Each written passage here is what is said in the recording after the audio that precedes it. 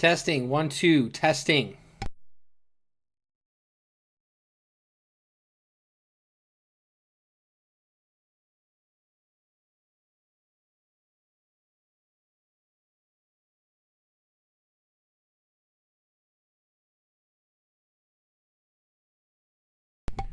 Testing. Testing. Testing. Testing.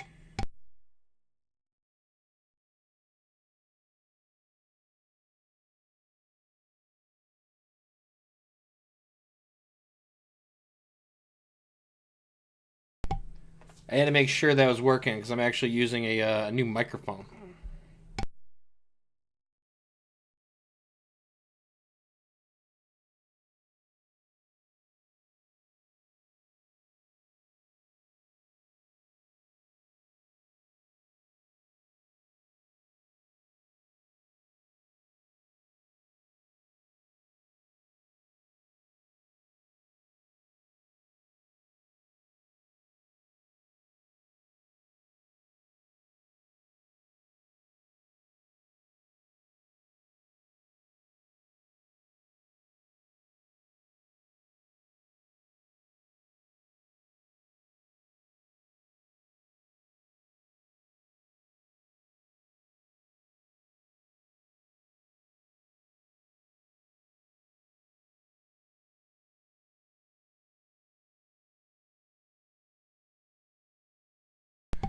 All right. It's exciting. I think everything's working. Yeah. Ugh. I am very excited right now because I've been patiently waiting all week to finally play this game. As you can see, my excitement went. Yeah, very excited to try this game out and see what's inside and learn how to play. When I hit the box like that and everything shakes, that's my energy that I'm bringing it to another level, like Josh Allen, right? So yeah. Marvel Legendary. I actually been watching another content creator actually play this. So shout out to D20 Woodworking. So from what it is it's a Marvel. It's like almost like Marvel Champions, but instead of building a deck and going to play against a villain, you actually have to do it while you're playing on the go. And I just thought that was a really, really neat thing to do. So I watched a couple videos and I was like, you know what? I still got a couple more weeks until Agents of Shields come out for Marvel Champions. And I mean, of course, I have like heroes and other scenarios I haven't played with Marvel Champions, and I have ADHD, so I can just jump over to another and try out another game because it's cool. So that's what I decided to do. So this one is basically I guess it's its own standalone. There is a core box that you can get, and I guess from what I was told, I guess there's going to be a core box 2 coming out this year. So I wanted to get the core box in this one, but I guess it would have been redundant. So I figured since there's going to be a core box 2, and I guess it's going to have more updated rules from the original core box, I decided to go with this one. I guess the selling point on this for my decision was that it has updated rules. And it comes with a game mat, which I love those. So that was a good selling point. And I mean, come on, who didn't like the What If TV series? I was like watching that last night again from season 1. So I'm ready to go. I think I started watching because I knew this was coming in today, and I was going to be able to try it out. So.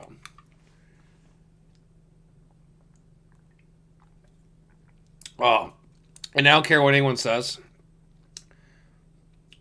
This is the best energy drink in the world. Rehab Monster Peach Tea. I would love a sponsorship with them because I drink this stuff every day. All right. On that note, though, oh, I forgot to. Oh. Where did I?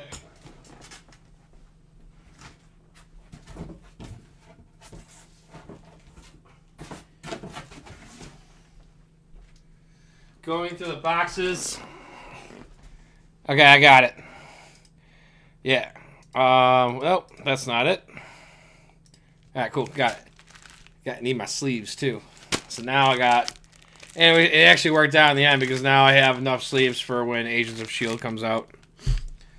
And I did buy like about I don't know 11 expansion boxes to this game, and I haven't even played a game yet. But I have a strong feeling I am gonna like this game. Actually, I probably will because I watched a lot of gameplay. But it's gonna be different for me actually physically looking at the cards and probably knowing how to play them and stuff like that. So, yeah. Let's try to get a couple sleep packs out of here. As I say, there's like 350 cards in there. Alright. Alright, so let's get this bad boy open and let's take a look. I feel like it's Christmas. It's like a Valentine's Day gift to myself, if you will.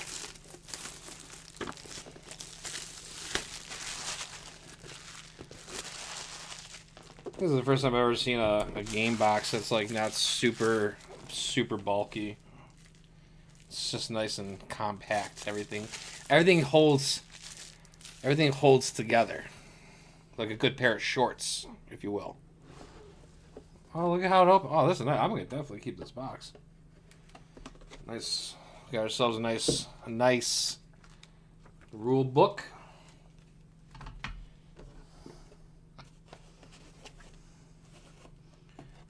Let's take a look at this game mat real quick. So this is a game. I wish Marvel Champions would have just gave us a game mat. Nice and long.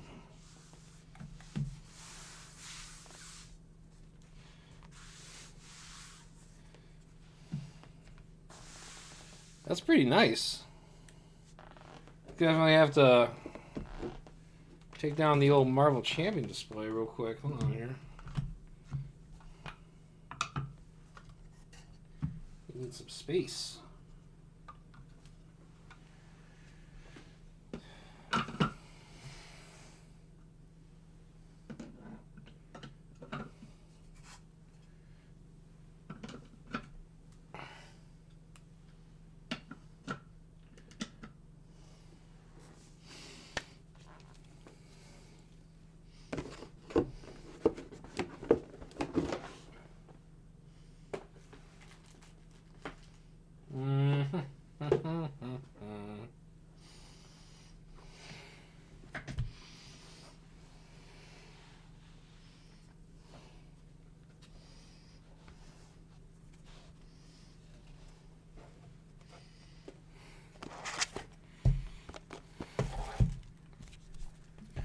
My camera might not be wide enough to get the whole shot.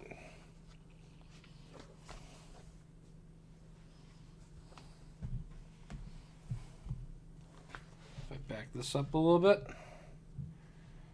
I mean, it looks like that's the only thing that's important, right? Yeah, we got it. I don't need... What is this? That's the... It's got a little crease in it, but... It's nice. I really like that.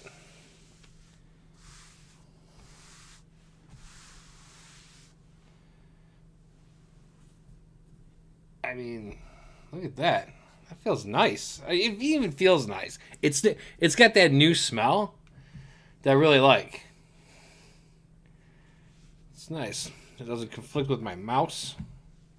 Perfect. All right. Our rule book here. Put that right here for now. Let's take a look at the old cards.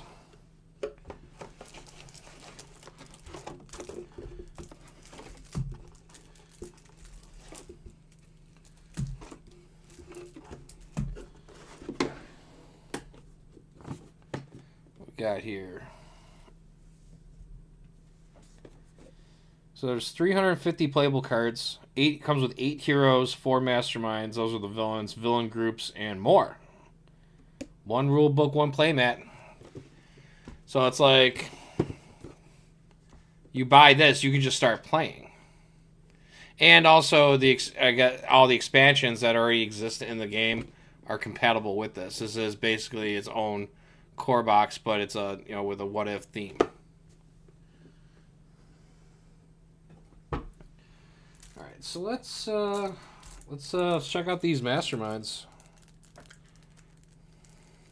Let's check them out.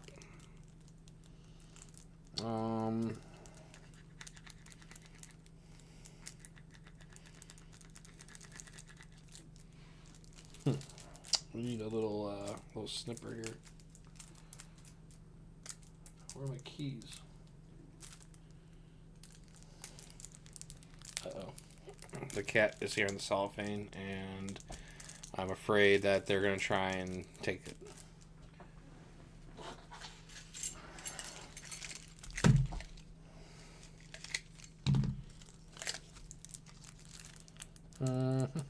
Nope, that's not going to work either.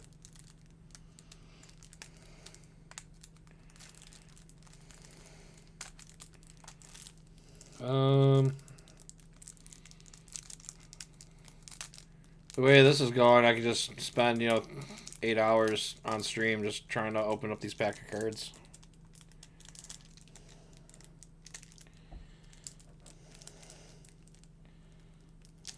Oh, maybe we almost got it. If I use this dragon.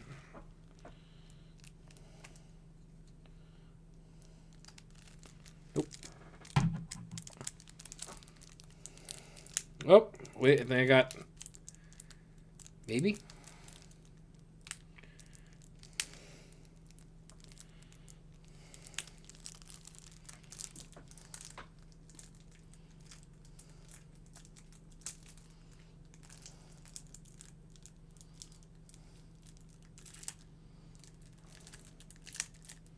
There we go.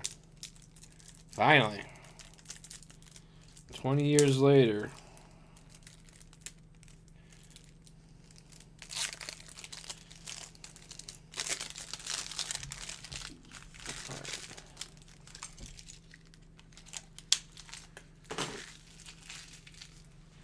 So these are the masterminds. These are the villains, if you will.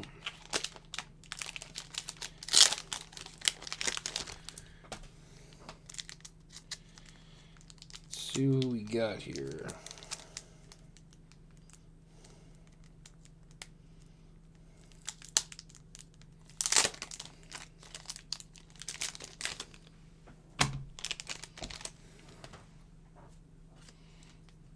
So the first one we got is Hank Pym, Yellow Jacket Mastermind. That's pretty cool. So before each time you fight Hank Pym, you must track him down by discarding the top 6 cards of your deck, then paying 2 slashes for each card you discarded that costs 0. If you don't play that total, gain a wound and your turn ends. Always leads any villain group, and his Master Strike ability, each player puts 3 0-cost cards from the discard pile. Puts 3 0-cost cards from their discard pile on top of their deck. Okay. Sounds fair enough. Let's slide it in there. Oh, he's got a double side too. An epic version. Looks like just higher stats.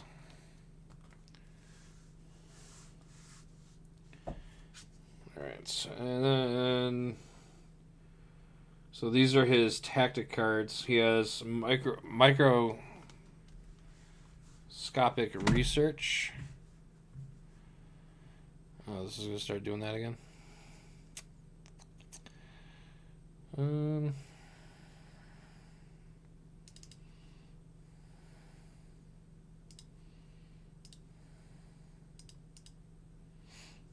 Let's just do that.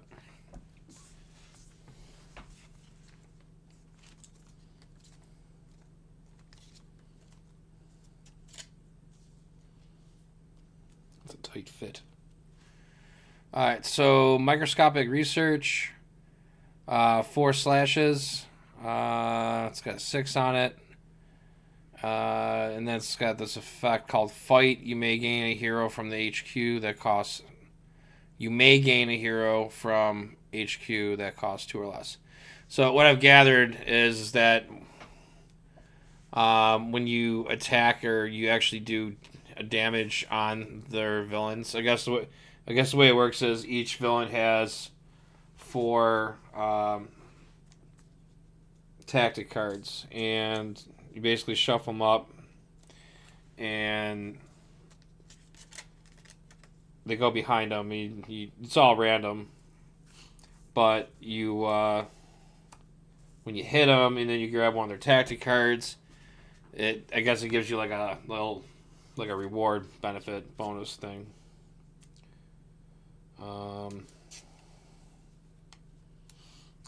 So that's tactic number 1.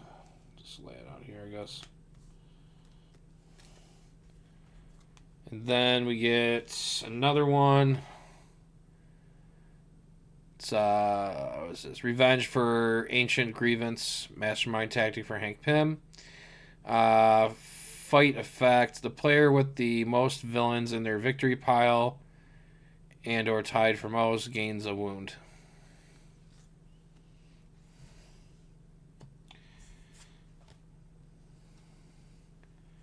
And then we have a save from assassination, mastermind tactic for him also.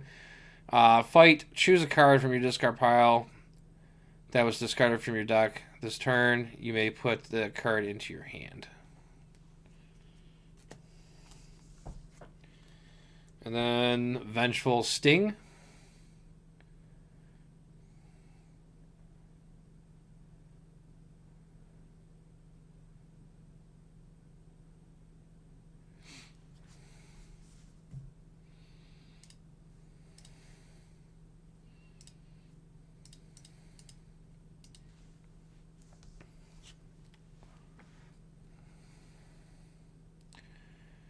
So, Vengeful Sting, each player reveals the top 3 cards of their deck, discards all those cards that cost 1 or more, and puts the rest in any order. And that is Hank Pym as Yellow Jacket.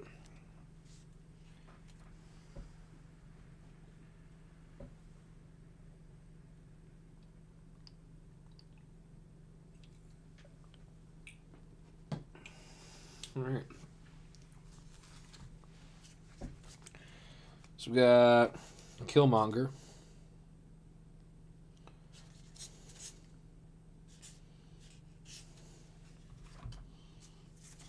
All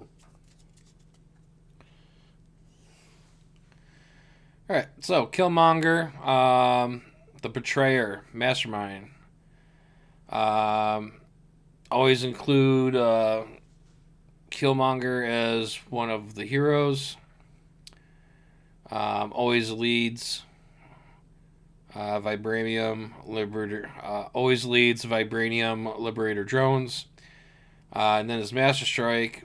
If there are any Killmonger cards in the city or HQ, each player gains a wound. Choose a Killmonger hero from your hand and any player discard pile or the HQ to enter the city as a villain with slashes equal to the cost plus 3 and fight. KO this or choose a player to gain it. And again, he also has an epic version on that also.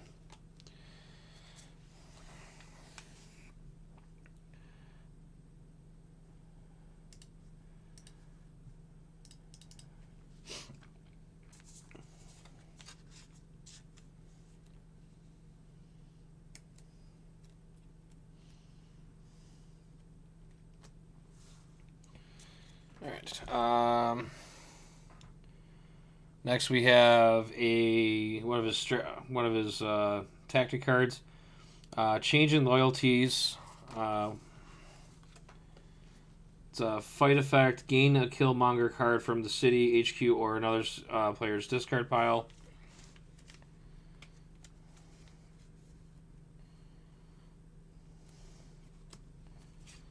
And then pulling the strings. So it's a fight effect. If you get 1+ star for each different villain group in your victory pile, or no, you gain or you get 1+ star for each different villain group in your victory pile. That's what it says. Got it.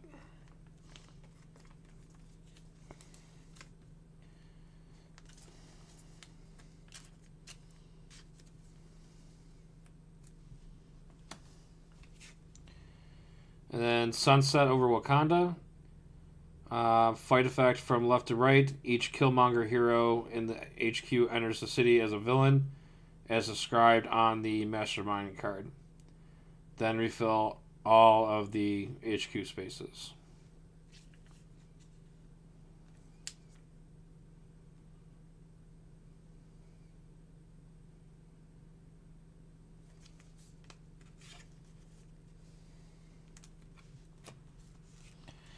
And then see you on the flip side. Each other player reveals their hand and discards a Killmonger card.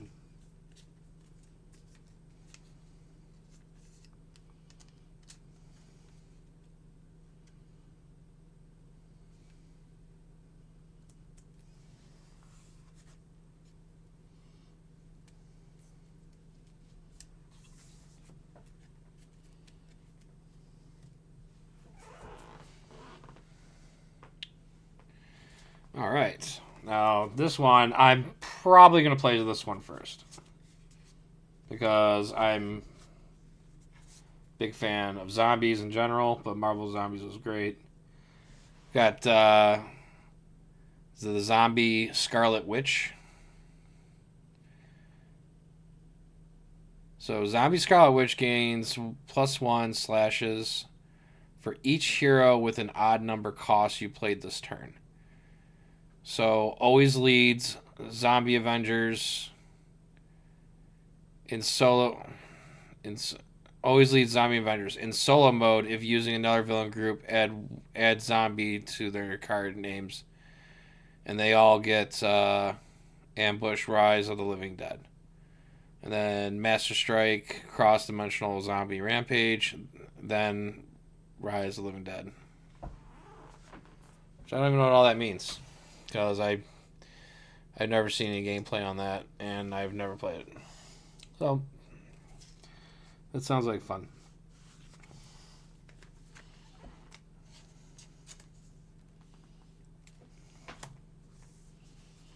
Alright, so Chaos Hex. Fight before putting this tactic in your victory pile. Rise of the Living Dead. This ability never makes Mastermind Tactics return. Each other player discards a card with an odd number cost or gains a wound.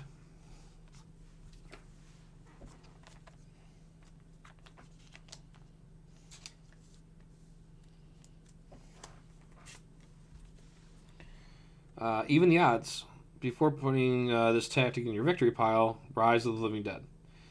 Each other player reveals the top 6 cards of their deck, discards all those cards that cost 2, 4, 6, or 8, and then puts the rest back in any order.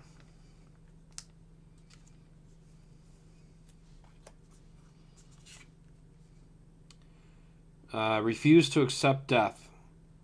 Before putting this tactic in your victory, so basically all of her tactic cards before you put in your victory pile, you have to enable that ability, Rise of the Living Dead.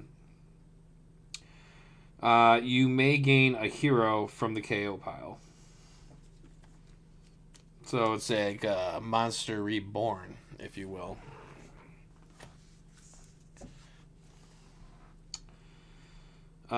Wishful Illusion. Reveal the top card of the hero deck, then put it on the bottom of the hero deck. You may play a copy of that card this turn.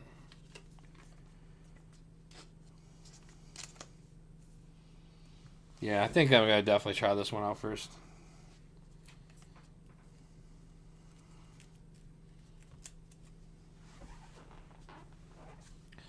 Oh, Ultron Infinity.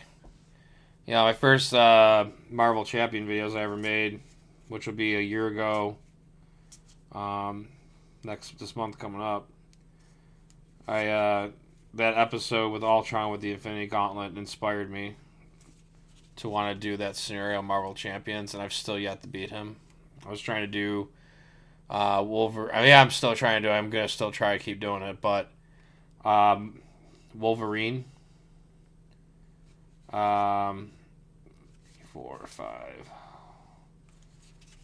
Wolverine versus him with the Infinity Gauntlet doing protection. Alright. So, Ultron Infinity. What does he do? Ultron Infinity has all the empowered abilities of all the Ultron sentries in the city. The escape pile, Ultron Infinity has all the empowered abilities of all Ultron sentries in the city, the escape pile, and stacked next to him. Okay. So his always leads effect Ultron sentries. So he always leads Ultron sentries even if you're playing solo mode. Master Strike.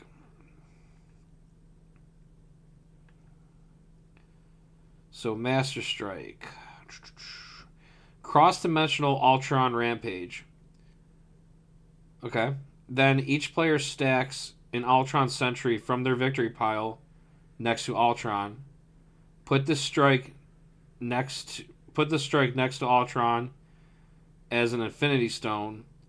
When Ultron has gained 5 Infinity Stones, plus this card as the Mind Stone, he gets infinite slashes.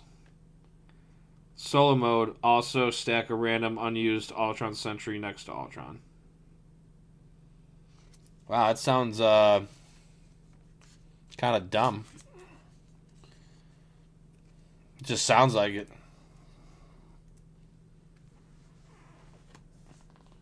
I don't even know, but it sounds terrifying. And we have his first tactic card, Infinity of Minions. It has a fight effect, stacked in Ultron Sentry from the city next to Ultron.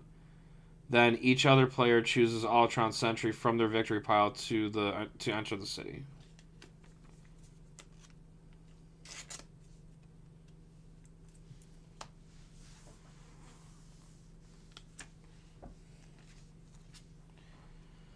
Struggle for the Infinity Stones.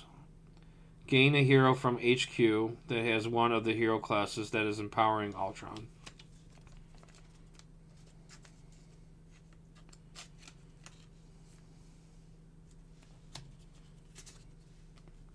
And then we have a Mastermind Tactic, Ultron Infinity. For each Ultron Sentry in your victory pile, you may KO a hero from your hand or discard pile.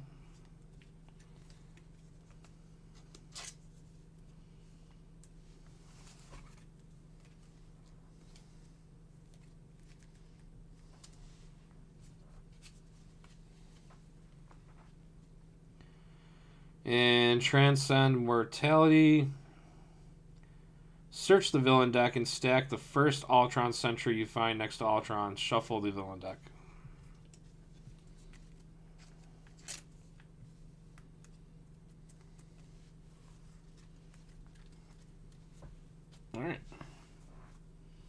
And those are the 4 villains that come with the core box. Alright.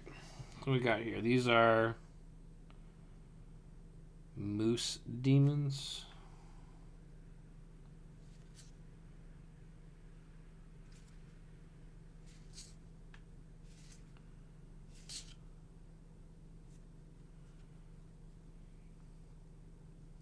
Okay, so these are villain cards.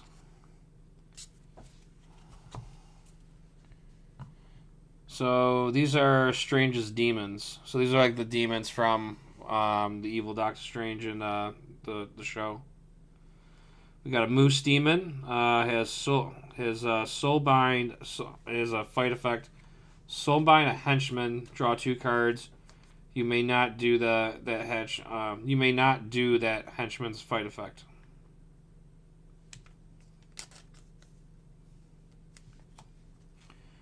We have a Skull Demon. Has Soulbind a bystander. And then draw 2 cards. Then if it has a special bystander, you may do its rescue effect.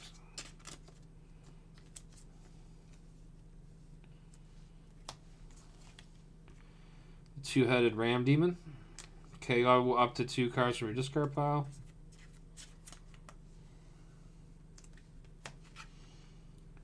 Demon Dragon. Soulbind another villain. Get plus stars equal to that villain's VP. Vice President? Is that what that means? Vice President?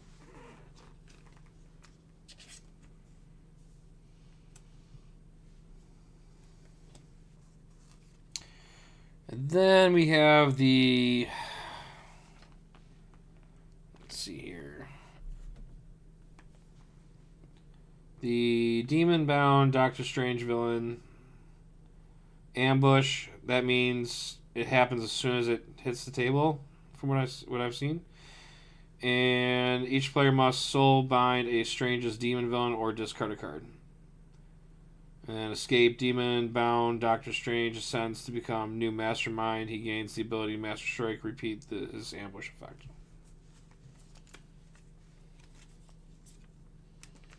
So there's cards that can turn other cards into masterminds.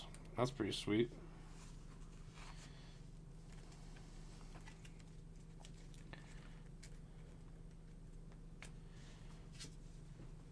And we got Demon Champion of Hydra.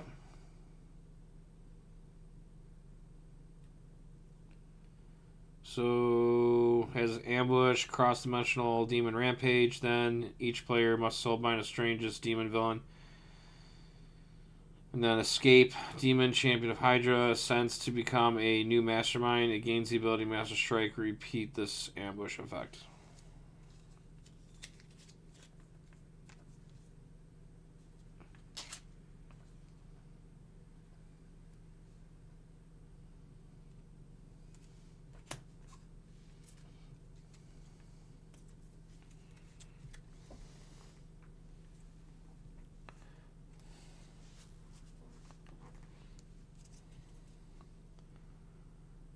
Party Kraglin? Intergalactic Party Animals?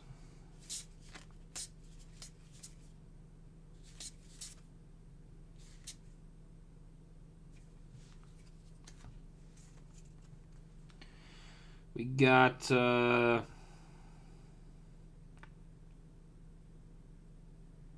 Party Kraglin. You get +1 star for each intergalactic party animal in your victory pile, including this. Oh, this one, including this one. That's cool.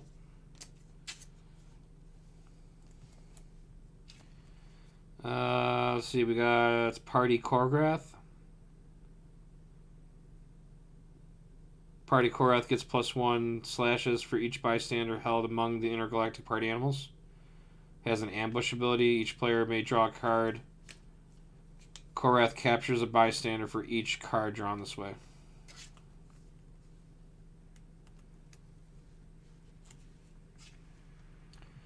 Party Krog. KO one of your heroes. And it has escape cross-dimensional party rampage. Got to look up these rules because I really don't know what it means. I'm just reading it.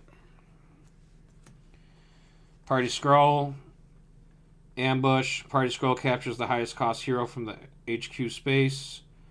Under Intergalactic Party Animals, Party Scroll gets +1 slashes equal to the hero's cost. And looks like that's what those are. I think that means attack, actually. I'll clarify. And it's either KO that hero or choose a player to gain it.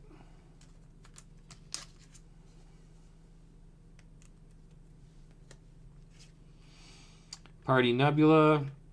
If there are any other intergalactic party animals in the city, each player discards a card.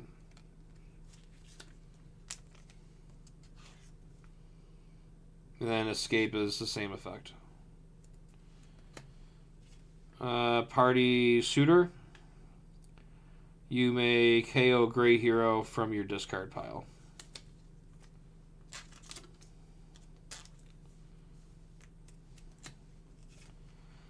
Captain Marvel. End of the party. Gets +1 /attack thing for each other intergalactic party animal in the city and or escape pile. Ambush. Each player reveals a green punchy symbol, hero, or gains a wound. And then Escape. Captain Marvel ascends to become a new mastermind. She gains the ability Master Strike. And then repeat her ambush. So when she gets the Master Strike, so I guess with some of these, when they become a mastermind, and then they get the Master Strike, you just do the ambush for it. That's kind of how I'm getting that. But once I get these all sleeved and open up that rule book, I'll have a better idea once I actually read it. And then we have Freya, Mother of Thor. During your turn, you may discard a card that costs 5 or more to hide the party and shuffle Freya into the villain deck. If you do, you may KO one of your heroes. Then you must play a card from the villain deck. Ambush. Freya ascends to become a new mastermind. Okay, so she has like the same ability. And then she gains the ability Master Strike. If there are any intergalactic party animals in the city, each player discards a card. Discards a card.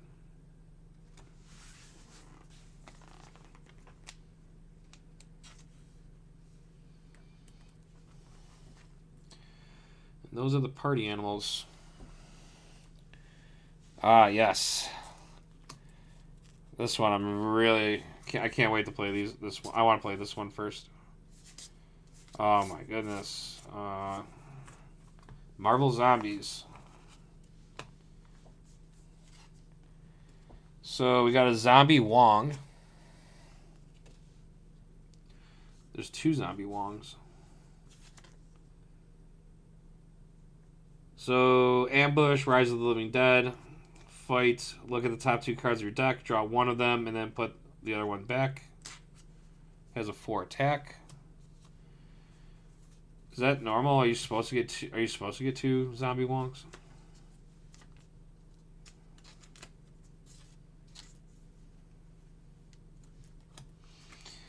Zombie Wasp. Same thing. So all these zombie cards have Rise of the Living Dead. Makes sense. While in the sewers, rooftops, or bridge, Zombie Wasp is giant size and gets +2 attack. Okay, so that gets on here. Got it. And then when you fight them, there's an effect. I have to KO one of my heroes.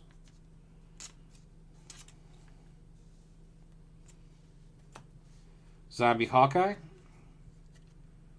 Each player draws a card.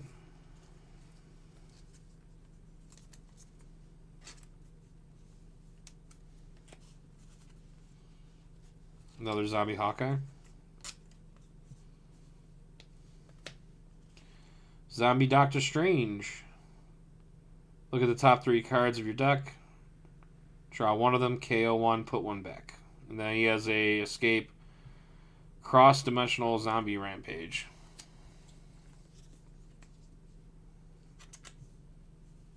Oh, you know what? I'm starting to think about it now. So, because these are your cities right here, if they hit the escape, then that effect will kick in. I'm starting to kind of piece it together. as I read these. And we have a zombie Captain America. Zombie Captain America gets -1 attack for each hero class you have. And then his escape is each player reveals 3 hero classes or gains a wound. And he has 8.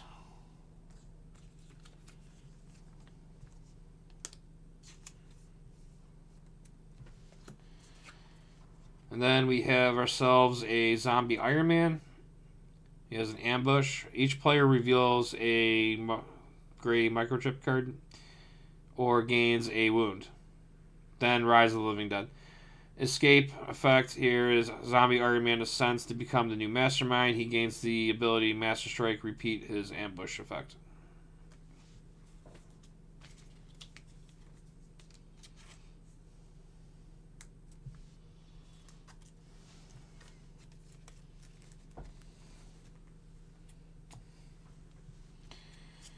Alright, we have Artem Zola, Hydra Scientist. Artem Zola gets -2 attack for each other rival overlord that's in the city or a mastermind. He has a fight effect during one of your turns. You may soulbind Artem Zola to give a mastermind -2 attack for 1 fight. So that's kind of cool. So he's kind of using he's like a debuff. Kind of like what he did against Ultron in one episode. Lucis Kalu. -2 attack for each other rival overlord that's in the city or a mastermind. His ambush is a villain in the city with an ability ascends to become new mastermind, KO one of your heroes.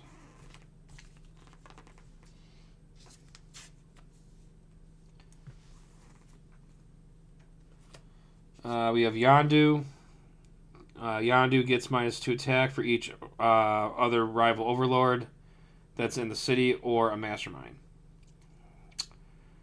Yondu captures a bystander, and then his fight is each player KOs one of their heroes.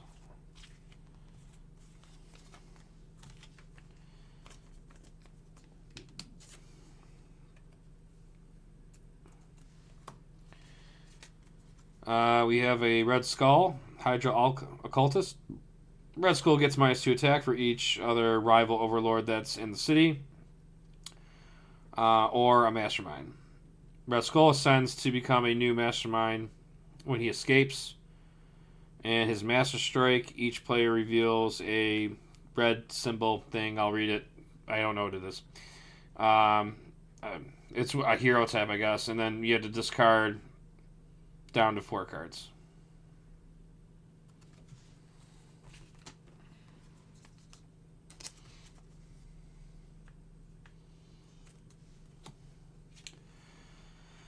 And we got a Loki. -2 attack for each other rival overlord that's in the city or mastermind.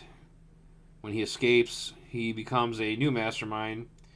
And then he gains the ability Master Strike. And then each player discards a blue symbol hero or KOs one of their non-gray heroes.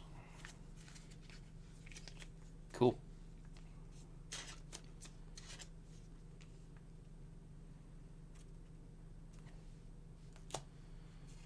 We have Ego. Same deal with all this. They get -2 attack, looks like, for each rival overlord that's in the city or a mastermind. If he escapes, he becomes a mastermind, and then he gains Master Strike, which would be to reveal the top card of the villain deck. If it is a Master Strike, play it.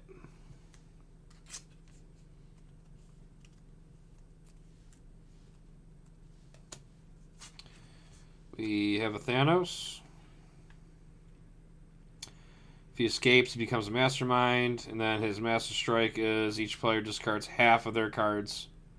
Round down the discards. Almost kind of like the same ability in his Marvel Champions card. In Dormammu, He becomes Mastermind if he escapes, gains Master Strike, and his ability is each player reveals the top.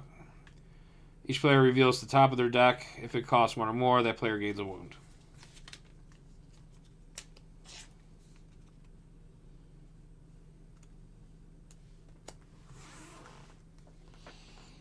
And those are the villains and the masterminds. Pretty cool.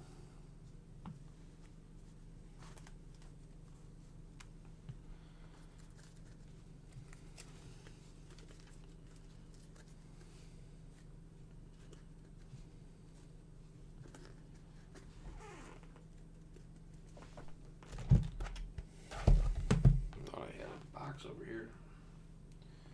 Let's put these over here for now. Alright, what we got here?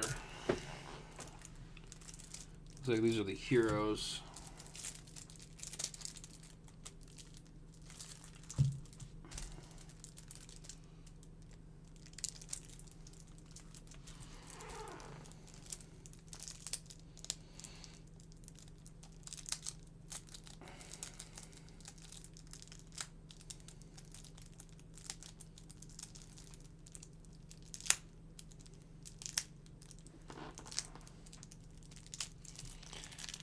Gonna go 18 hours trying to open up these cards.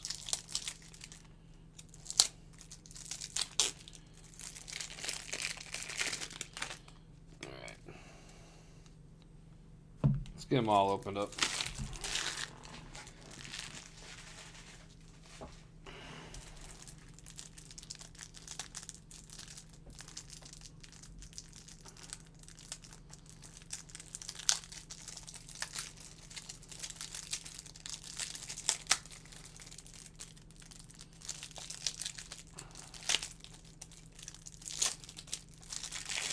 They smell brand new.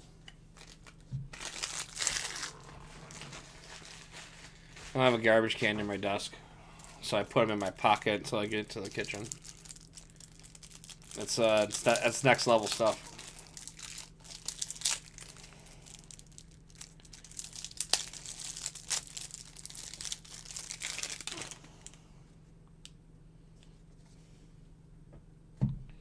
All right.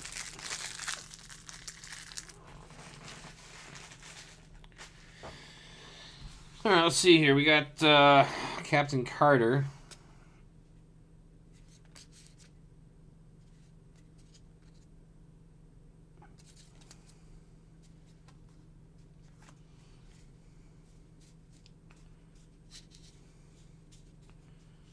So these are all the shield cards, right?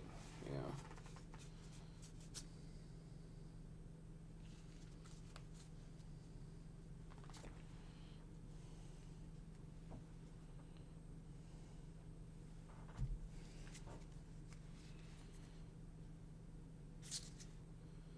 Oh, okay, so these look like these are villain stuff too. So they're all mixed. Okay, so these are bystanders. Alright, so let's see here. These are wounds. These are scheme twists. Alright. So this is the stuff. This stuff right here is what you need to play for core. Looks like. So I probably should just separate them from the heroes, right? Yeah, Captain Carter with Captain Carter. That makes sense. So these are Star-Lords.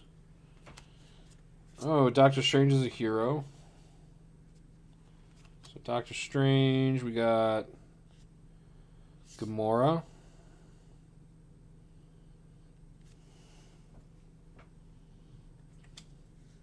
Party Thor. Killmonger Spec Ops.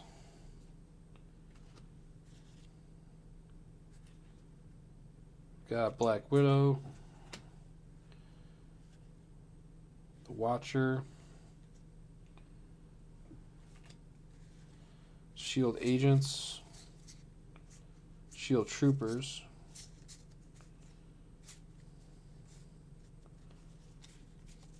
Alright, so these go over here. We'll put these ones over here.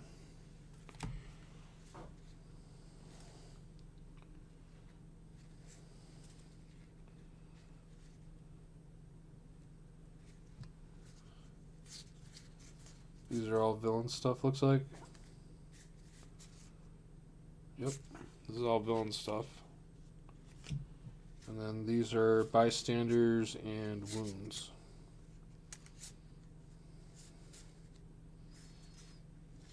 Scheme twists.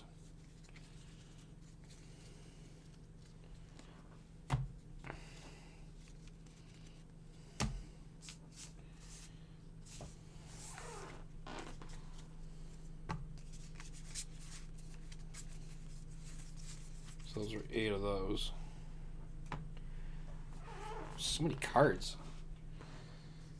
Alright, this is Captain Carter. Captain Carter. Captain Carter.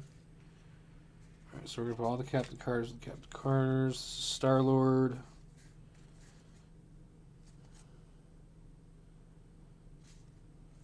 Star-Lord. Oh, Star-Lord's over here too. And then we got Doctor Strange.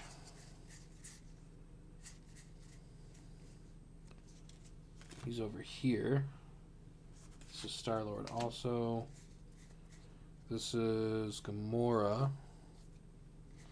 This is Gamora also. So we should put Gamora with Gamora. That would make sense.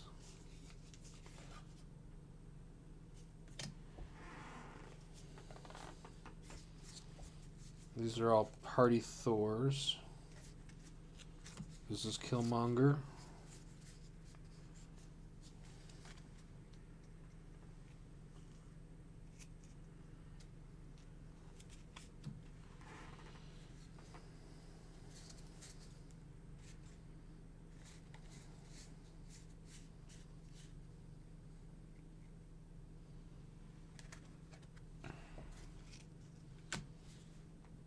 These are bystanders also.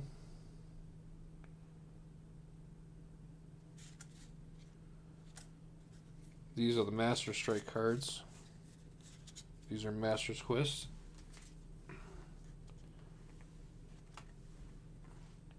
So bystanders, we'll go ahead and over here. And then these are the schemes. And this is the Black Order.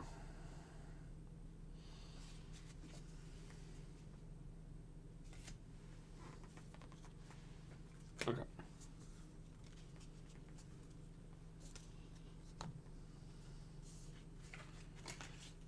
So Killmonger. Where did I put him?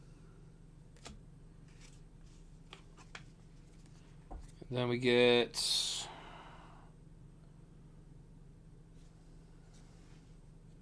Black Widow, and then Party Thor. Okay. All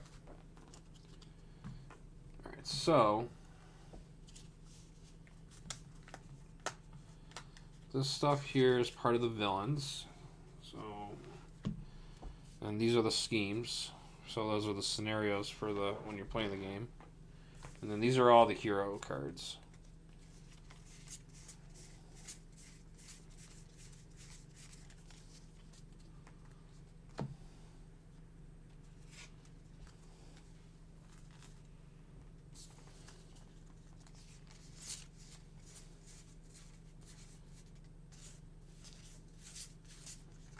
So it looks like they each get 12 cards.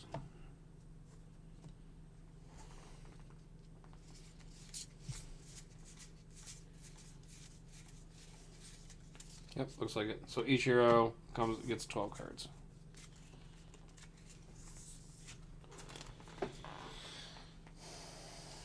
One, 2, 3, 4, 5, 6, 7, 8, 9, 10, 11, 12, 13, 14. No, I'm wrong.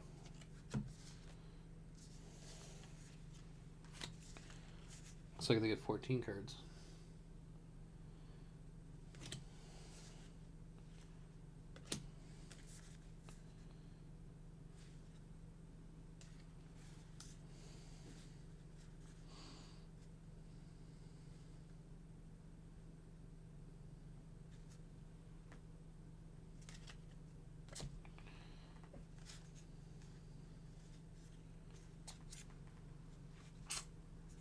Where did I put you?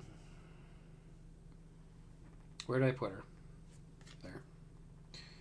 There. So. Okay. So I guess all heroes get 14 cards.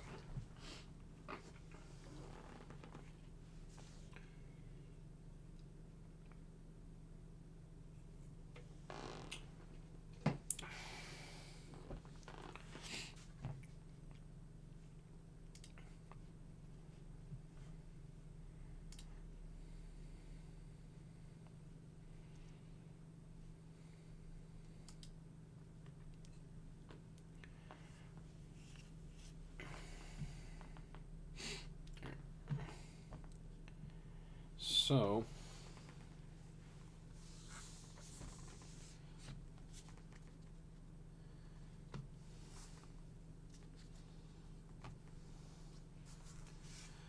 Let's do Doctor Strange first. Alright, so these are the heroes.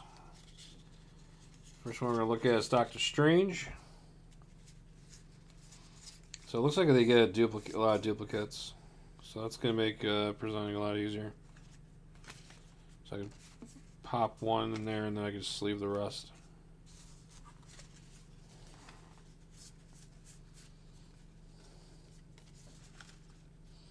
So I guess for each hero they have different elements in their deck. It looks like there's blue, yellow, red, something. So looking at the first Doctor Strange card. To save Christine.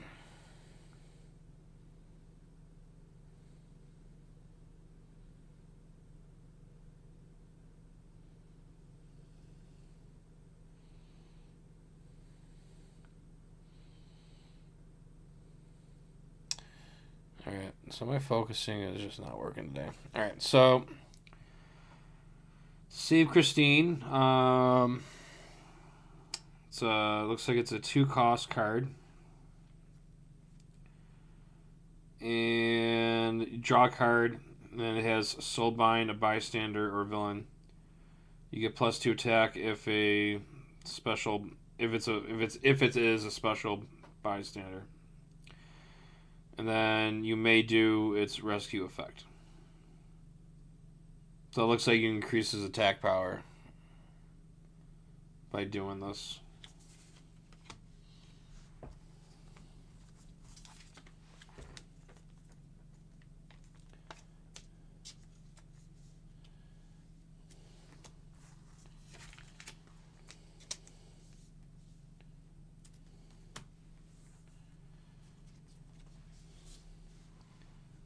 Then we have break the absolute point in time. Reveal the top 3 cards of your deck. Draw one of them, KO one, and put one back.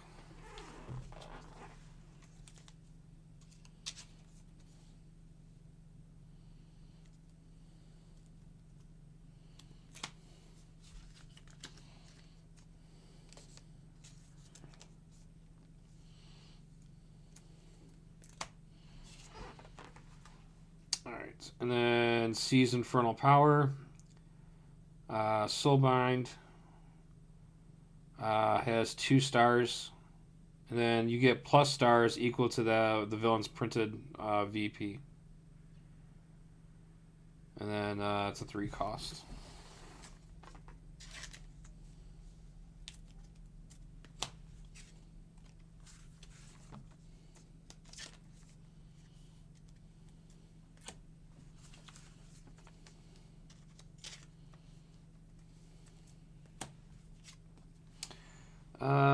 Summon demon minions. So it's got that blue symbol here. Soulbind, you get plus attack equal to that villain's printed VP. I like the little quote that's written on here. Why do your own fighting when you can have demon dragons do it for you? That's a boss statement. I respect that. I might have to have them in my game. I like Doctor Strange.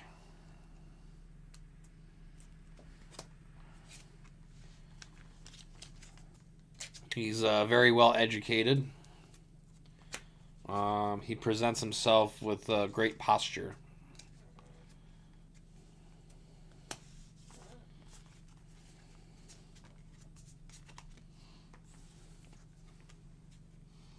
So this one has a 3 attack and a 5 cost. It has that what if.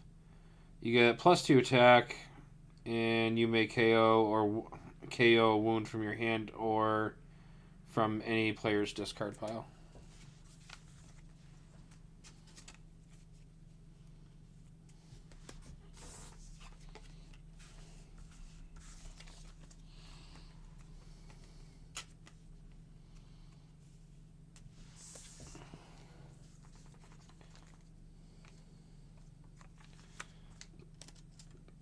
And this looks like it's his big card. Stygian Communion. So it has Soulbind, and draw cards equal to the villain's printed VP, and it has 3 attack on it.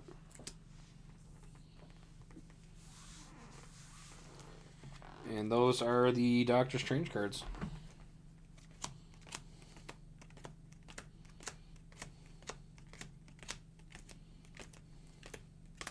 14. 14 cards.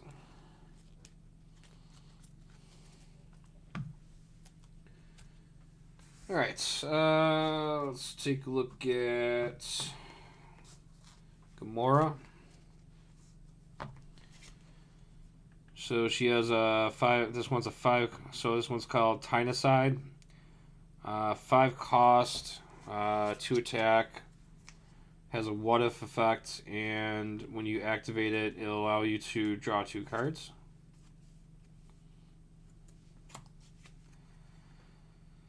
Destroy an Infinity Stone. Soulbind, KO a card from your hand or discard pile. It's a 6 cost with a 3 attack.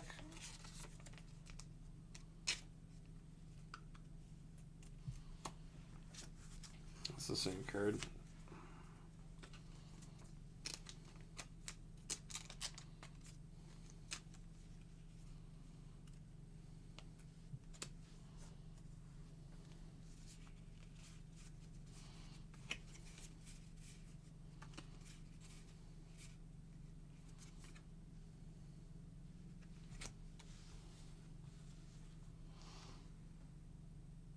The Infinity Crusher. Oh, that's her big card. So it says Soulbind 6 villains. You get plus infinite attacks, usable only for a single fight.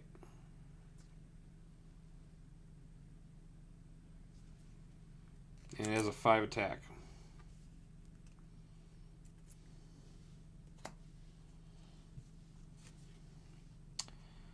Let's see. Destroy an Infinity Stone. I think we looked at that one, right? Yeah, we did. It's over here.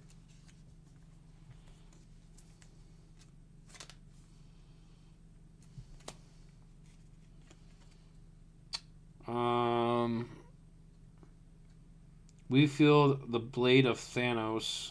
Oh, wield the blade of Thanos. I can't read, so sorry. 1 attack, and then you can get +1 attack for each card you draw this turn.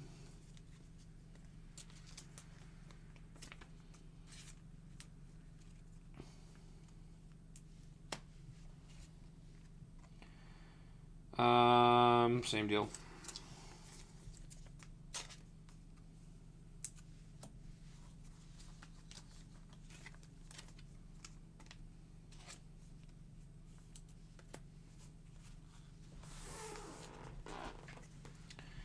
We got here Tactical Insight, draw 2 cards, then put a card from your hand on top of your deck. Oh, okay. I can see where some combos can be made right here, because this one says you get +1 attack for each card you draw, so if you play this and this, you'll draw 2 cards. Since you drew the cards, that turn, you'll get +1. So you get like literally 2 more attack on that.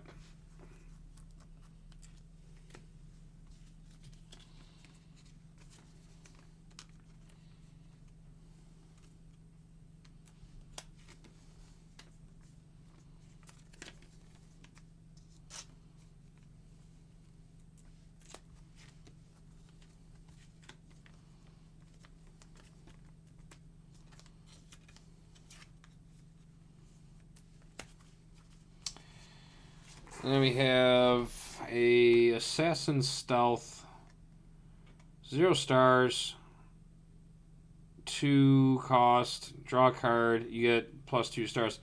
So I guess like those symbols right here, top left corner, that kind of color coded, or their element, if you will.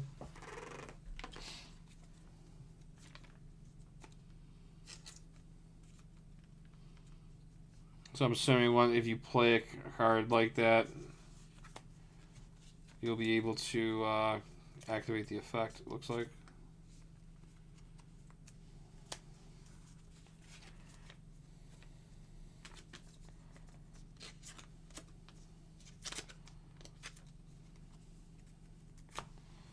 Alright, so that's Gamora.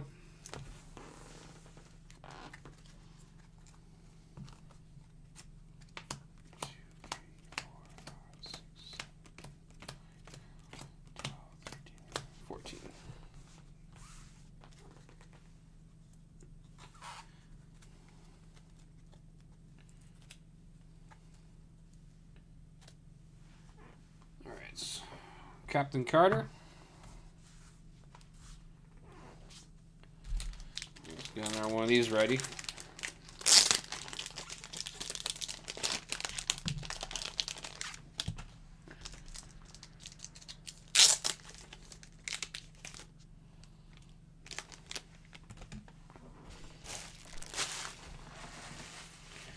Shove them in the pockets. That's all you gotta do.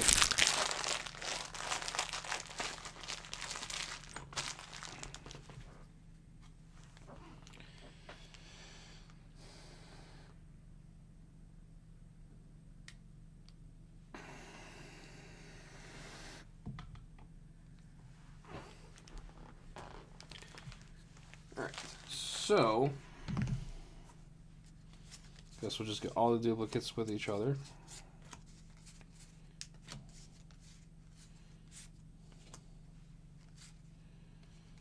It looks like the important card.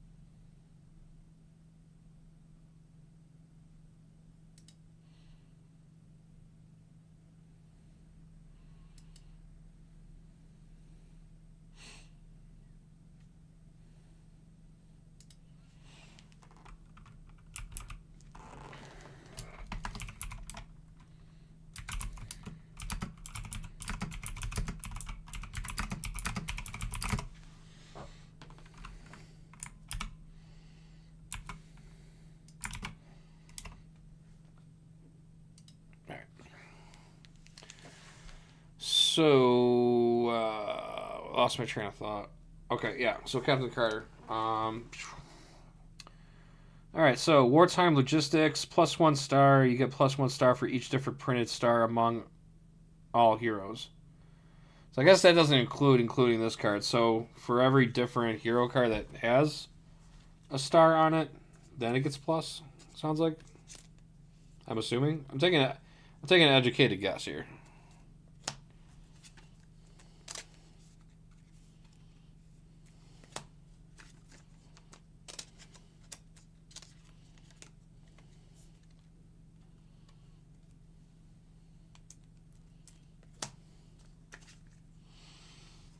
This is coordinated assaults.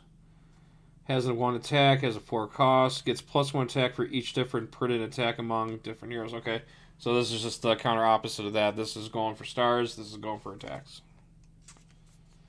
And I'm pretty sure, from what I remember, the stars is your currency, and that's what you use to buy more cards from your headquarters. Yeah.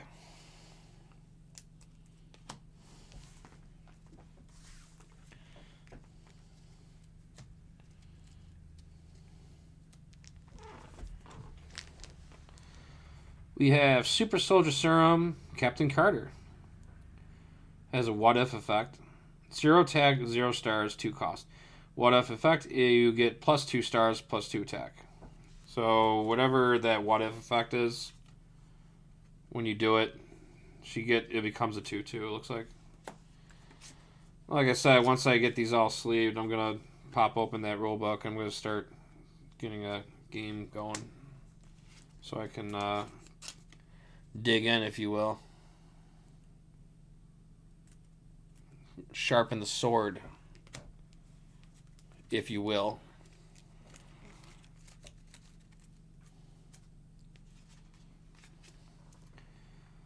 Alright, so the Shield of Britain, Captain Carter, 3 attack, 5 cost. Once per turn, when a player gains a wound, you may reveal this card. Okay, cool. You may reveal this card to return that wound to the wound stack. If you do, the player whose turn it is gets Liberate 3, which I have no idea what that is. It sounds important, though. It sounds like an important rule.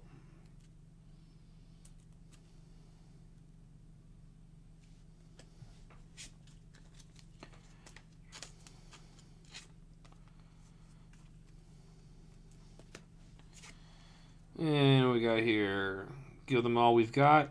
To play this, you must put another card from your hand on top of your deck, and it gives you 5 attack. So to play it, you have to put a card from your hand on top of your deck before you can play the card.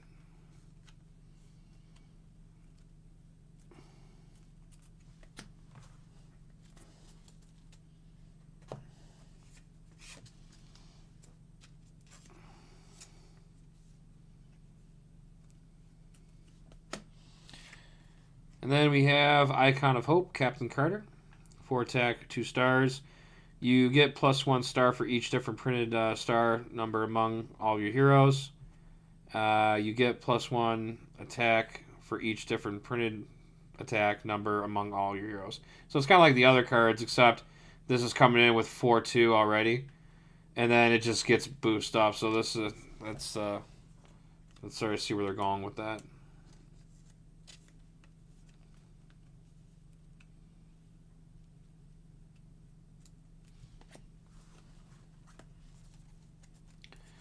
And that would be Captain Carter.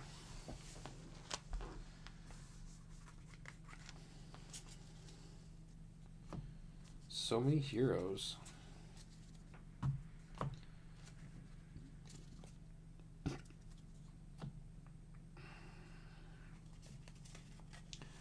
Let's do Killmonger.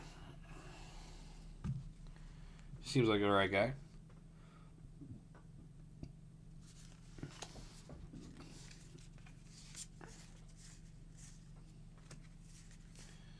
But if you watch the show, you know that's quite the opposite. It's probably why he's got his own villain.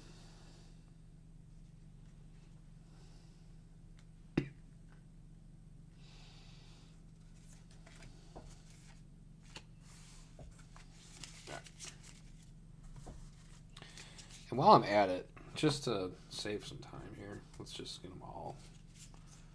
Let's get the dupes all on top of it. Looks good.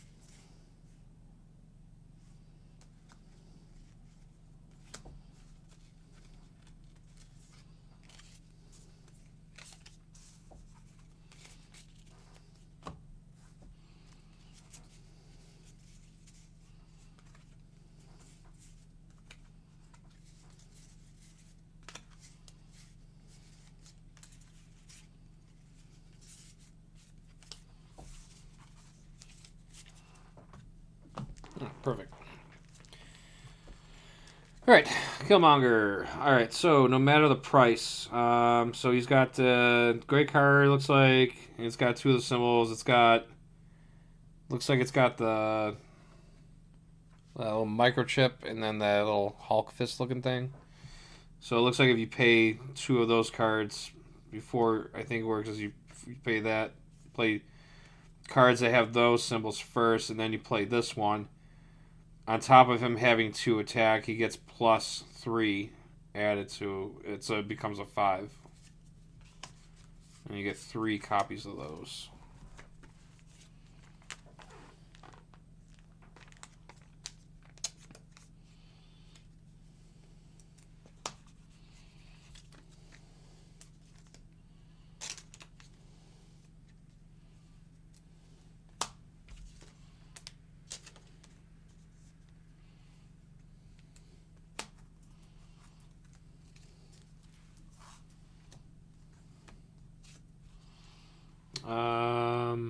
Hunt new prey.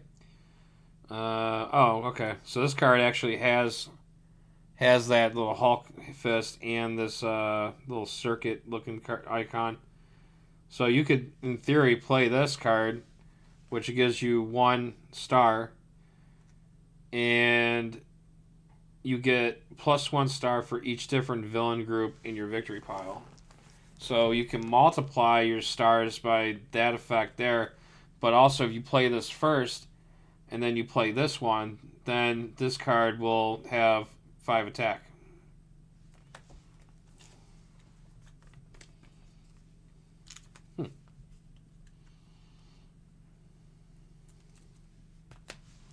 That seems pretty nice.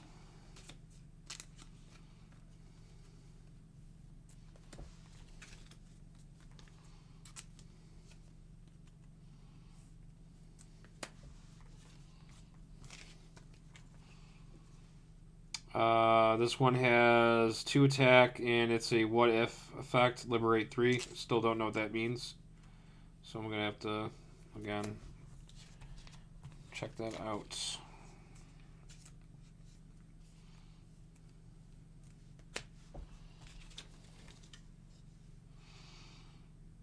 Violence leaves scars. 3 attack. If you play a Hulk fist, you get +1 attack for each different villain group in your victory pile.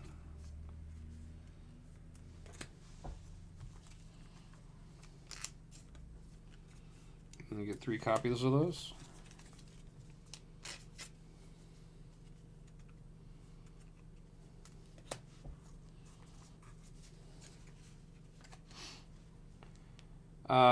Plot of Betrayal. He has 4 attack, and then each villain worth 3 VP or more capture. Each villain worth 3 VP or more captures a bystander. And it has Liberate 2 if you play a tuck or circuit thing, it looks like. I want to say it's that. That's 6 cost.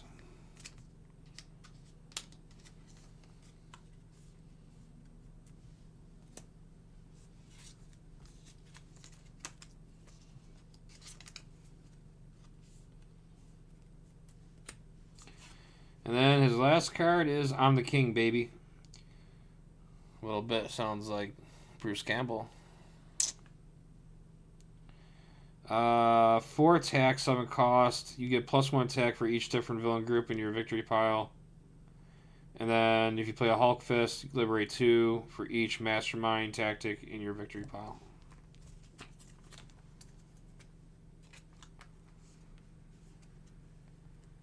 And that's Killmonger.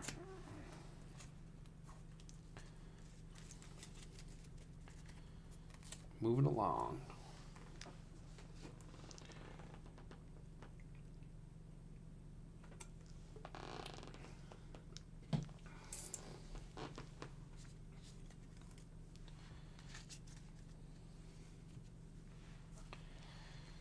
Alright, so Black Widow. Precision Strike, 3 attack, 5 cost. You play a circuit, you get +2 attack.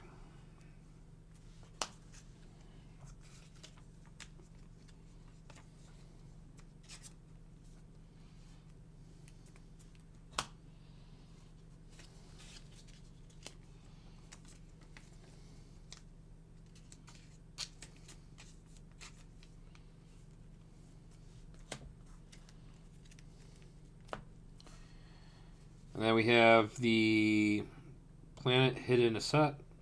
Oh, Planet Hidden Asset. It's got that red symbol, and it gives you 1 star, and you draw a card. And then you may have a villain. You may have a villain capture a bystander.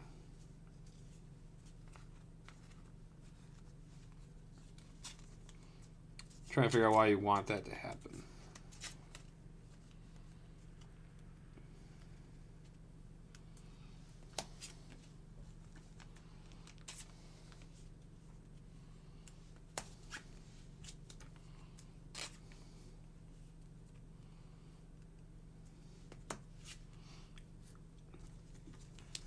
Humanity's Final Hope, Apocalyptic Black Widow, 2 star, 3 cost. If you have at least 4 bystanders in your victory pile, you get +2 stars. Okay, so I guess that just answered my question of why you would want a villain to get a bystander. So you're basically drawing a card, and then you're having a villain capture bystanders, so that you can take the villain out, and then you get more benefits because you have the bystander in your victory pile.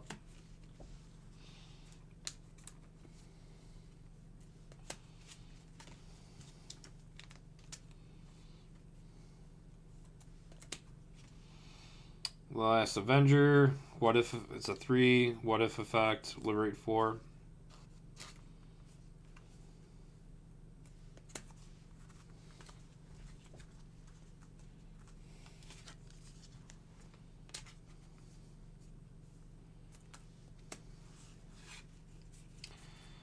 And then Relentless, draw a card, liberate 3.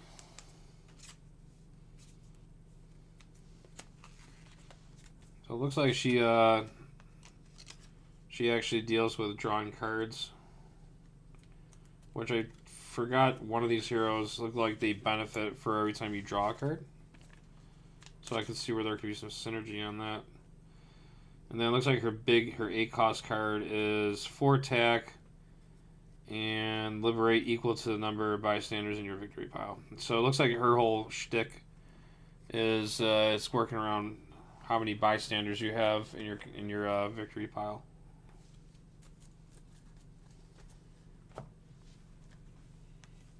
Interesting.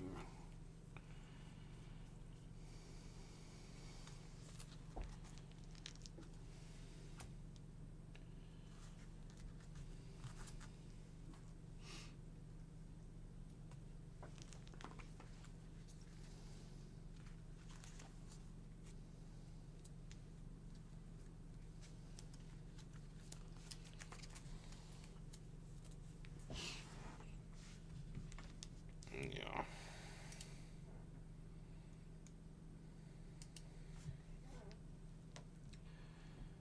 Alright, so we got Thor. So this one, Forecast says Thunder, 3 star. To play this, you must put another card from your hand on top of your deck. Looks like this comes with 3 copies.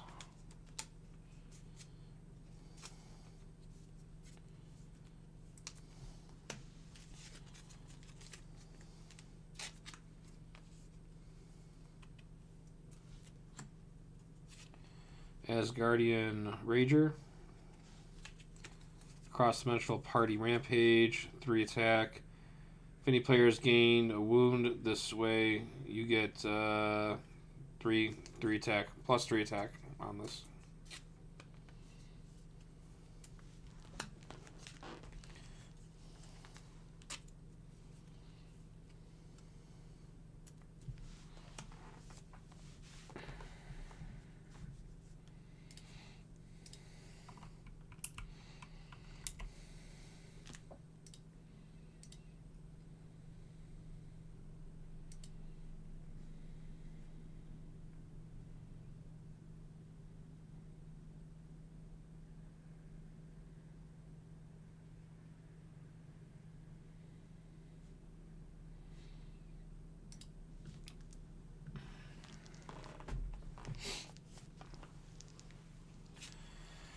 Only Sun. Got a Hulk symbol on it. 3 attack. What if effect. If you get plus attack equal to the cost of the hero, or you get plus attack equal to the cost of the hero you revealed this way. What does that mean? You get plus attack.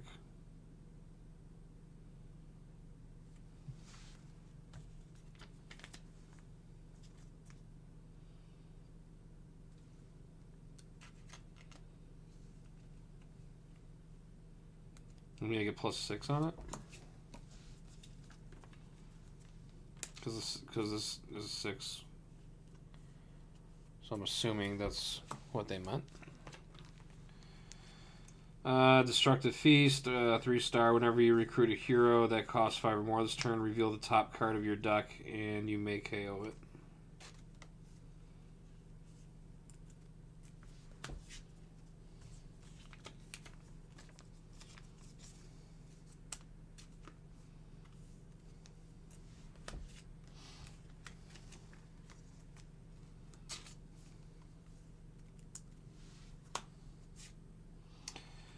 Worthy Challenge, 2 attack, 3 cost. Whenever you recruit a hero that costs 5 or more this turn, you get plus 3 attack.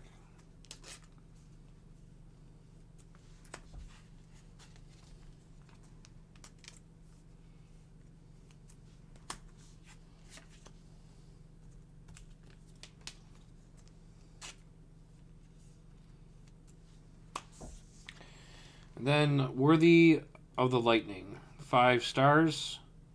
0 attack. Whenever you recruit a hero that costs 5 or more this turn, you get plus attack equal to that hero's cost. That's pretty good. So not only this cost as a 5 recruit, if you got like a recruit like an 8 cost card, this thing becomes an 8.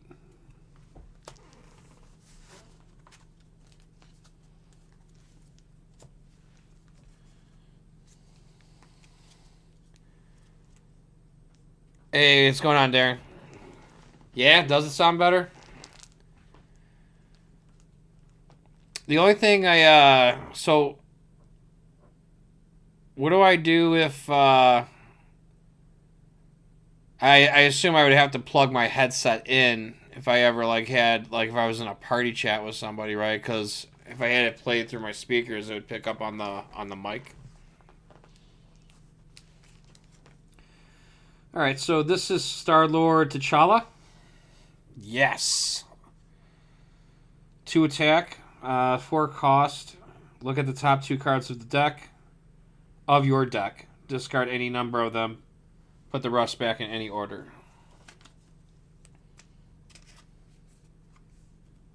Looks like that's probably 3 copies. Oh my goodness, we're almost done sleeving everything.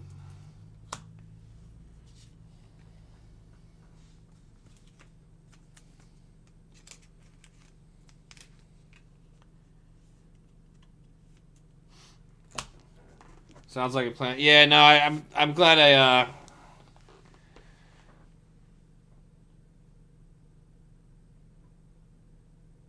It sounds like there is background noise. You should turn on the noise filter in OBS. Well, I'm in OBS right now.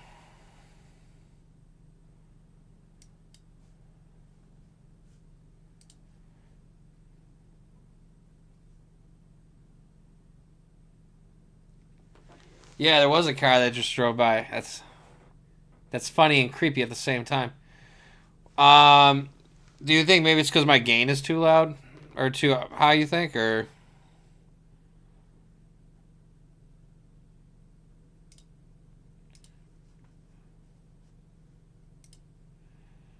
Let's see here.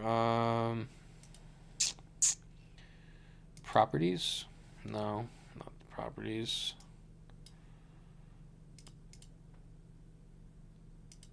Advanced audio properties.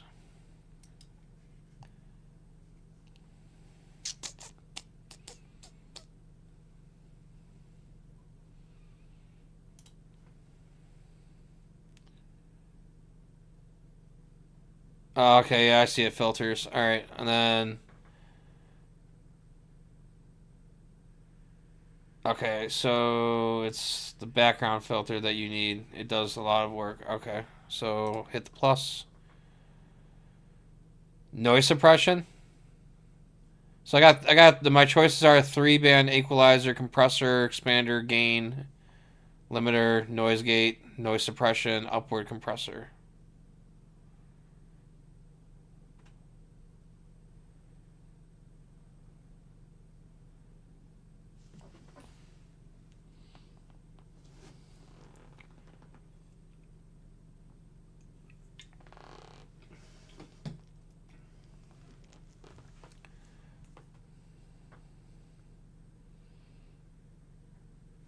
Noise suppression, got it.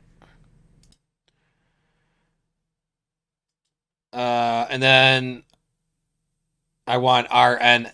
I assume I want the RN noise, good quality, more CPU usage. I don't know if that did. That being said, we have Interstellar Adventures, Star-Lord T'Challa, 2-star, 3 cost, what if effect. You get plus 3 stars.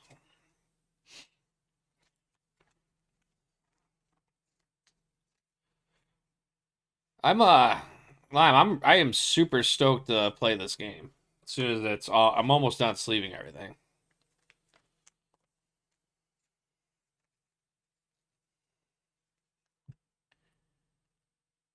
Nice, nice.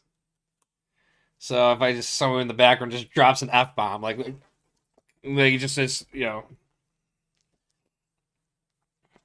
we'll be in business. Especially if someone's playing Marvel Rivals in the background and they got a crap team, and sometimes swear words come out. That's just how it goes. Um,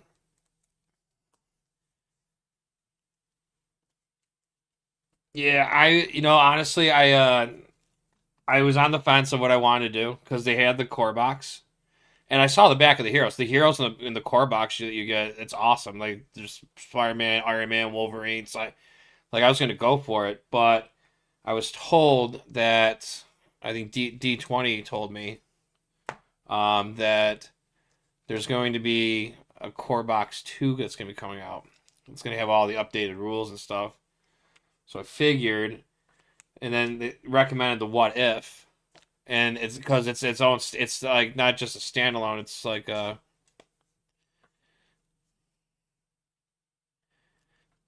gotcha. Um,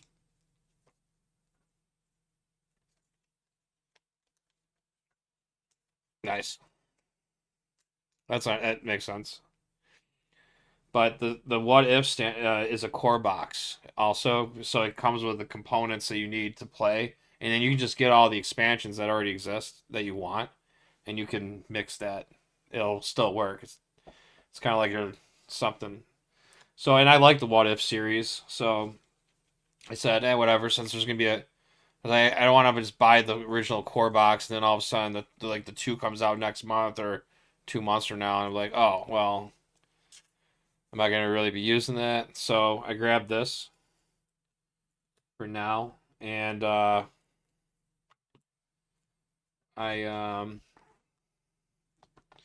yeah, and I bought a crap load of expansions too. Like I bought Deadpool, I bought Doctor Strange, Midnight Suns, Asgard.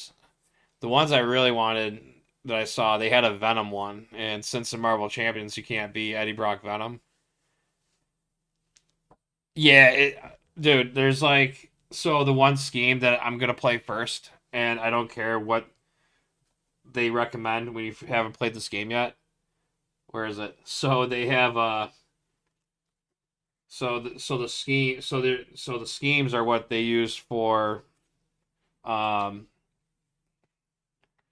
so I saw Marvel Zombies and I was like that's the first one I'm playing because one I'm a big horror buff and zombies wish my focus would work. Maybe someday when my new camera gets here. It's in my well, whatever. So that's a fail.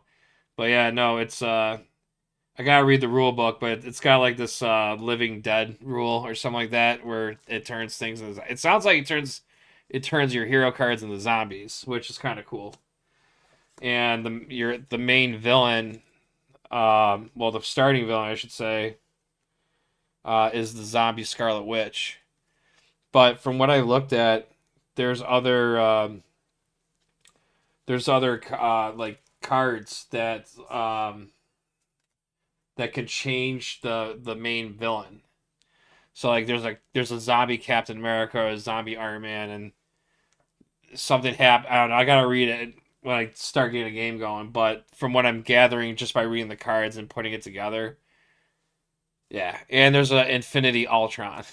So yeah. So they pretty much went with looks like this is all the first season stuff, but it's kind of cool. They have one of the expansions that I did get. Um, that's cool. Yeah, yeah, no worries.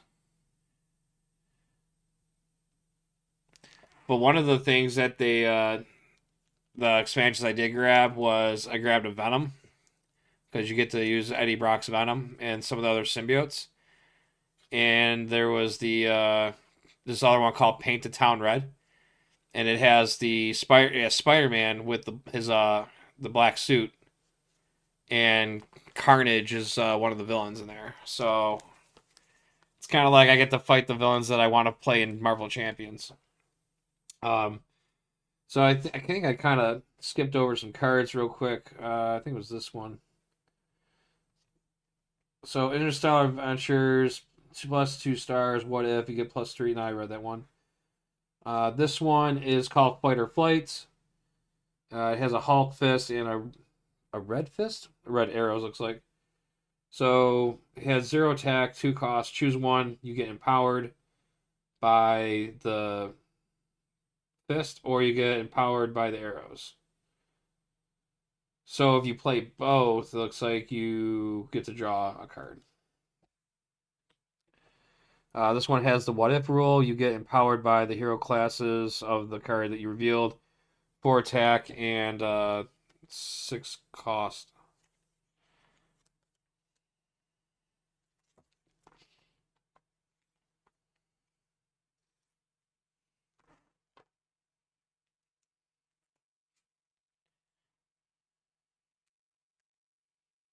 There's 2 copies of those. Then we have the unexpected exit. What if you may KO a card from your hand or discard pile? 3 attack, 5 cost. And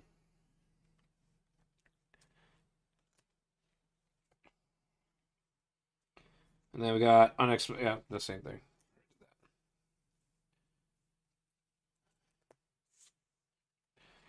So then Colliding Dreams, 4 attack, 7 cost. Choose any number of heroes in the HQ, put them in the bottom of your hero deck. You get empowered by multicolored cards.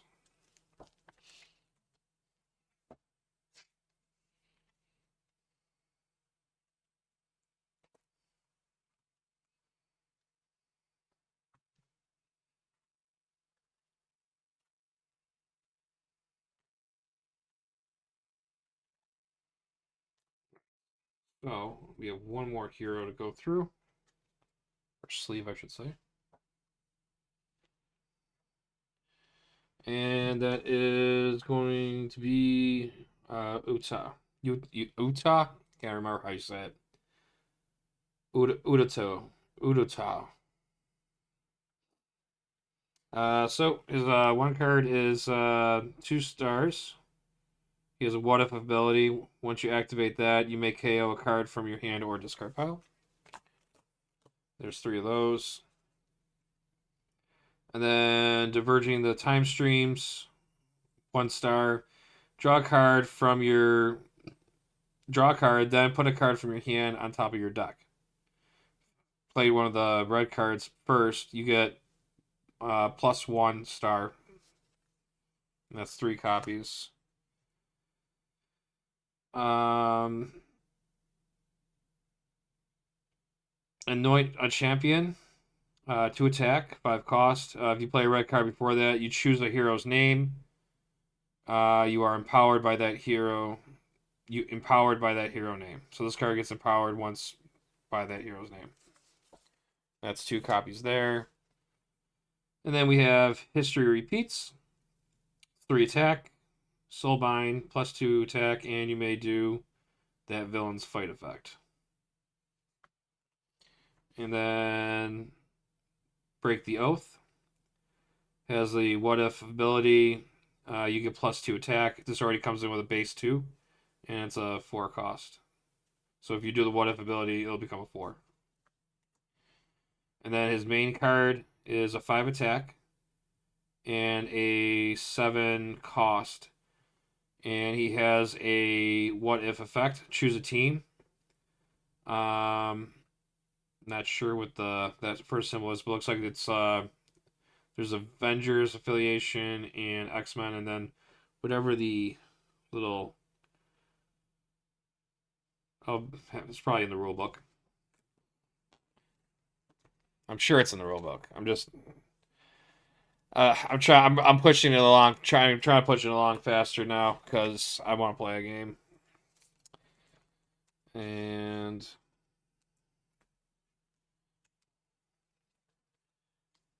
got sleeve faster. We're almost done sleeving though.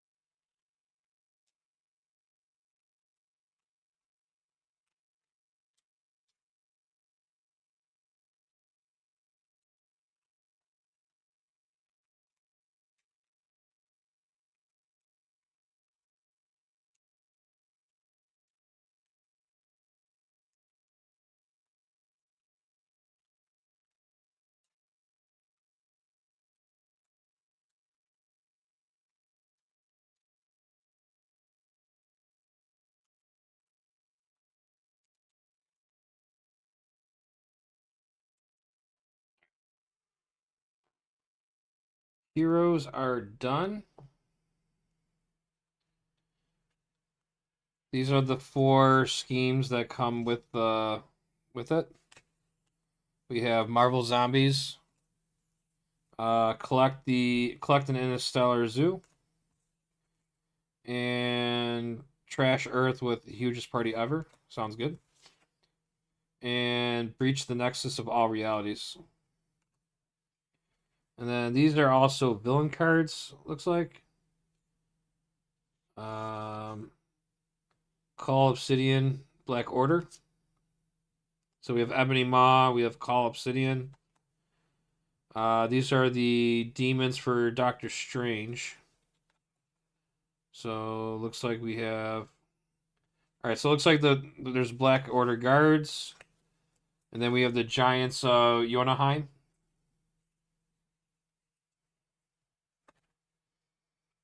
And then these are the Vibranium Liberators.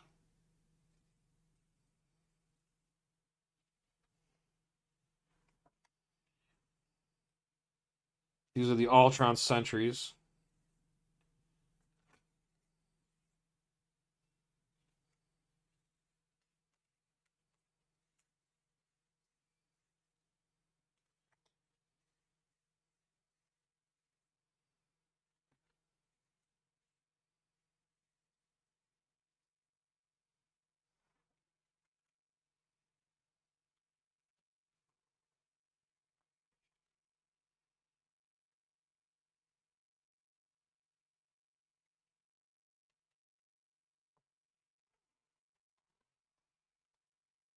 So 1, 2, 3, 4, 5, 6, 7, 8, 9, 10. So it looks like it comes with 10. They each get 10. No, this one came with 8.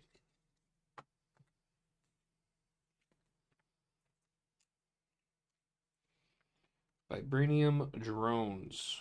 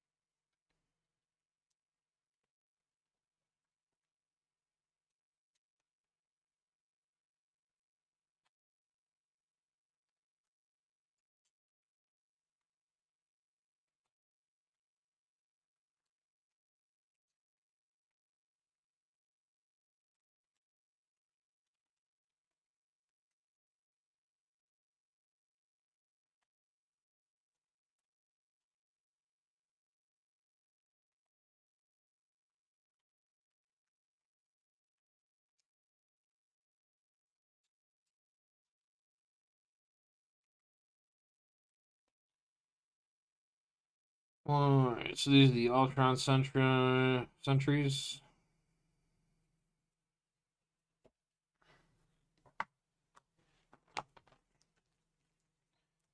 Trying to power sleep right now. Whoa.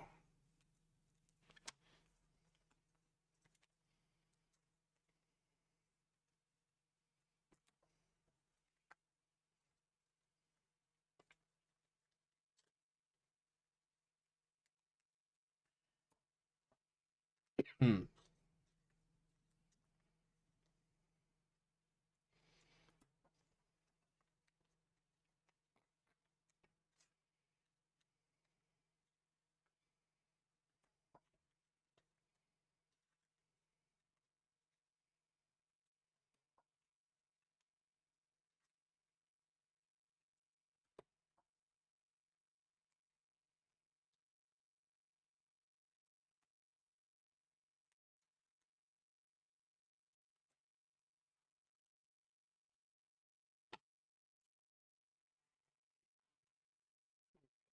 And then Giants of Jotunheim.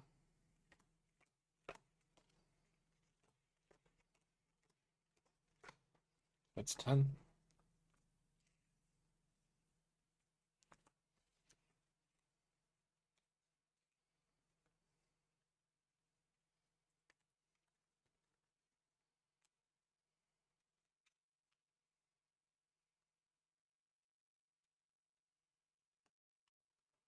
Three,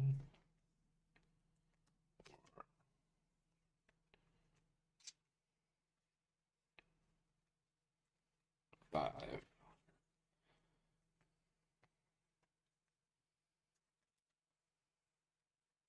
6, 7,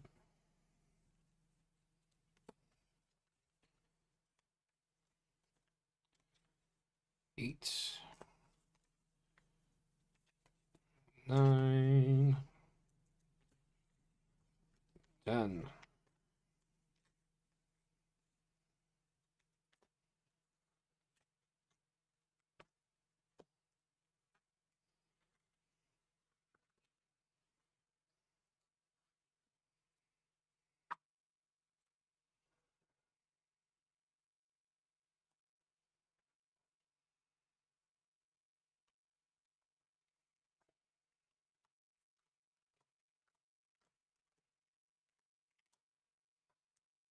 I think they're in here actually.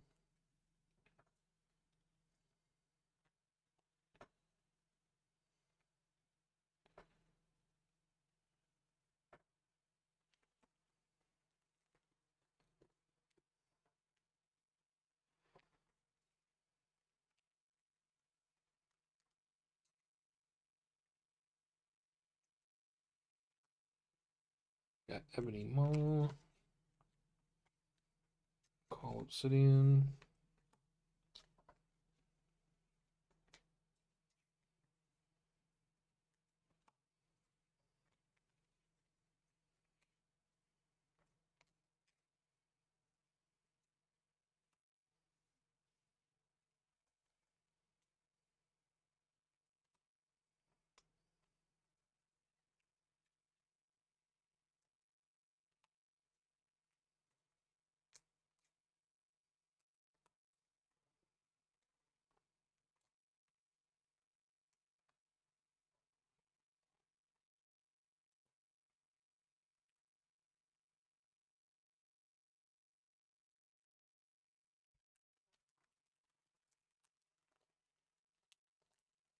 Yeah, I bought sleeves.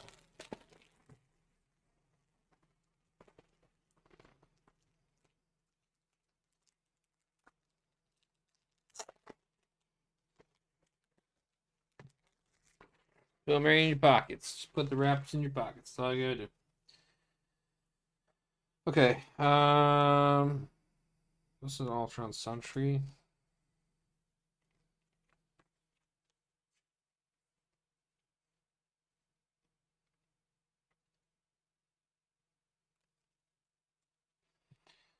Am I missing something here? 4, 5, 6, 7, 8, 9, 10. Thought I had.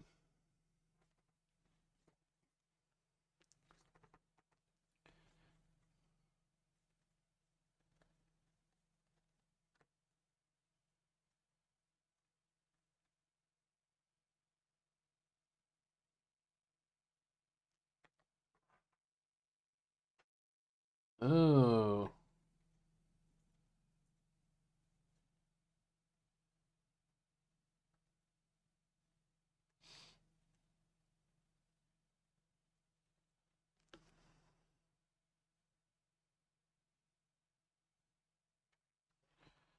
Because this is 1, 2, 3, 4, 5, 6.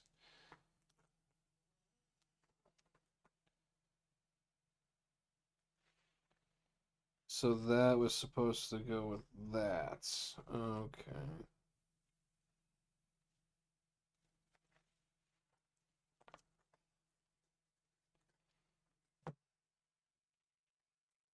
So these go with my.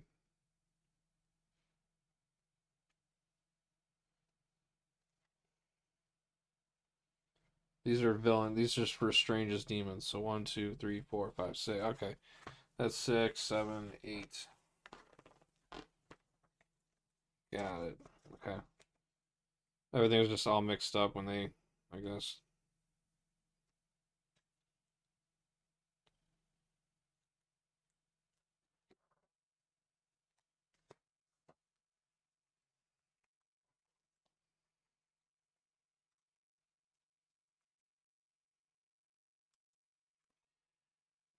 And then I think that's it for that. These are the schemes. So we'll do 1, 2,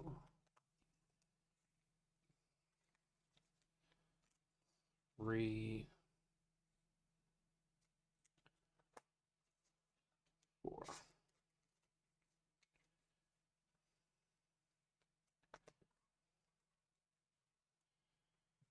All right.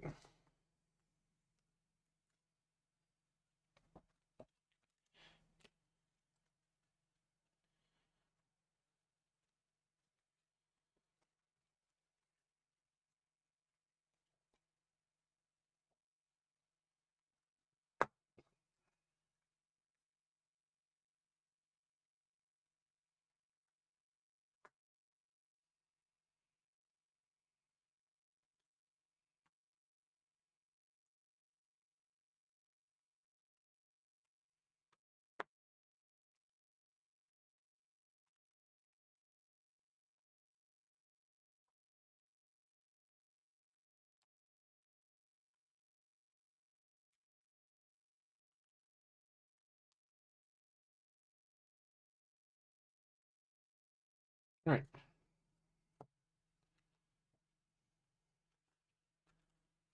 These are the villains.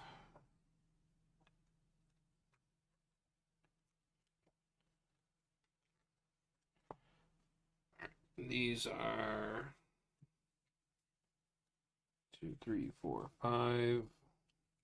5 master schemes. 1, 2, 3, 4, 5, 6, 7, 8, 9, 10, 11. 11 schemes, twists.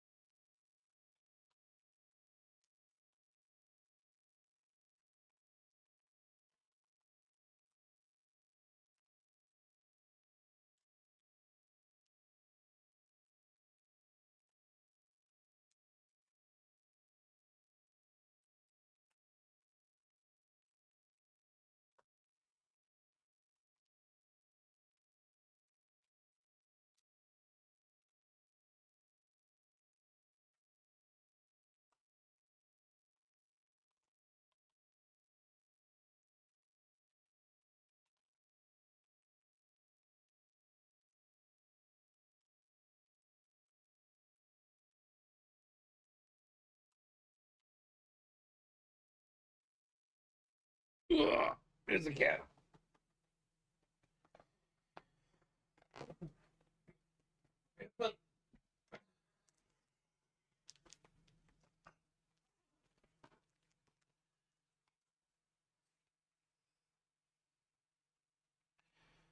Oh, we get 3,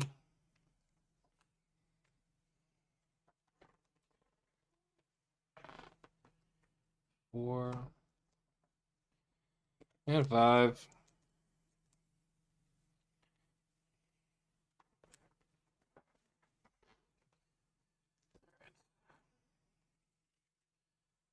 Schemes, Master Strike, that over there. What we got here? Wounds. There's little wounds.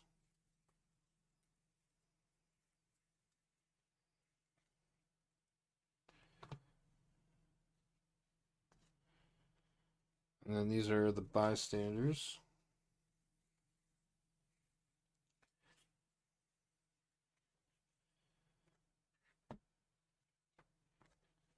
And then these are shield. These are all shield agents.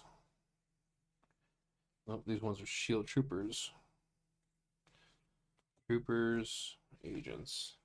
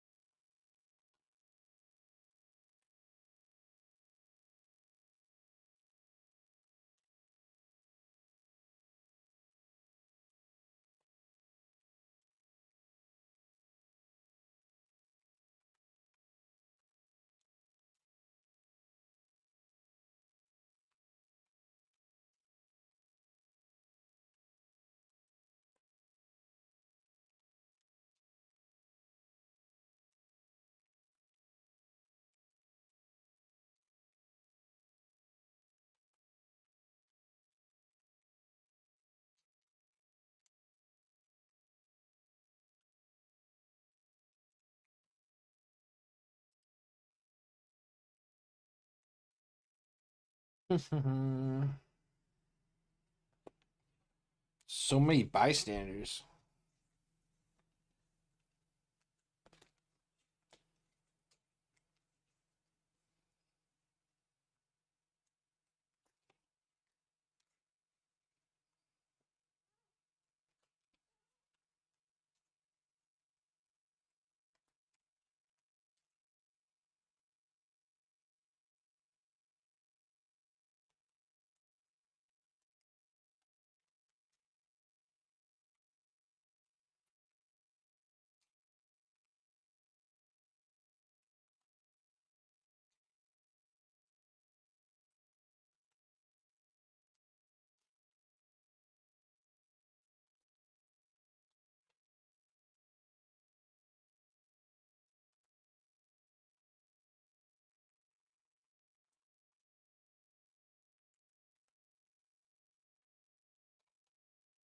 All right. Bystanders are sleeved. Now we just gotta do this big giant pile of wounds and sleeve up the shields. And I'm gonna run the restroom after that, and I'm gonna play a game.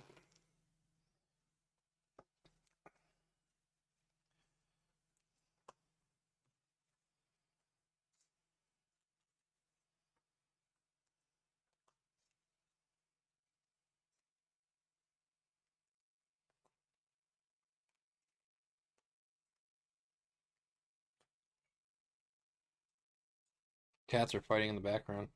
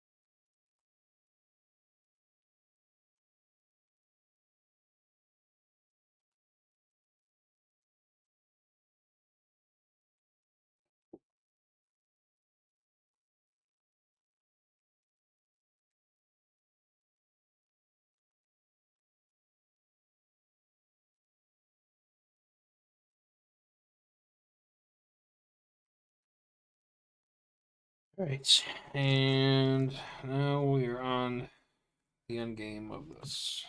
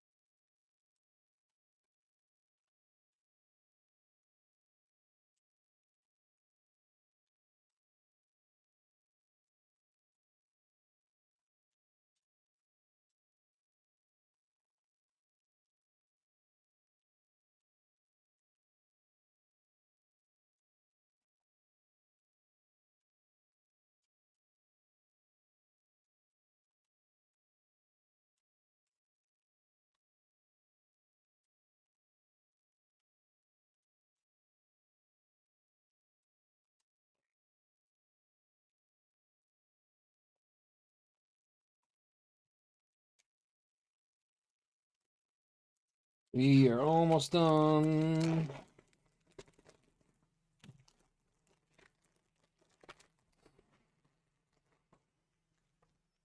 Got so much garbage I gotta throw out. I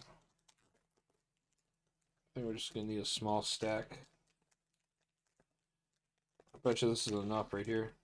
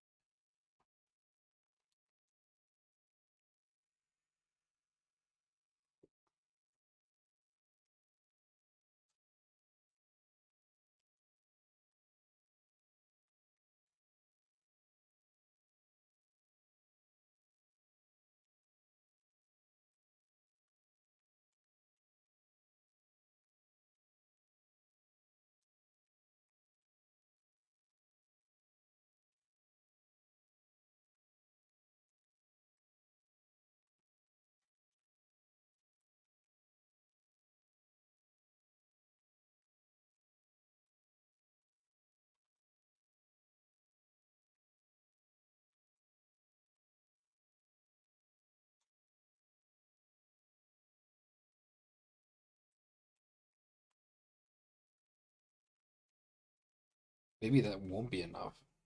Thought it was.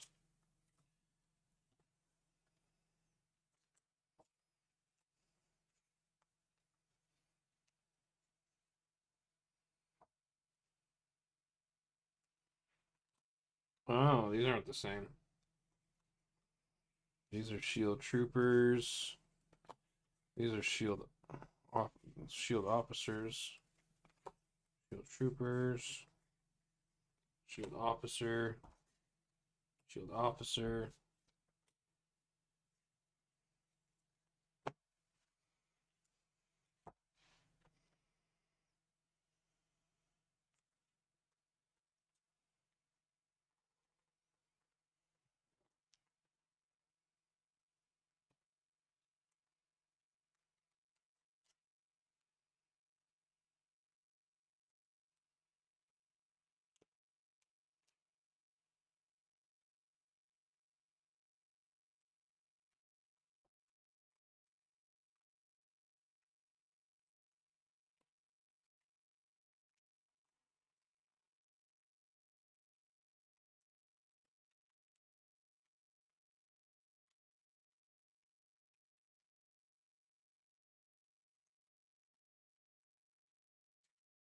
Oh my goodness, we're almost done. This is exciting.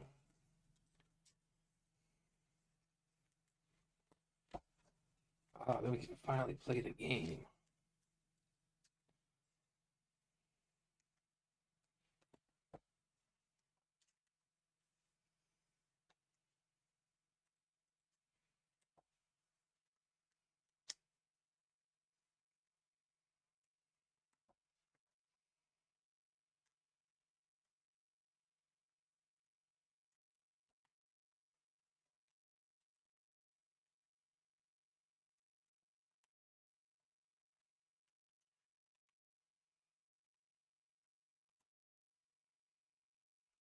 Guess that wasn't enough sleeve. Bet you this will be enough.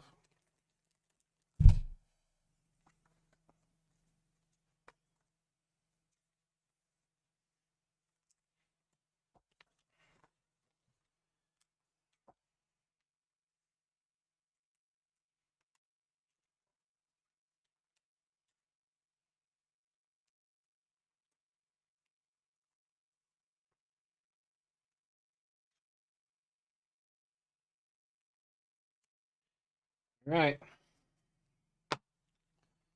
Shield officers.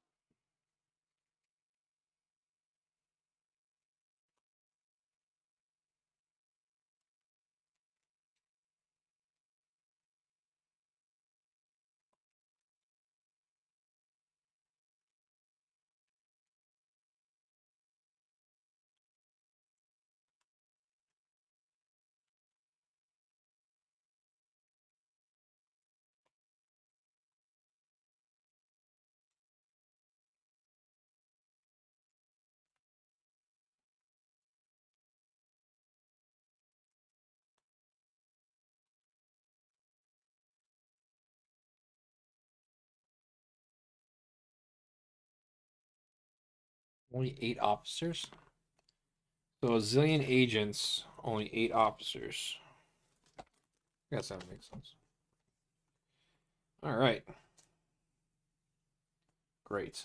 Am I going to be able to slide these back in? Get in there. Yeah, nice. Save this for Agents for Shield. Agents of Shield. All right. So, um, this box of 350 cards, or it's now completely sleeved. And I'm going to run to the restroom because I've been sitting for like 3 hours now.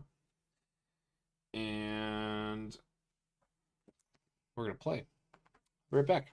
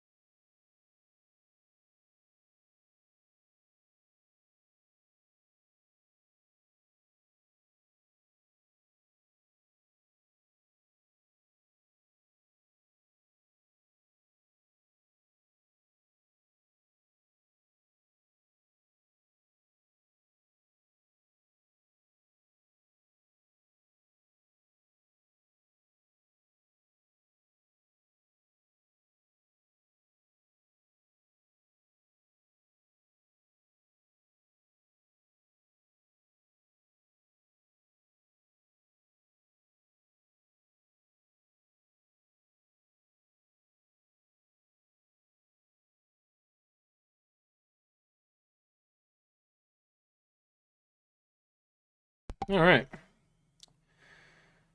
That felt good to stretch the legs. All right. So now, let's play a game.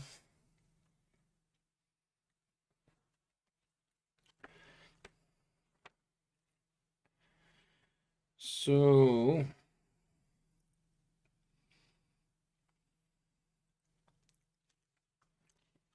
where do we start?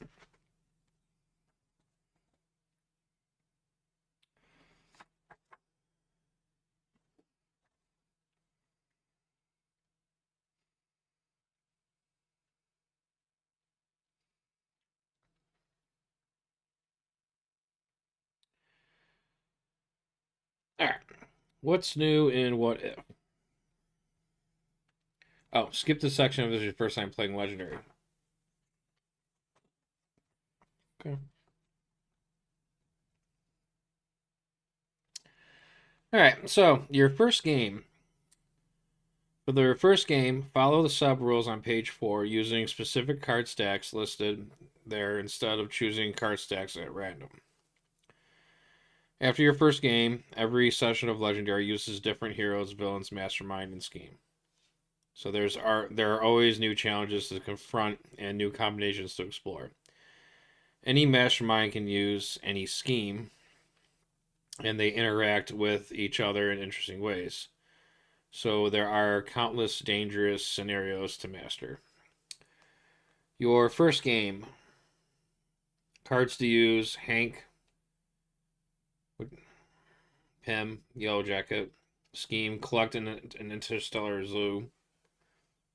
If you're playing one player, use Apocalyptic Black Widow, Gamora, Destroyer of Thanos, Killmonger, Spec Ops. So I use 3 heroes basically.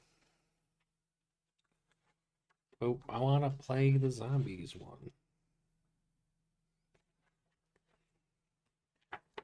All right, since it's my first game, I guess I should just follow the book's advice. I don't care. I don't work tomorrow, so I'll be up all night. I don't care. I got a case of Monster. Can I set this up while I do that? No. All right, so we need Black Widow here. 1, 2, 3, 4, 5, 6, 7, 8, 9, 10, 11, 12, 13, 14. All right, so 14. So there's Black Widow. We need Gamora. Gamora.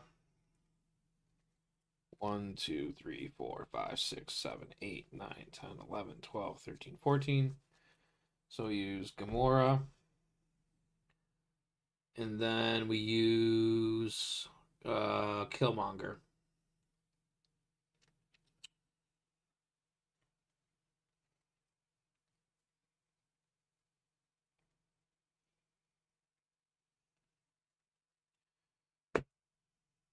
So those are the heroes we're using. So the mastermind we're gonna be using is Hank.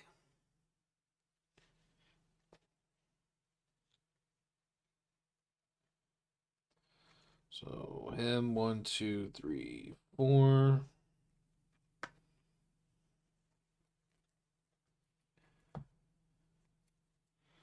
So I guess we'll put him over here. And we're not using her. We're not using Thor. We're not using Strange.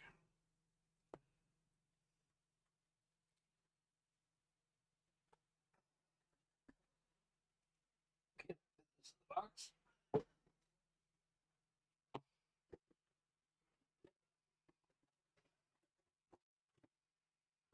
It does have dividers though.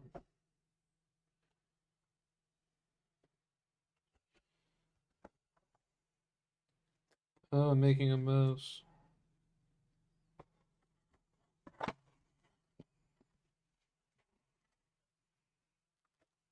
does. I like that. That's pretty nice actually. I need more space. And over there, I guess. All right, and then it says right here we need. So we're doing one player. So villain groups for the villain deck. I need intergalactic party animals, giants of Jotunheim.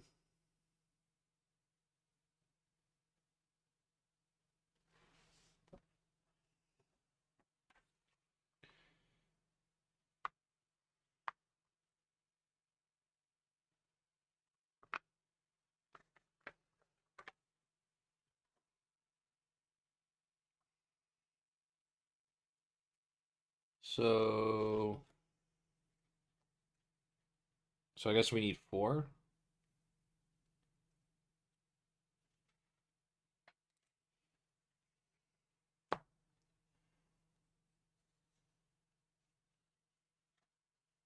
Intergalactic party animals. Where is that?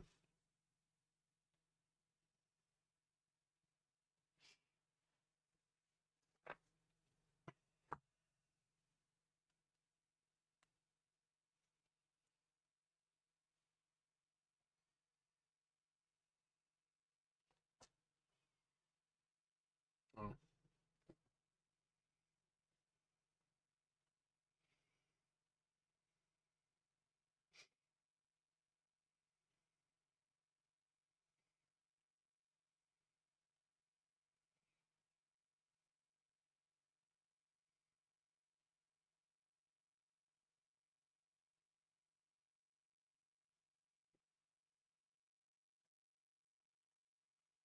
So those are the intergalactic party animals.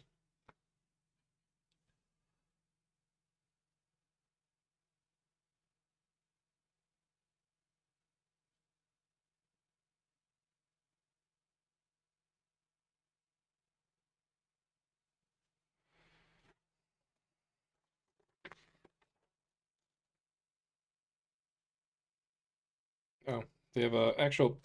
Yeah, so they actually have an actual picture guide of how to do this.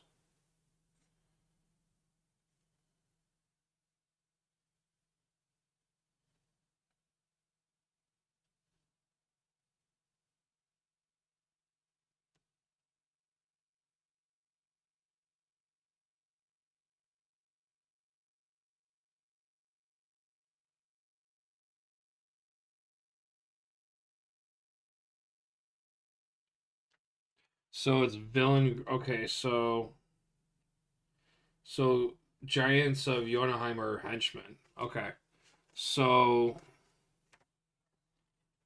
so I choose one villain group, which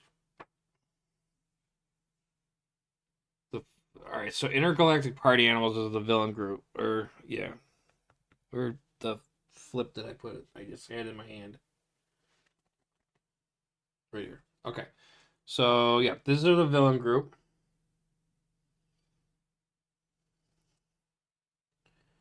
So 2, 3, 4, 5, 6, 7, 8. So these all go into the villain deck. And then it said Giants of Jotunheim, which these are henchmen. So I only get four of those.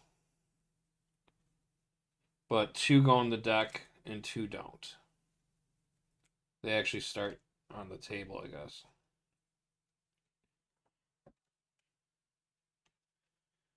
Or, I'm sorry. Intergalactic Party Animals, Giants of Jotunheim, two Giants in the villain deck, and then two start in City.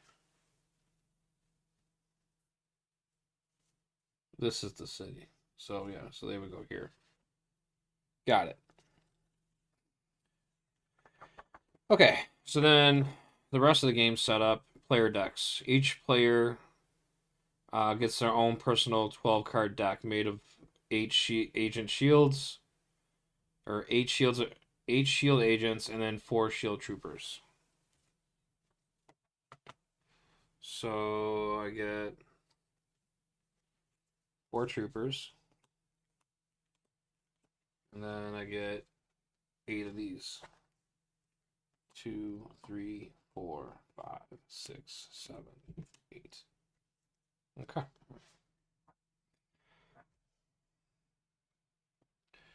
All right, so this is my deck.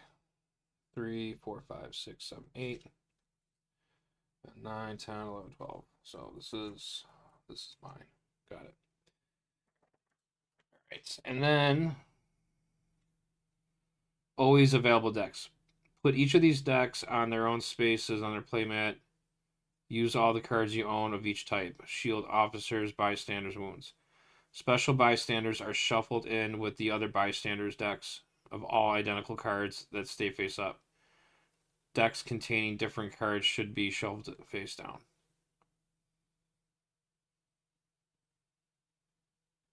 Okay. So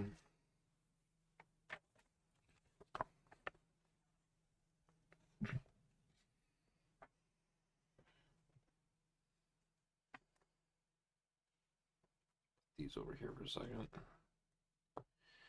All right, these are over here. So these are the bystanders, and then these have the special bystanders on it. So we're just gonna shuffle those up.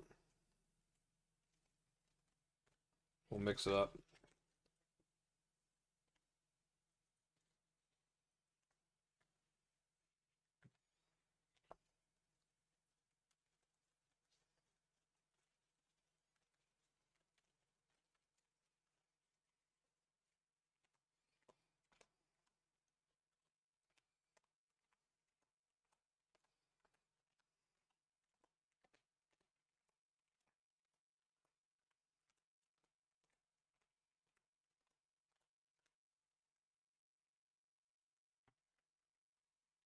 God, the feeling of fresh sleeved cards is amazing.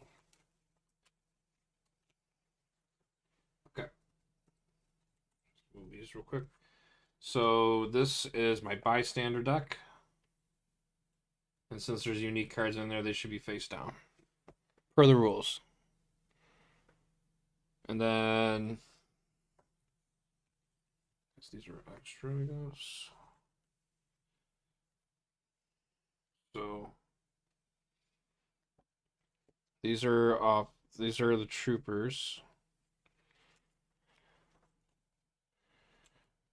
or these just don't go in. Put each of these decks in their own spaces on the playmat. Shield officers, bystanders, and wounds. Okay, so shield officers, and these aren't unique. They're all the same. And then, so these don't go in either.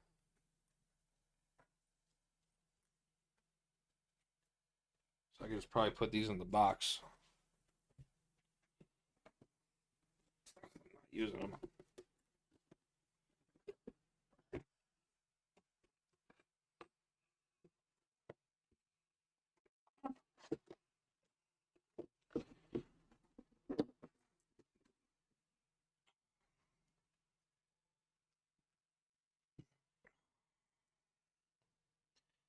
So bystanders are here. These are the officers. Mastermind. So this is the mastermind we're fighting, and we're gonna shuffle the tactic cards up.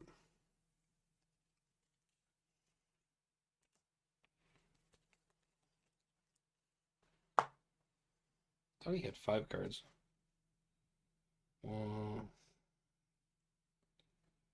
No, I just don't know how to count. That makes sense. Okay, so these are his tactic cards that we do not know where underneath.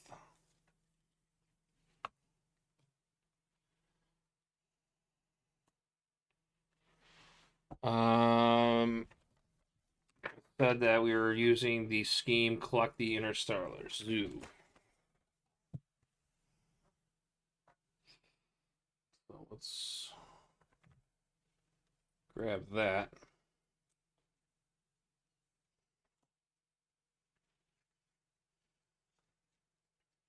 Put those aside. This is my villain deck.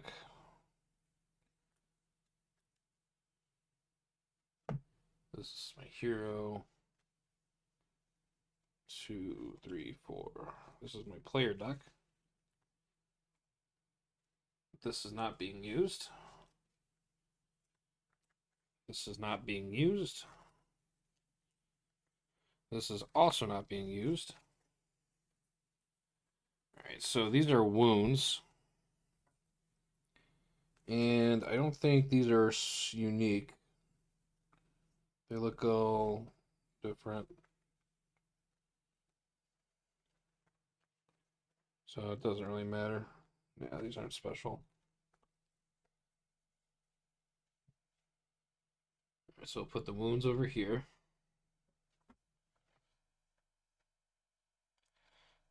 These are the other schemes.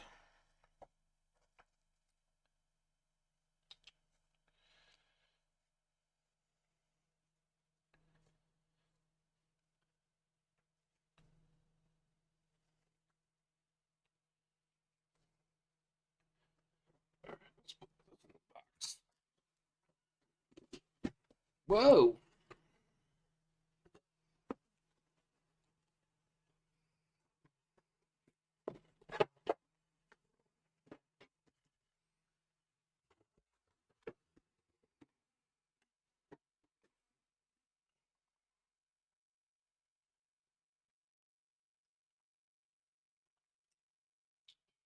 Okay.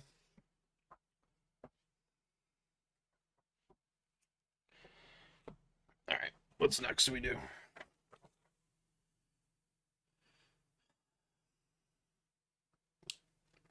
Right. Special bystanders are shuffled in the bystanders decks of all the identical cards that stay face up. Decks containing different cards should be shuffled face down. We did that. Mastermind and scheme. Click one mastermind at random. Tuck the 4 mastermind tactics underneath, which we did. All the masterminds in the set are double sided with a normal side and a harder epic side for the most games. You'll want to use the normal one. Pick one scheme, which we already did. Alright, so this will be the setup here. So, per this, we're doing the collect the interstellar zoo.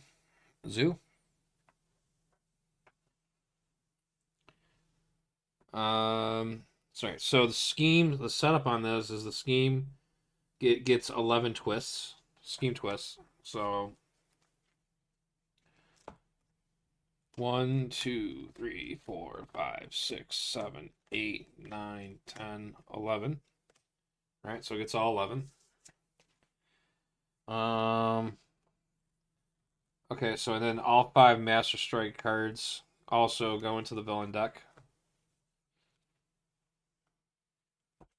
And we already have our 2 villain. No, this is these are extra.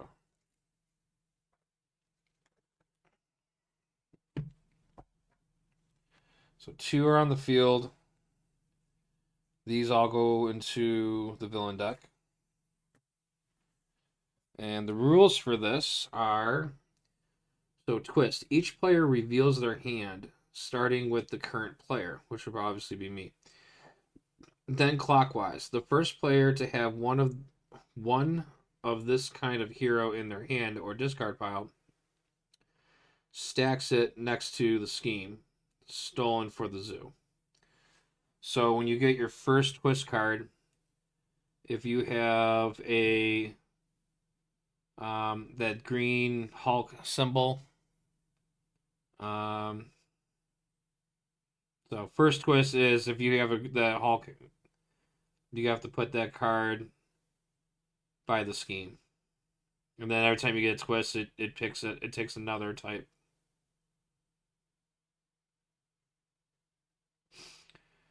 Evil wins when the zoo has 5 heroes. Okay. Seems fair enough.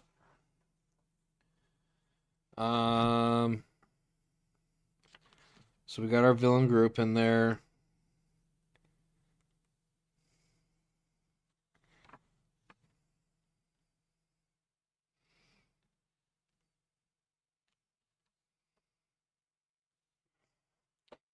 The more players you have in the game, the more villain groups you are using to show. Okay, so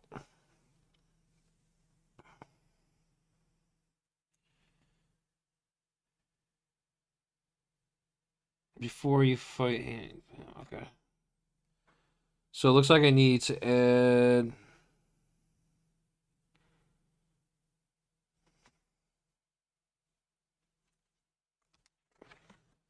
Oh, okay. So we add bystanders also. So in one player solo games, add only 2 cards from the chosen henchman group to the villain deck, then 2 more cards of the same henchman group. Enter the city before your first turn.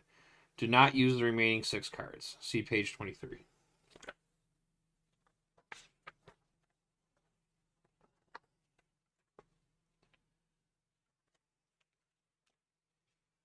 Adjusting difficulty. Some play groups like an easier challenge with introducing new or younger players, or if the masterminds have been winning too much. Other groups like to face tougher challenges. One way to adjust this difficulty is choosing which cards to use in your next game. Masterminds. Some masterminds are intentionally easier or harder to defeat. This is the easiest way to adjust difficulty. Many elements play a role in overall mastermind power level. Learning which masterminds are easier and stronger, and the best ways to fight each one, is part of the game. Epic Mastermind. If you are feeling especially confident, ambitious, you can flip over to the Mastermind's epic side. Okay.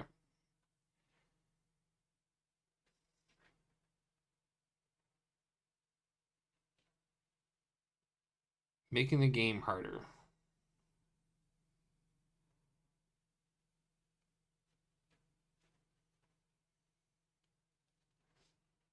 Interesting. Well, since this is the first one, we don't really need to look at that, I guess. All right.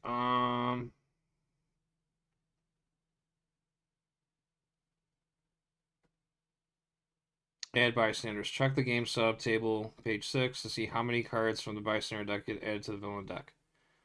By random chance, some of the cards might be special bystanders. Okay, so if I'm playing by myself, I only put 1 in there. Okay. So we take 1 bystander, and oh, it is a special one. Howard the Duck. That's cute. So I guess that one's going in there. All right. So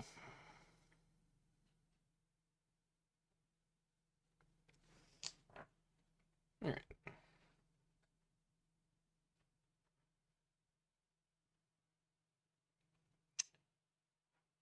Hold that thought.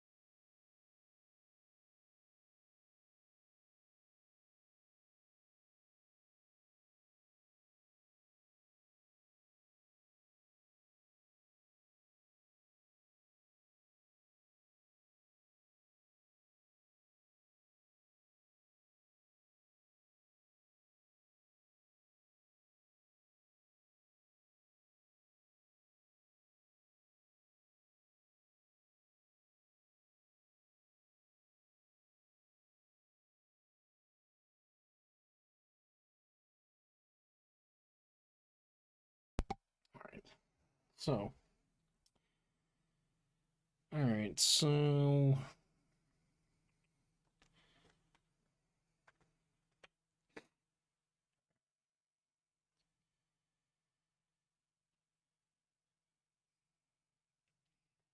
we got the bystander in here.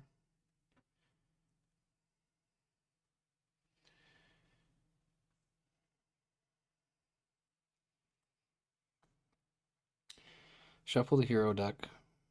So we got our 3 heroes. Killmonger, Gamora, and we have Black Widow. So these get shuffled, and then they go face down. And then put 5 cards from the hero deck into the 5 HQ spaces. Then we shuffle the villain deck, and then put it face down. And then each player shuffles their own personal deck, which is these cards right here of the shield agents. And we draw 6 cards from it. Alright, so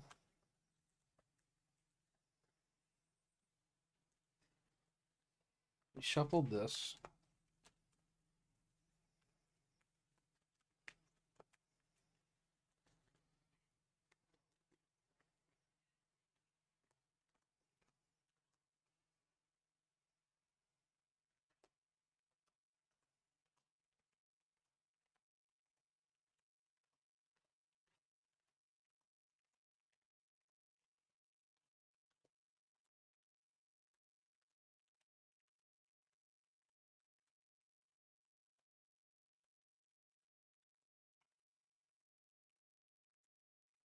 Oh yeah, I got all that pizza and wings bagged up too. So if you're hungry, it's there. But, And a barbecue chicken. nice. I wanted the pulled pork sandwich, but they were out of pulled pork. I can make pulled pork. Just gotta get some pork.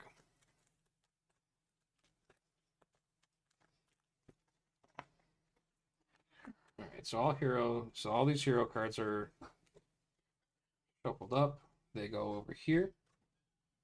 And then we draw 5. Put 5 cards from the hero deck face up in the HQ, which is right here. So we have oops, that, and that. And this is my personal deck.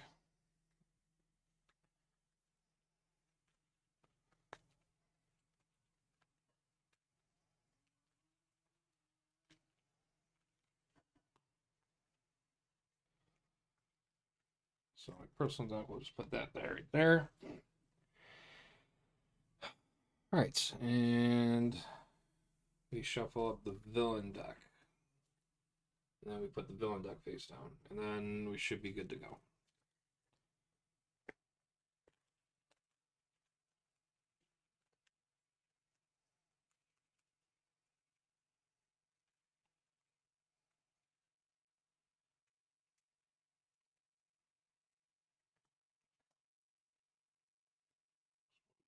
Quick.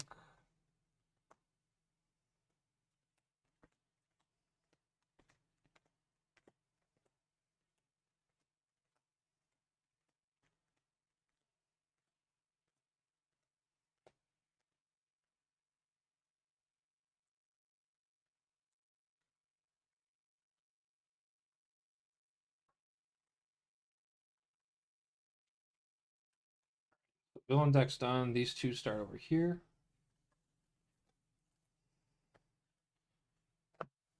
Villain deck.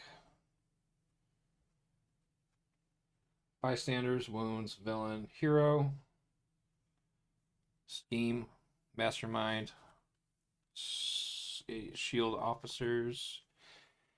All right. All right. How to play? Choose a random player to go first. So I guess I'll choose myself since I'm the one that's playing. Players take turns clockwise, which that doesn't matter because I'm playing by myself. So you play the top card of the villain deck. And then you play cards from your hand using them to fight and recruit. Then you discard your hand and draw 6 new cards. Alright, so this is my personal deck. So I draw 6 cards, it said. Alright, so I draw 6 cards. So 1, 2, 3, 4, 5, 6. Put that right there, I guess. And then I have 1, 2. So I have 3 shield troopers and 3 shield agents. Alright, so step 1, play the top card of the villain deck.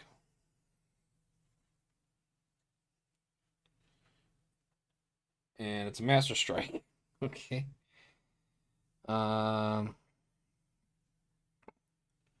play the top card of the villain deck face up. What you do with the card depends on what kind of card it is. There are 4 kinds of cards.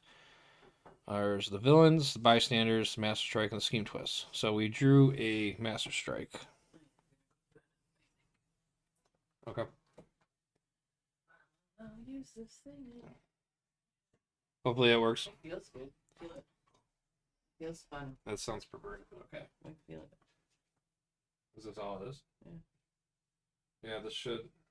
Hopefully this does the trick for you. Like you can I guess make it cold and you can warm it up too. I guess. Yeah, I wrote the direction. So. You put it in the freezer.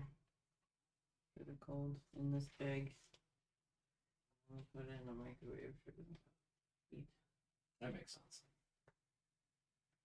I hope that works for you. I like how cool it is right now. Probably good for the summer. Good right now. Yeah. Well, I'm good. It's looking promising. That was by design. Yeah, no problem. I'm gonna fight Hank Pym. And then hopefully I'll be able to fight the Scarlet Witch zombie. Yeah, no, she had it coming. Yeah, she chose her path. You're excused. Alright, so Master Strike. So we're gonna do what it says on the Master Strike on Hank Pym. With his Master Strike. And my focus is not working today, so we're just gonna read it.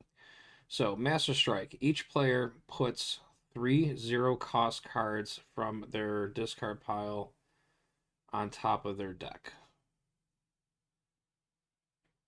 Okay. I don't have a discard pile right now, so I guess that doesn't count. Each player puts 3 0-cost cards from their discard pile on top of their deck. Okay, so I don't have a discard pile right now. So I guess I avoid that then. And the strike goes in here.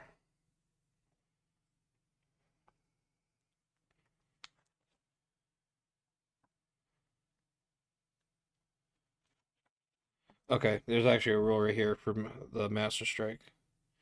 So if the villain card, if the villain deck card is a Master Strike, a Master Strike represents the evil mastermind emerging from their lair to get their hands dirty and smash the hero themselves. Each mastermind has their own specific Master Strike. When a Master Strike is played from the villain deck, look at the Master Strike effect, which we just did.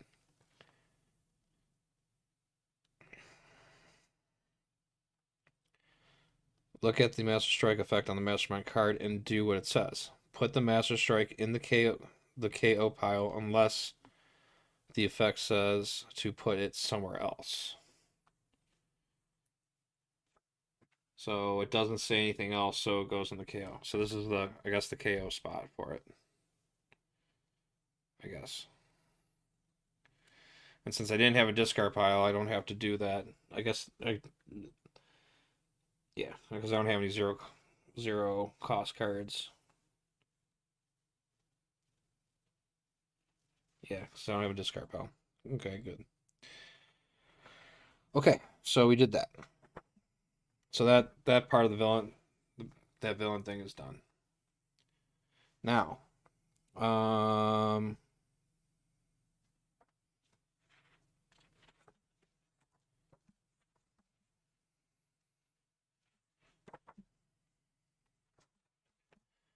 all right. Step two, play cards from your hand using them to fight and recruit. The only type of cards that can typically be in your hand are heroes and wounds. Here are the different parts of the hero card. Okay. So after you play the top card of the villain deck, it's time to play the cards from your hand. Some of your cards will produce attack points that let you fight villains. Other cards produce recruit points that let you gain more heroes. Many cards also give you powerful special abilities. Play each card in your hand in any order, one at a time. Each time you play a card, do what that card says. You get any attack points that have the attack icon. So that's what those little slashes are. Those are attacks. And then you also get recruit points listed on there, which are the stars. So keep the cards in play in front of you until the end of your turn to make it easier to count up your attack points and recruit points. You can play all your cards, building up a pool of attack points and recruit points before deciding which enemies to fight and which heroes to recruit. Okay. So I have 3 shield troopers, which have 1 attack each. So I have an attack of 3 right now. And then I have 3 shield agents, which have recruit points there.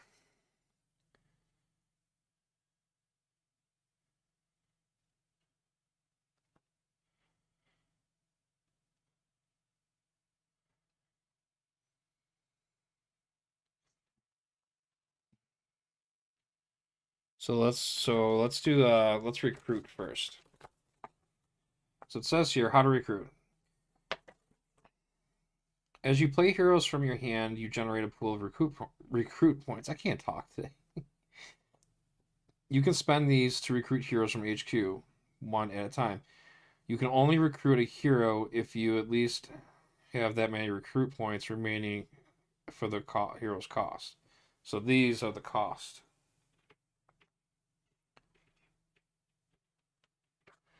All right, so to recruit, spend recruit equal to the hero's cost to gain that hero and put it into your discard pile. A hero's cost in the lower right corner. When your deck runs out, you shuffle your discard pile to make a new deck. You will soon draw the new hero and be able to use their abilities. Then you refill the empty space of the HQ with a new card from the hero deck face up. Whenever there is any empty space in the HQ for any reason, refill that space immediately this way. You can recruit a hero to see what new hero appears in its place from the hero deck, and then potentially recruit that new hero too, if you have enough recruit points. You can always spend 3 recruit points to recruit a shield officer from the officer deck.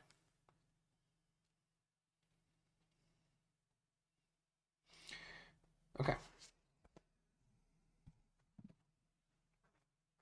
So let's recruit. So a cost of 3.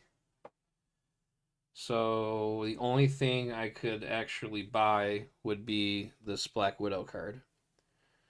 So let's do that. So I'm going to use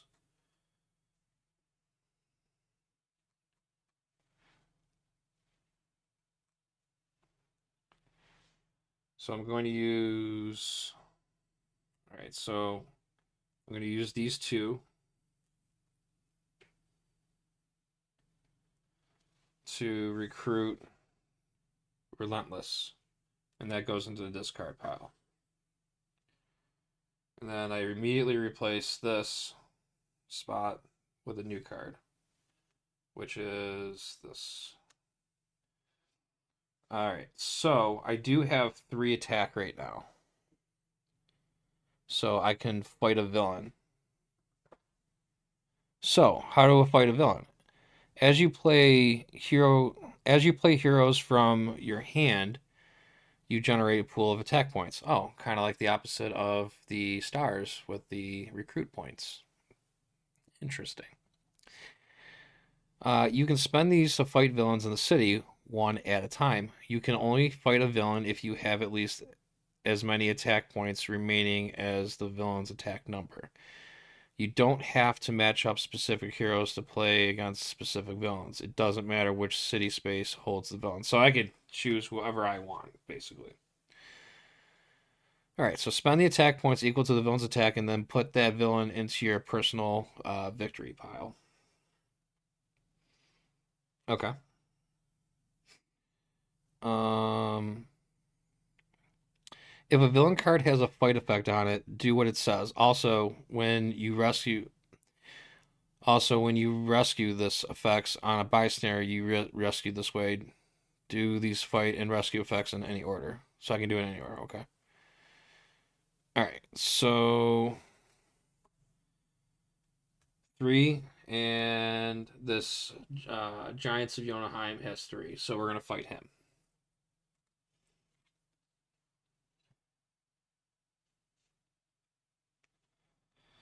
Oh, wait a minute.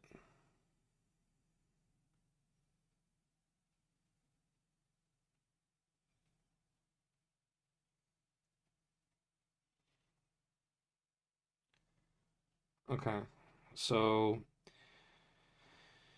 all right. So his fight effect is you may KO a gray hero from your discard pile.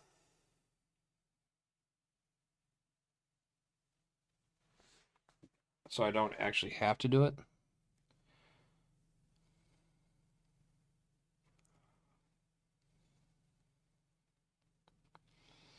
Many card effects will tell you KO a card, meaning knockout. Put that card in the shared face KO pile off to the side of the playmat. These cards are permanently knocked out of the game. Getting your starting shield heroes KO'd is actually often helpful, since it means you will draw more powerful heroes more often instead of drawing the weaker shield heroes. Okay. So I guess we will choose to KO one of our cards. So I use this.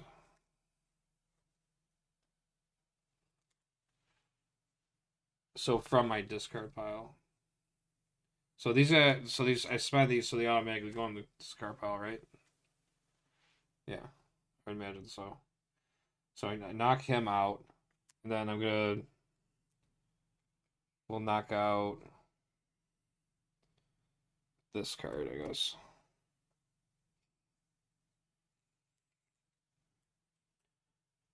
Or we'll make this the knockout pile. So this is knockout pile.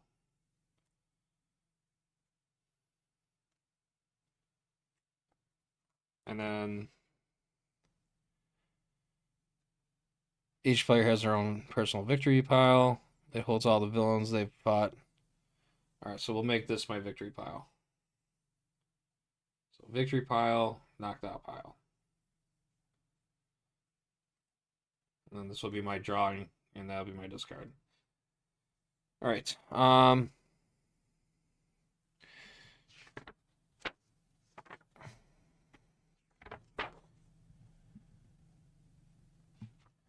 Oh, actually, I think I messed up.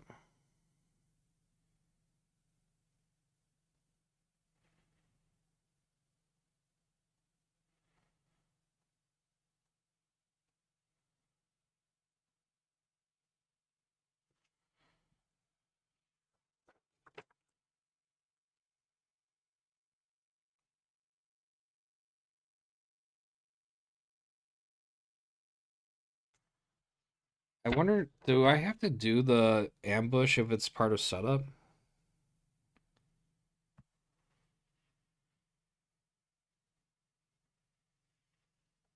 Doesn't really say that. I'm gonna assume no, right? Because it's just setup. All right, so we KO that card.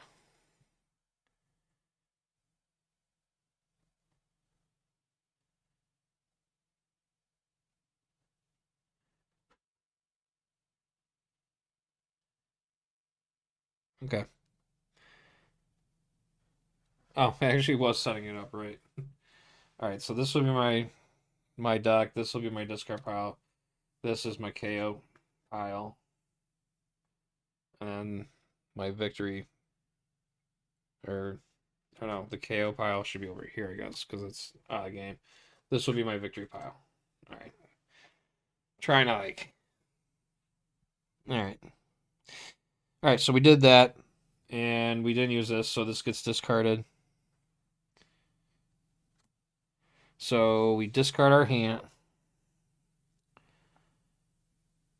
All right, so we discard our hand, and then we draw 6 new cards. At the end of your turn, put all the cards you played this turn into your discard pile face up. If your deck runs out, you still have to draw more cards, shuffle your discard pile, and make a new deck. Then draw the rest of your cards that you need. Don't shuffle your discard pile into the new deck until your deck is completely run out. You will still need to draw or reveal more cards. All right, so we get to draw 1, 2, 3, 4, 5, 6. That's a lot of stars. Looks like we won't be attacking next turn. Okay. And okay. So that's how you do that. Sweet.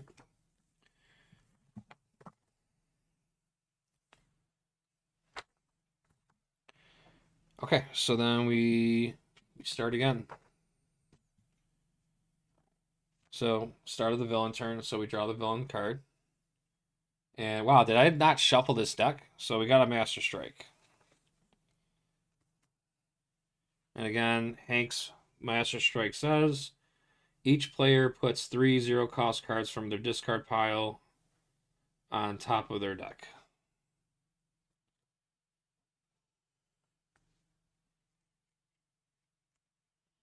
So that's a 0, that's a 0, that's a 0.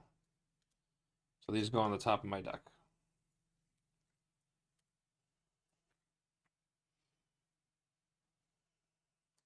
Okay. All right, so now it's my turn, and I have only thing I got is 1 attack, and I got 1, 2, 3, 4, 5. I got 5 stars. So what can we buy? We could get.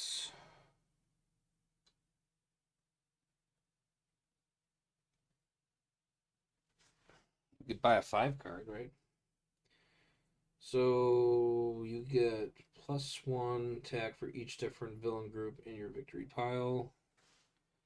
You get +1 attack for each card you drew this turn.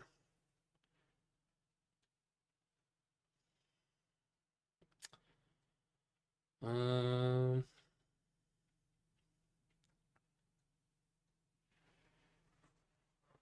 let's guess by that.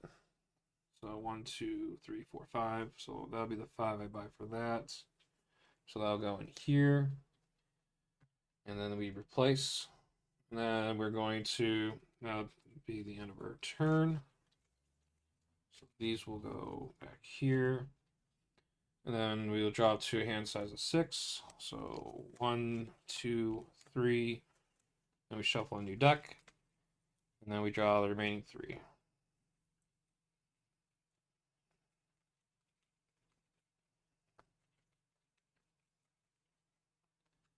4, 5, 6.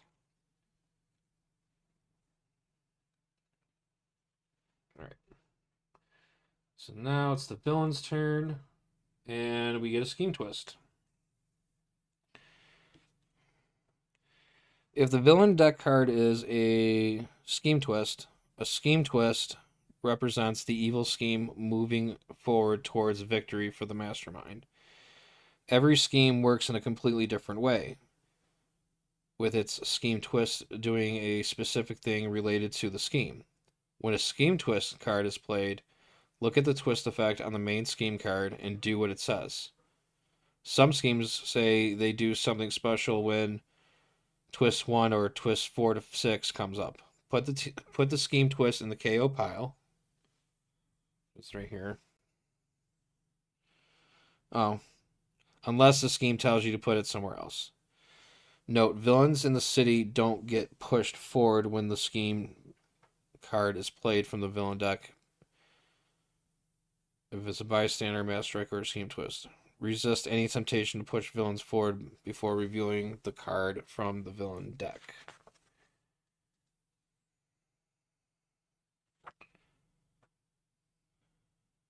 Oh, I did do something. Oh, wait, no, I didn't.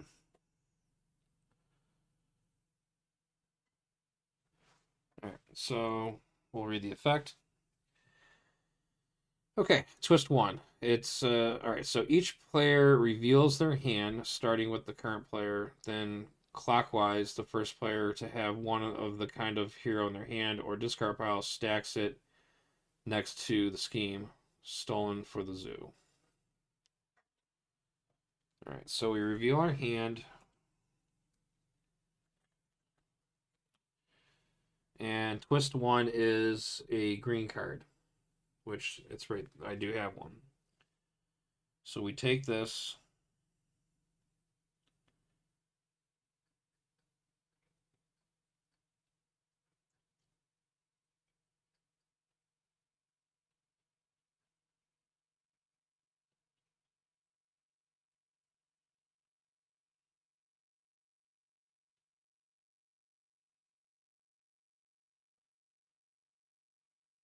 So this gets stacked.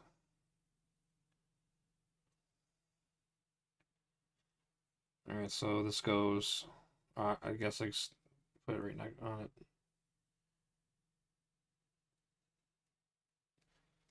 And then when there's five of those, five heroes on there, we lose. So.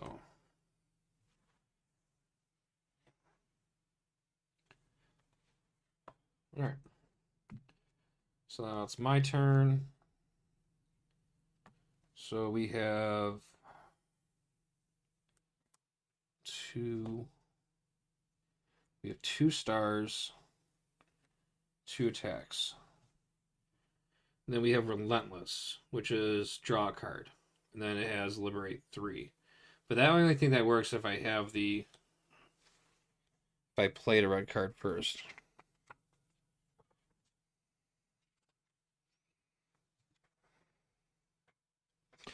So some cards have superpower abilities with a hero class color icons, like green or the red. You get +1. You may use the superpower ability only if you've already played another card of that color earlier in that turn. A card's color is shown in the hero class icon. Okay. So I can play this. I just can't liberate 3. So by playing this, I can draw a card. So I'll draw a card.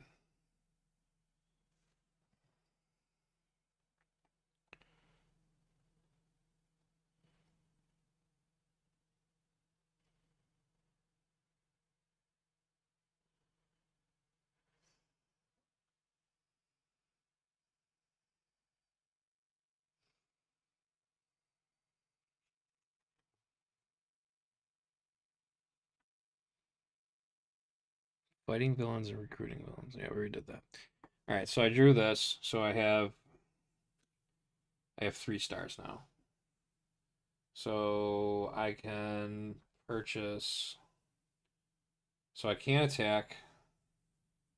So these are no good to me. But I can spend these 2 right here. So I'll spend these 2 to get this. And then that will go here. Then we replace this. And that's all I can do. So these get discarded. And then I drop to 6. 3, 4, 5, 6. So we got 1, 2, 3, 4, 5. So we got 5 stars and we got 1 attack. So we'll be able to recruit someone. All right. Now we draw the villain's card. And it's another scheme twist. So his effect is I have to reveal my hand.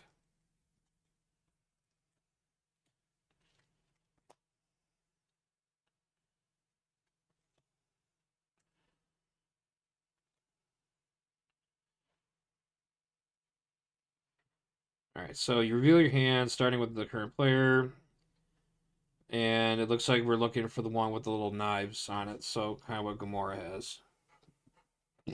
So if it's in my hand or my discard pile, it gets stacked with the scheme. So we don't have any in our hand, and our discard pile does not have it also. So it looks like we dodged a bullet there. So 2, 3, 4. Perfect. Okay. So that's done. Now it's our turn. So we are going to 3, 4, 5. So we got 5. Let's recruit. So since we already hit the second, since we already hit twist 2, I don't have to worry about those knives. The next one would be that red symbol. So we got 5.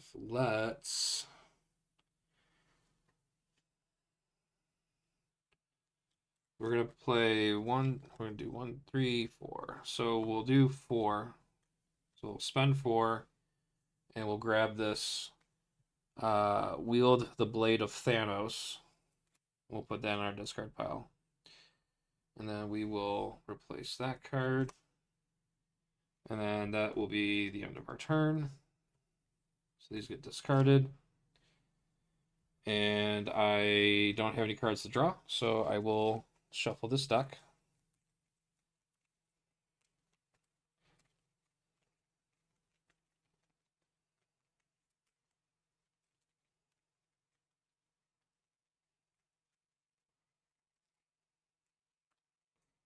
And we will draw 6 cards. 1, 2, 3, 4, 5, 6.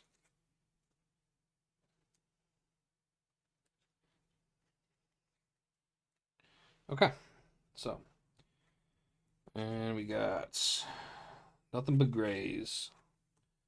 Villain card is another scheme twist.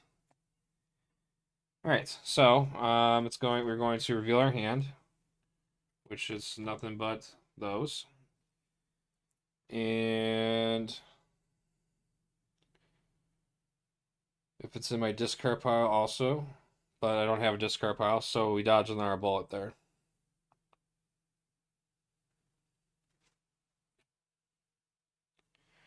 Cool.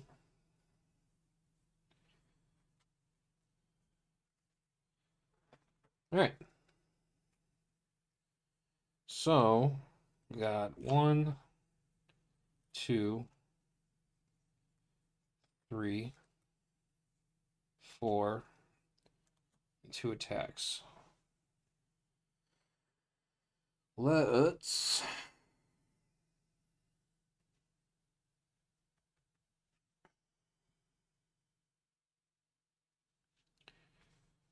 grab no matter the price. So we tap these, we're gonna spend these 4 to grab him, and then they'll go in our discard pile.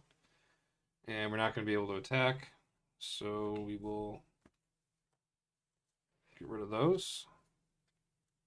And that will end our turn there.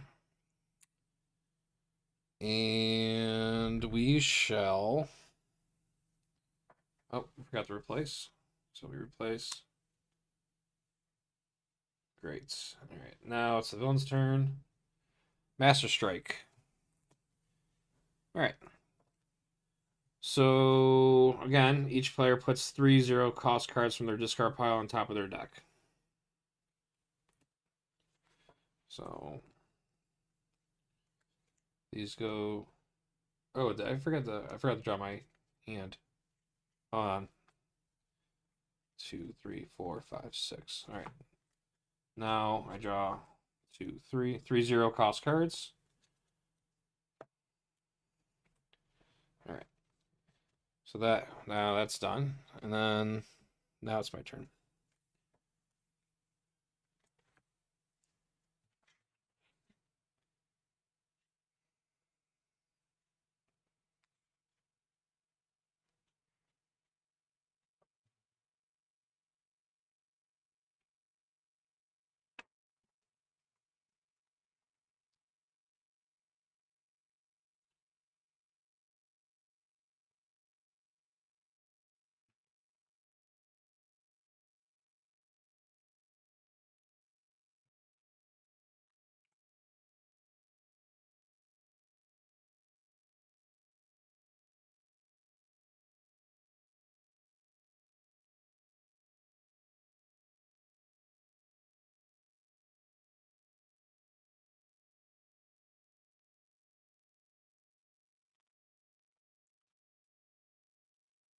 Okay. All right, so that's done. Now it's my turn.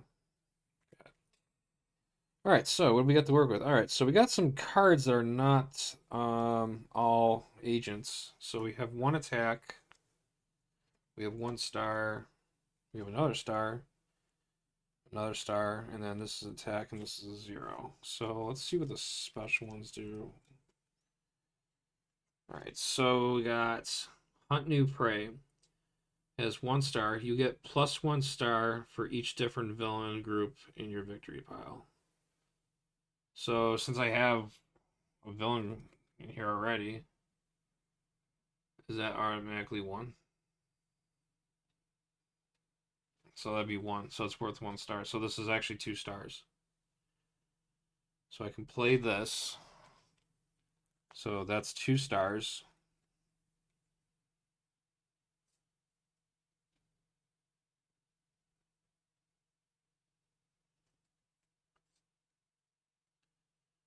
And so 2 stars, 3 stars, 4 stars.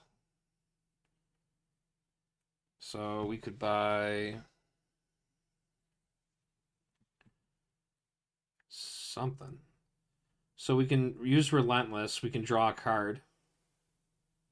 And then we could play Wield the Blade of Thanos, which this already has 1 attack, but I get plus 1 attack for each card that I draw. So let's play. We're gonna play Relentless first,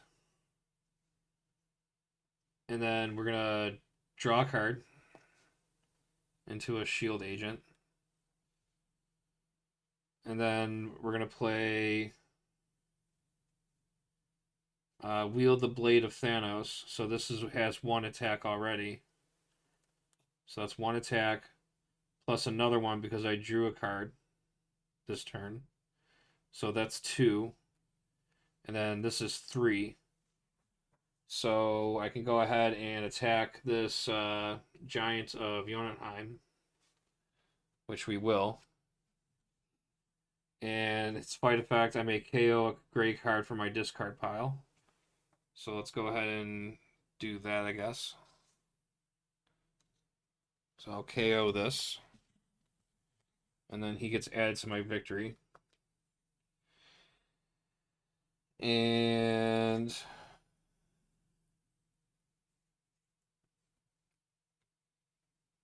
all right, so that's concluded right there. And then I got 2 stars here because that's 1 star. Plus I get 1 star for each different villain group. So I only have 1 villain group already. That'll be 2. So 2, 3, 4, 5. So we will use our 5 stars. And we shall recruit.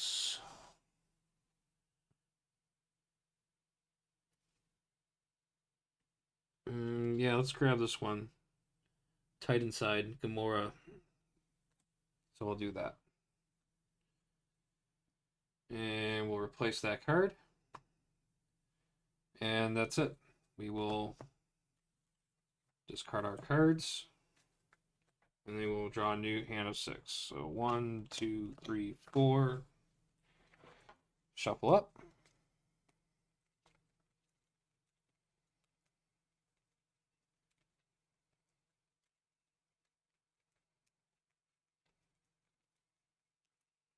And then 5, 6. And a lot of grays. Oh, hey, it's our new card. All right.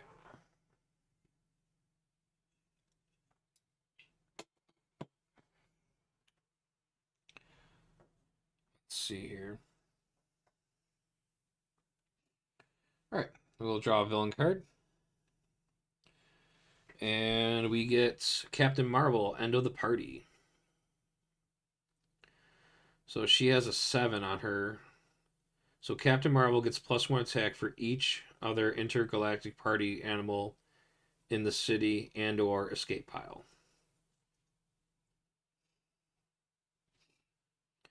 She has an ambush effect, so this has to be played immediately. Each player reveals a green hero card or gains a wound. So I don't have one. So I gain a wound. Now, I'm pretty sure gain means it goes straight to the discard pile.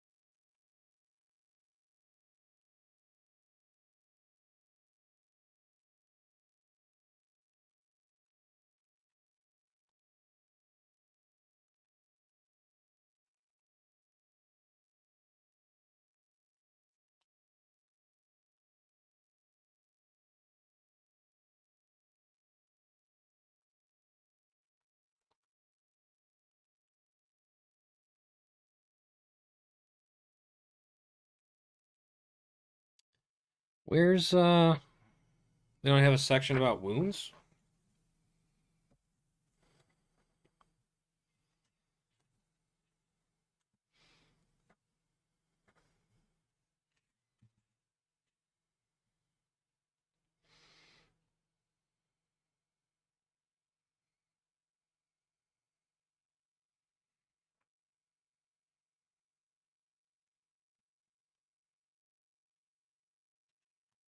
Oh, right here. Gaining wounds and other cards.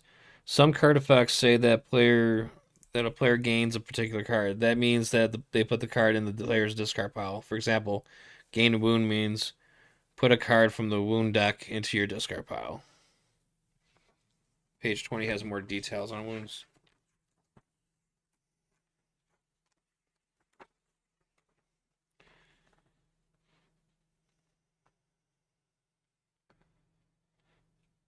Okay, so wounds. Some cards make you gain wound cards.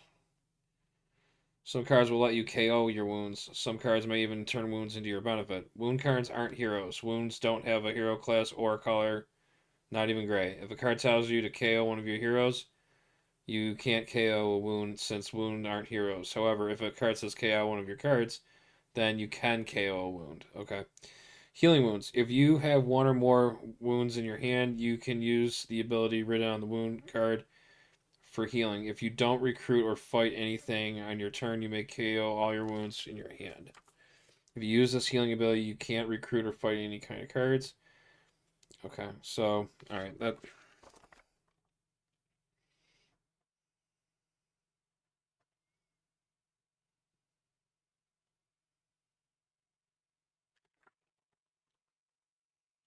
Got it. Okay, so yeah, I gain a wound, and it goes into my discard pile.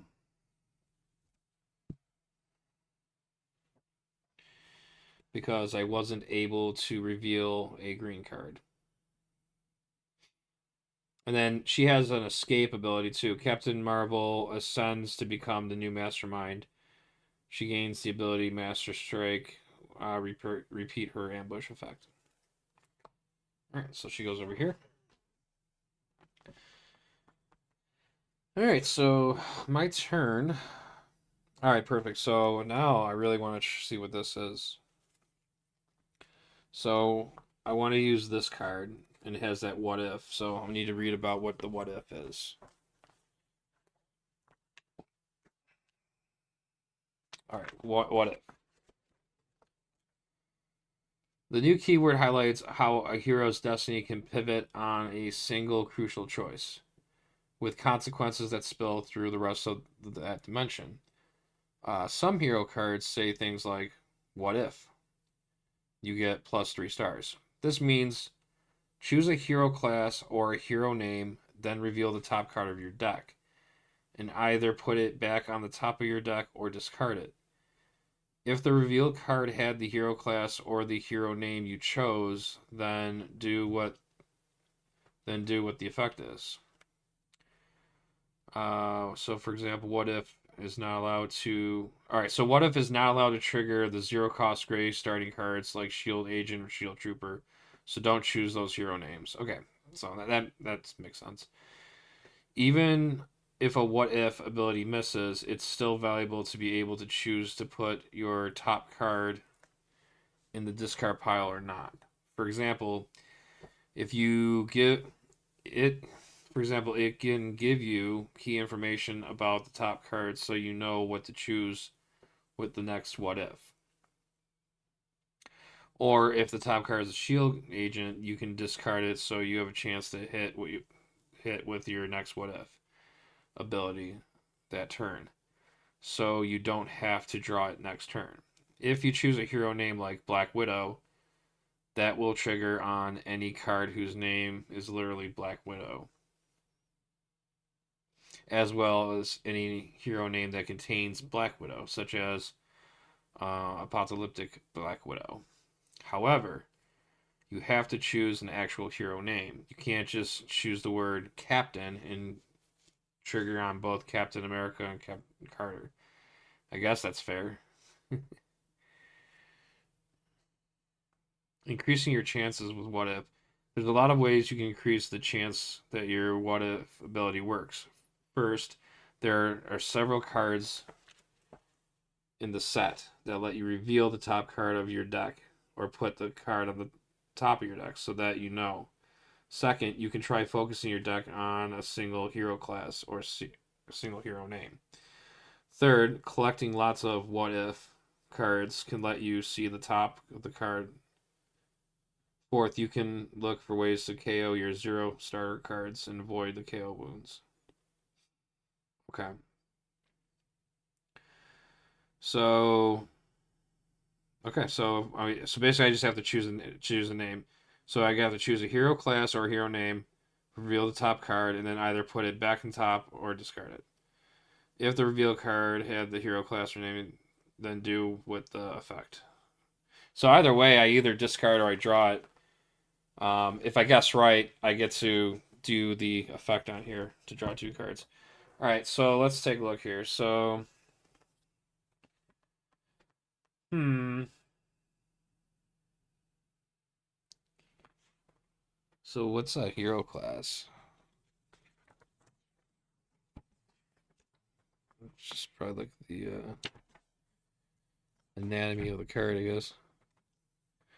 So that's the hero class.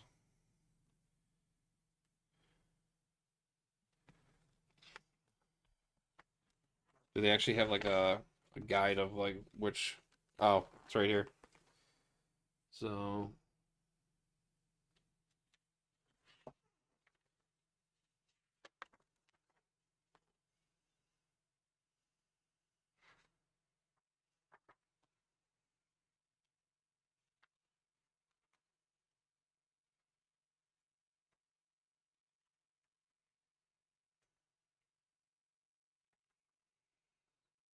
hmm.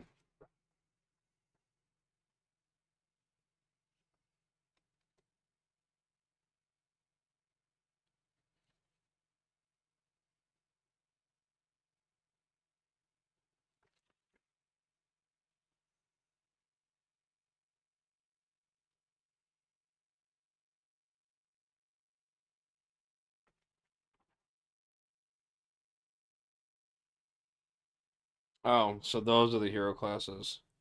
So the green fist is strength, the other one's instinct, the red arrows are covert, the gray is tech, the blue is ranged.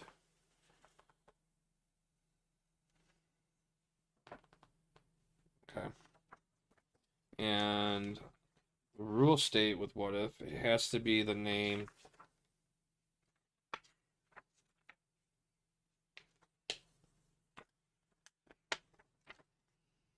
It has to be, you have to choose the name or the hero class. Alright, well, let's do it. Let's choose Black Widow. So this is. Oh, I was right. Hey. All right. So now I just figured I was gonna because I haven't seen a Black Widow card. So choose the hero class name, which I did. Black Widow. I win. Now choose. Now I can either put it back on the top of my deck or discard it. Let's discard it so we can get it. And now I can draw 2 cards. So I draw 2.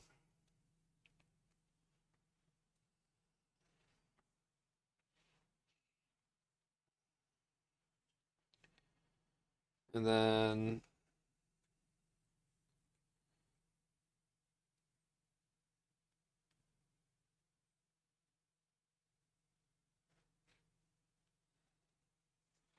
now when I draw the cards, I get to keep those, right?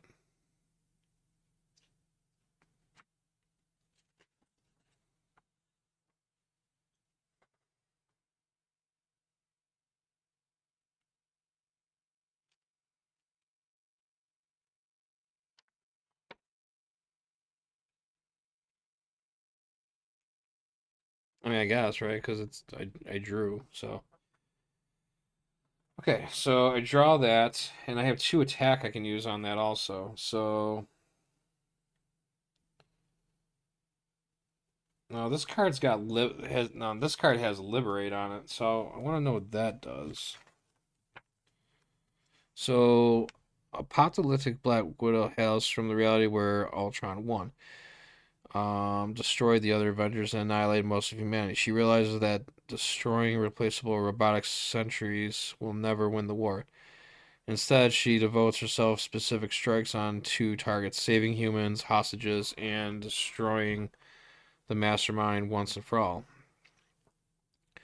Killmonger Spec Ops likewise devotes himself into targeted rescue missions and taking out the top of the opposing command structure.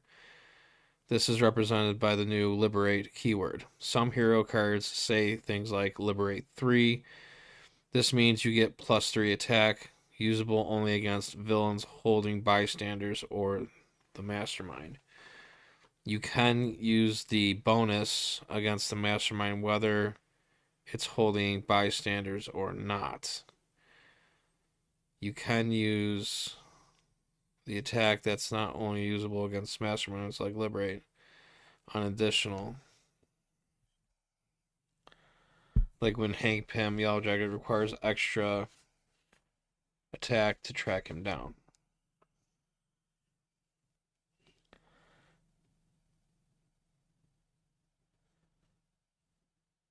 Okay, so if a villain has a bystander, then I can like these these ones. Then I can attack them and get that buff.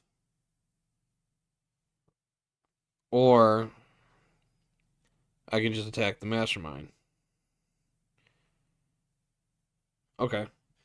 So since she's got Liberate 4, I could actually attack. So she's basically has a 7 on him.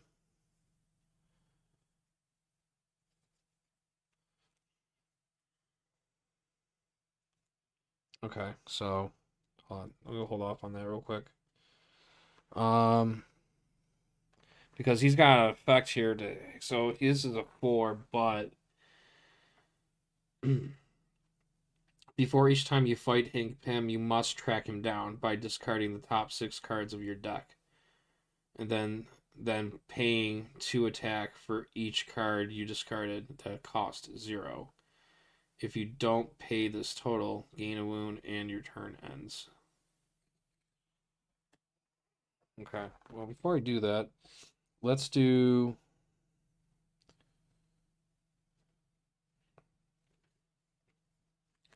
So we'll play this Gamora, and I can draw 2 cards.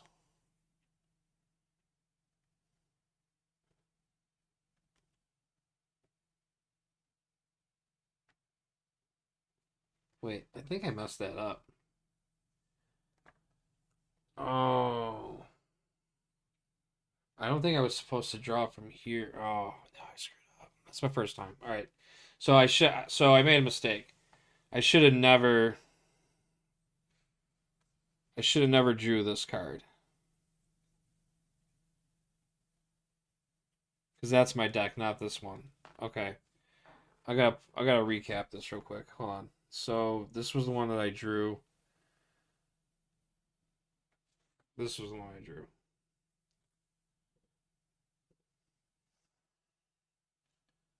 So, need to go back and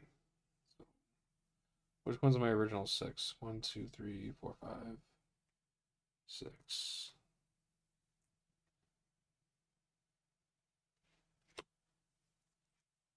Yeah, I should have never had these cards. Okay, so I'm going to shuffle this up real quick because I know what the cards are now and that'd be cheating. So let's. All right. Shuffling that up real quick. Start this over again. So I wanted to play this card. What if? So we'll just say Gamora. All right. So it's not that, but I can put it. I'll put it at the bottom.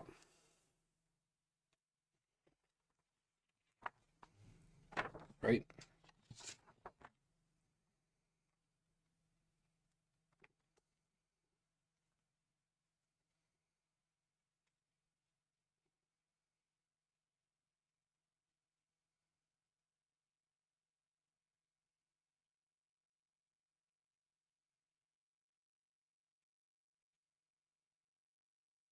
Okay. So that's all right. So that's good. We fixed that. I have a 2 attack. So, and that's 3 attack. That's a 4 attack. And then I got 3 stars. Um, let's we'll spend 2 to gain this. Then we'll replace it with this. And then we got 2, 3, 4. And we can't do anything with that, right? Because she has a 7. So I can't touch her. So that's it for my turn. And then we'll draw 6.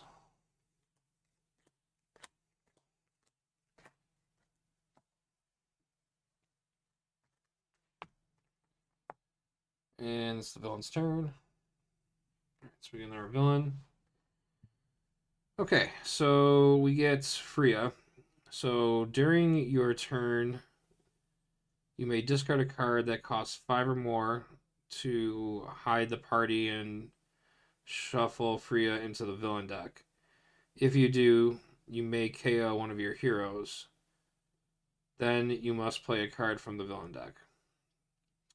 She also has an ambush ability. So Freya ascends to become a new ambush. Freya ascends to become a new mastermind. She gains the ability Master Strike. If there are any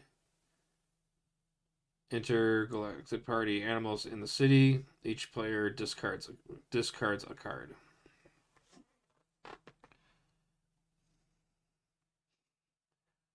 So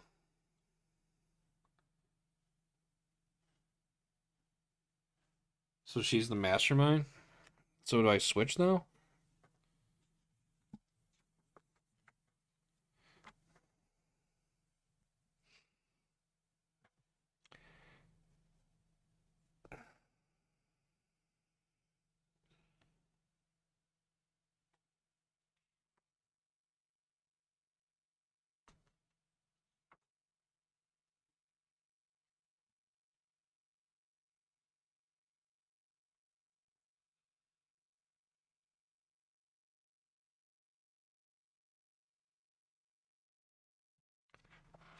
So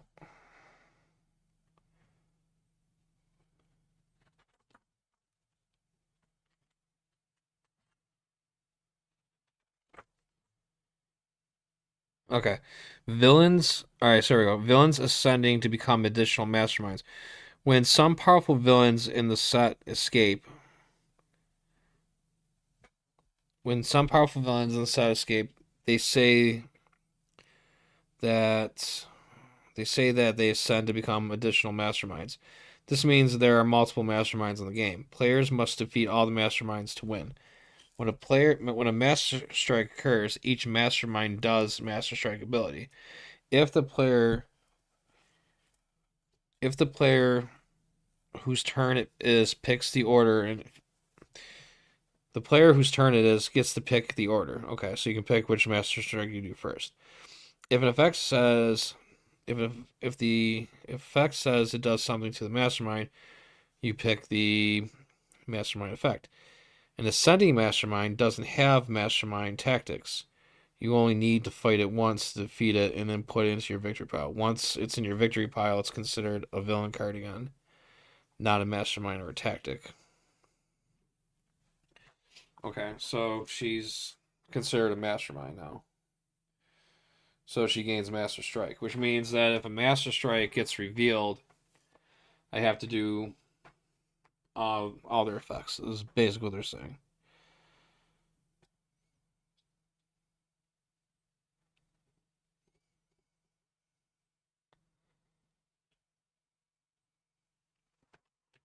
But that doesn't say that.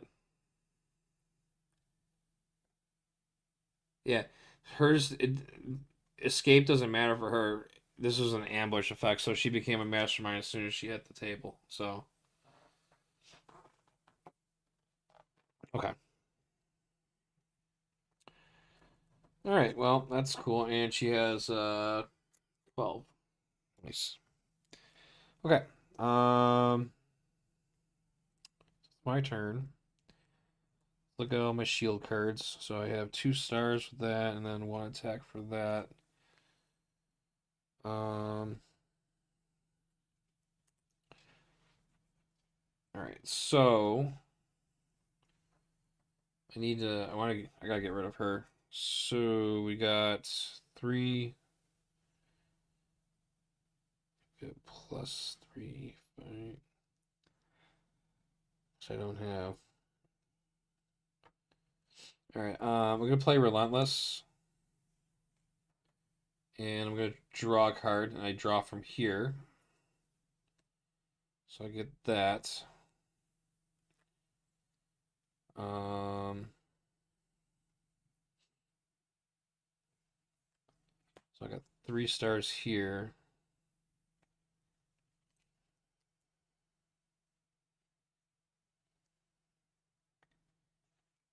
Three stars, 3 stars, 3 stars, 3 stars. I guess we'll gain this card. So do that. And then we get that's a 0, so that does nothing for us. So that's pretty much dead. We can play this and get 2 attack, and then 1+1 for card I drew. So I drew 1 card. So that's 4, and then this is 5. And I can't hit anybody.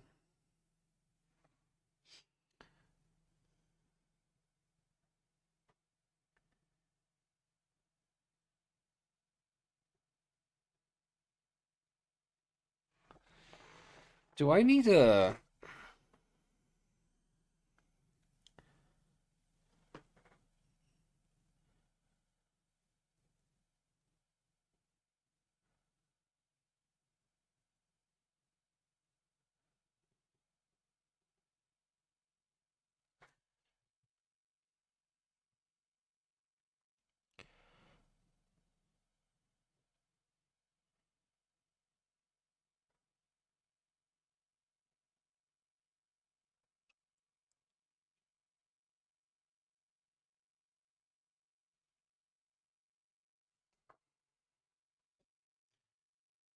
if she's a mastermind, does she still stay in like the city? Like, what happens if she escapes? Because I can't attack her if she escapes, right?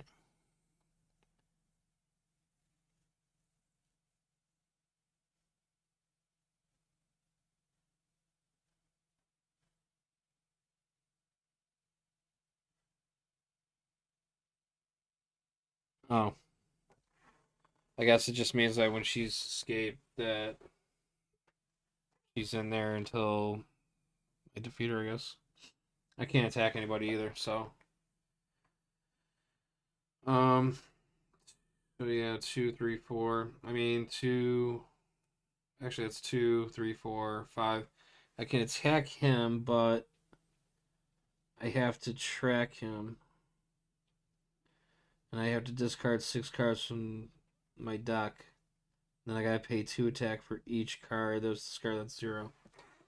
Yeah, so that's nothing's happening there. So, end my turn there. And then we drew 1, 2. Shuffle up, and then draw 4 more cards because we need to have 6 cards in our hand.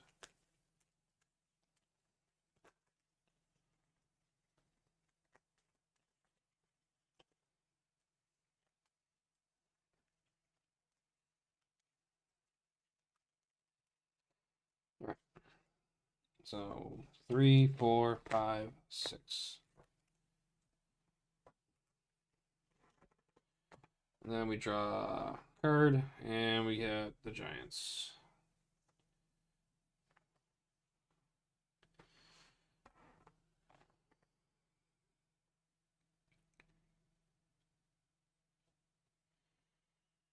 Okay. So he has an ambush. Each player discards the top 3 cards of their deck. So.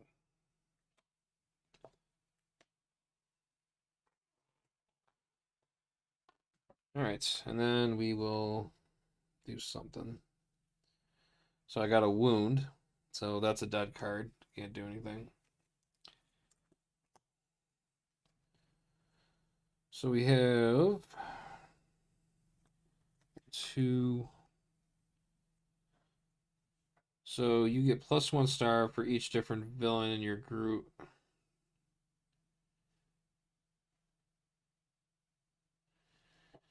So that's just 1. So this is worth 2. So I have 1, 2, 3, 4,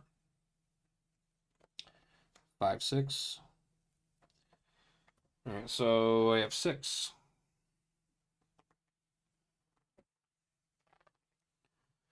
What would this do?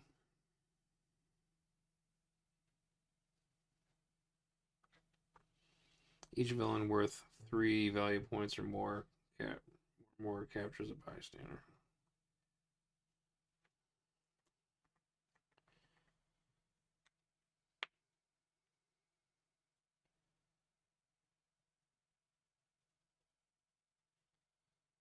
So 2, 4, 6.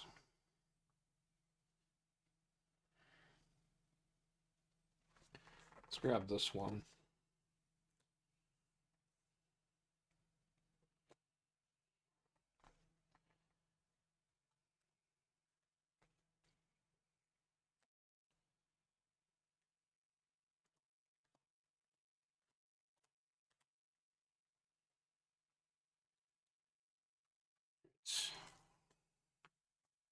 Villain's turn. And we get the party shooter. Ambush. Cross-dimensional party rampage.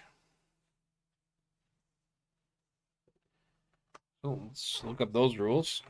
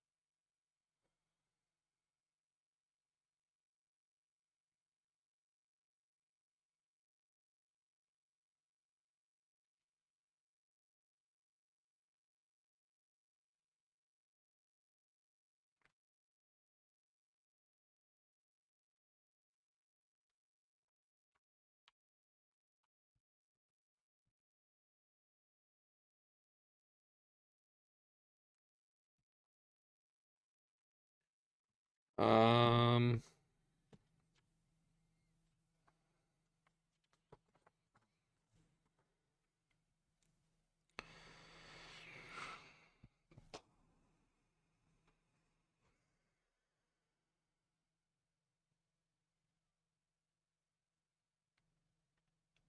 Okay.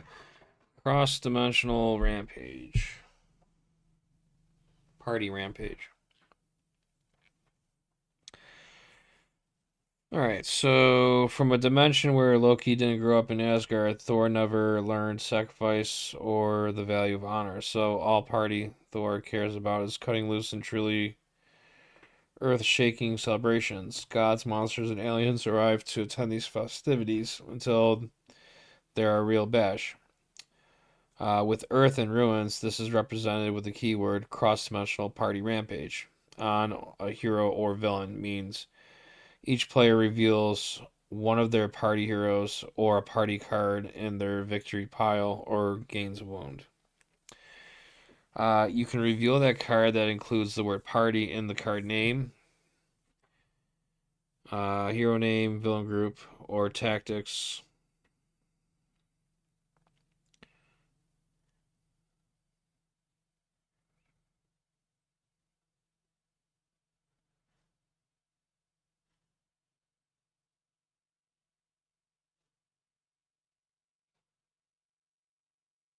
Okay.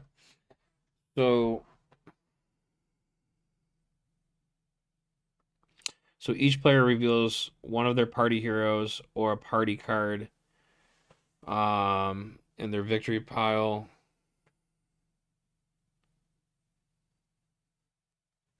Okay, so I think this one's no, this isn't a party hero.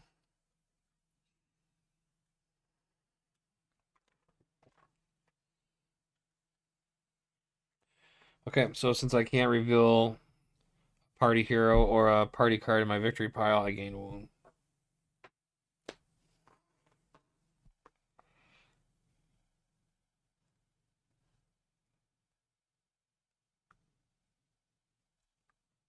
Okay.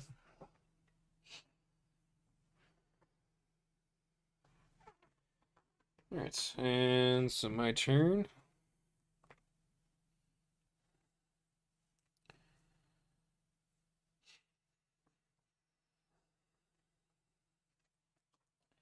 It's 1, 2, 3 stars.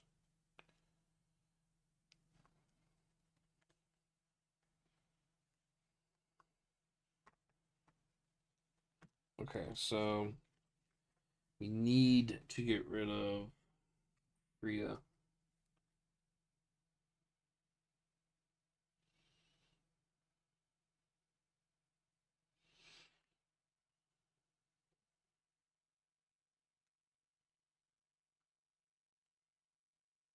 But we don't have enough to get rid of her. She's got 12. It's pretty nasty. All right, so let's do. All right, so we're gonna play Relentless to draw a card, and then we're gonna play another Relentless to draw a card. And since I played, what's this thing called again? Covert card already. So since I played a covert card first, now I'm playing this. Now I can have Liberate 3 on it. So I draw a card into Shield Agents. So and Liberate is if you get a plus. So basically, she has Liberate 3, so she has an attack 3, but it'll only work against villains holding a bystander or a master, or if I attack a mastermind. So if I attack Freya because she's considered a mastermind right now, that's 3 attack, and then I have another 2, so that's 5. Still not enough to do anything. Um,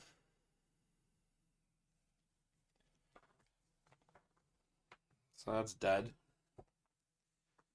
So I guess I got the card draw. I guess that works, I guess. So we got 1, 2, 3, 4.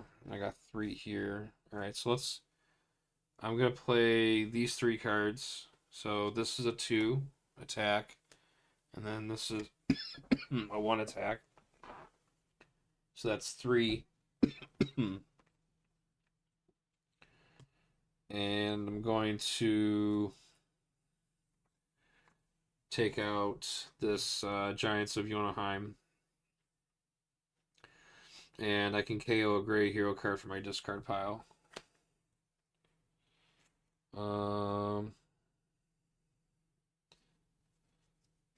So we'll KO this card.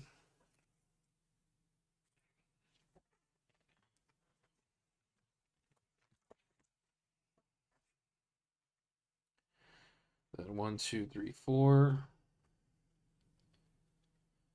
We'll spend 4 stars. And we will gain this card.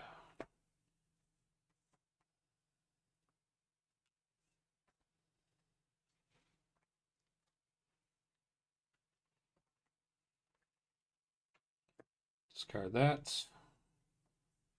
Draw 1. And then we shuffle this up. And then I draw. How many do I draw again? 6.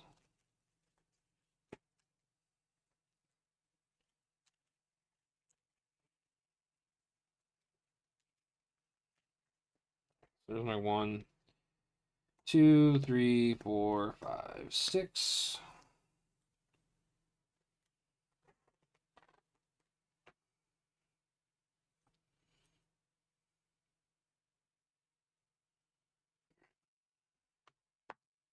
Villain's turn.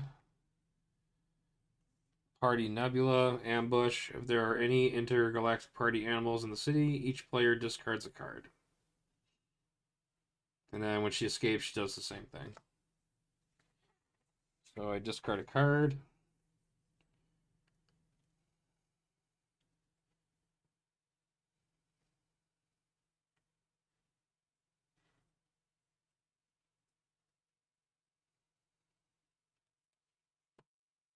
Discard that, I guess.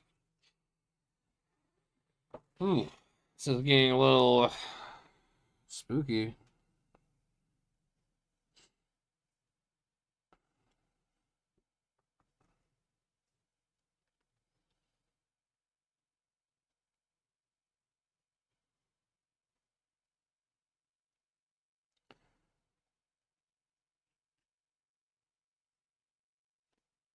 All right, let's play this, and then we'll do the what if.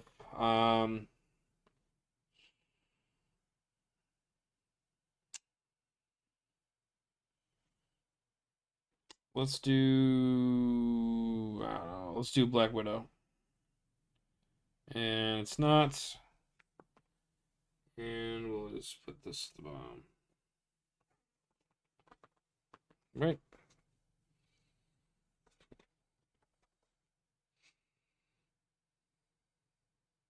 Oh. Oh, see, I discard it.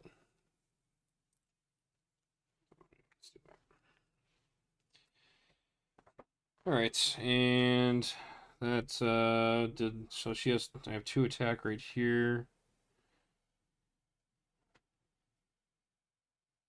I didn't draw any cards, so we'll go. This is 3 attack, and then 4 attack. Still not enough. I get +1 star for each different villain group from the victory pile. So this is 2, 3. I don't even think I have enough to buy anything. Nope.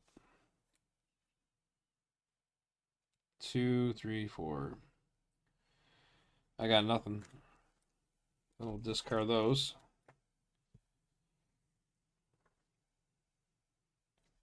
Draw another 6. Reveal another villain card. And we get a Master Strike. Alright, so I got Master Strikes being thrown out by all over the place. So she hasn't escaped yet, so she's not a mastermind yet. Bria is, though. So let's do her effect first. Alright, so she gains the ability Master Strike. If there are any intergalactic party animals in the city, each player discards a card. Which there are. So I'm going to discard a card. So I could. Oh, actually, that worked out for me. So I guess I'll discard this wound. And then we're going to do Hank Pym's Mastermind. Each player puts 3 zero-cost cards from their discard pile to the top of their deck.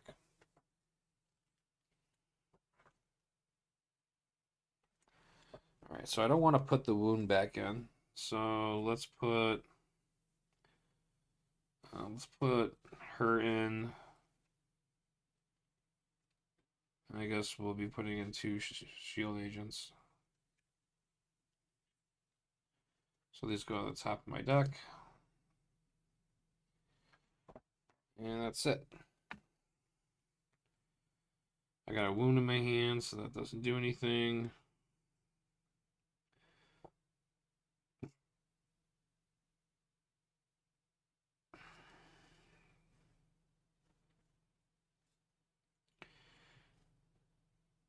So what does Soulbind do?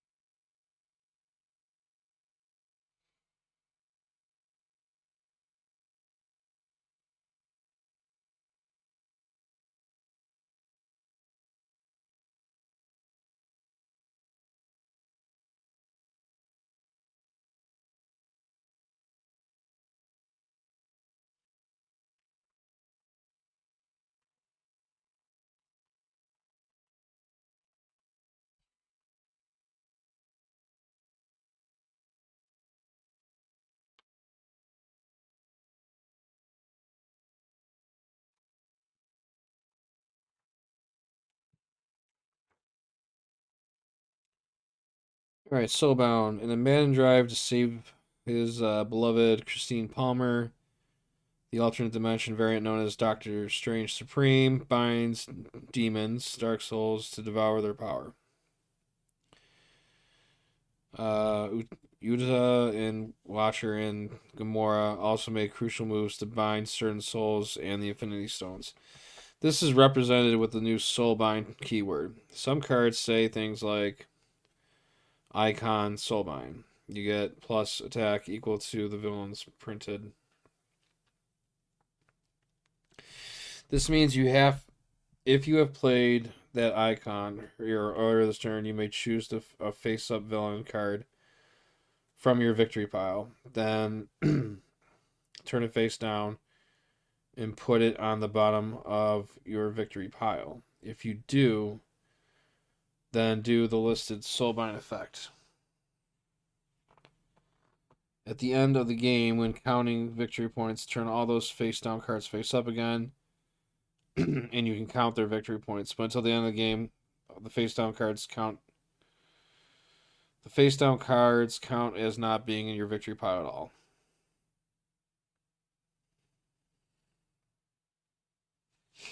Okay.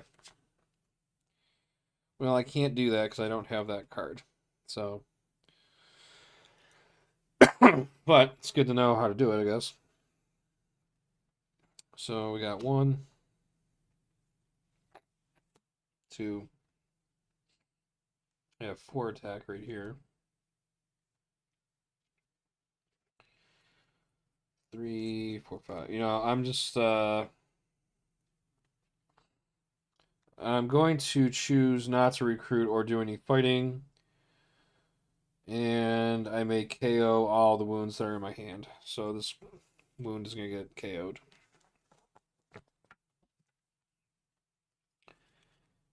And I'm going to have my turn, and I'm going to draw 6 new cards. 2, 3, 4, 5, 6. So 3, 5, 6. Alright, villain's turn, and we get a scheme twist. So we are on T4.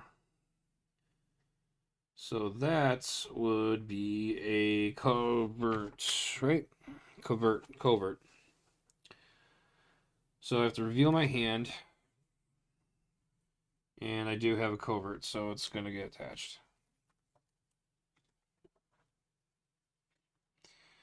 Because we reveal our hand, starting with the current player, then clockwise.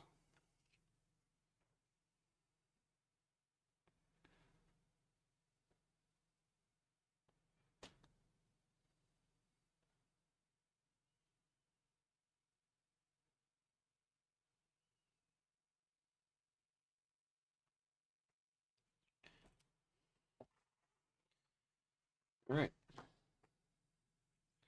3 more collections, and I lose.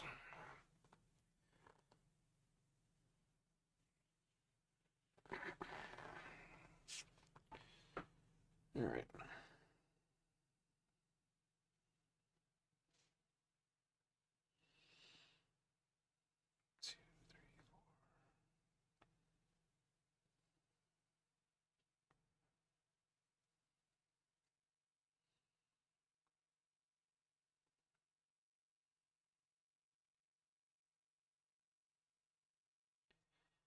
Okay, so let's play this card first.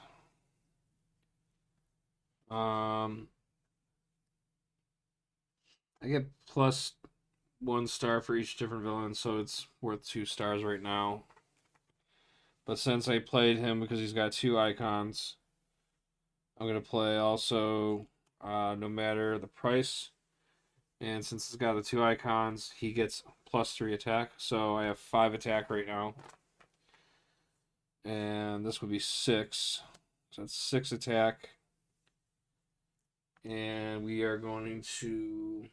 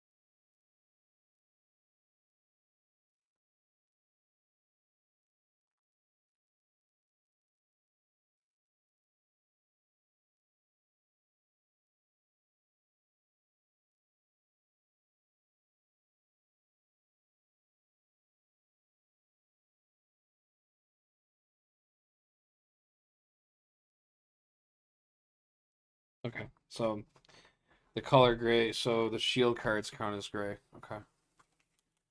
Just wanted to make sure. So, all right, so let's knock him out. So we already got. So this is 5, this is 6. So we're gonna knock him out. I may KO a gray hero for my discard pile. So knock him out. And then this goes to my victory. So we use that up for our attack. And these are still, yeah, because these are Giants of Joheim. These are the Intergalactic Party.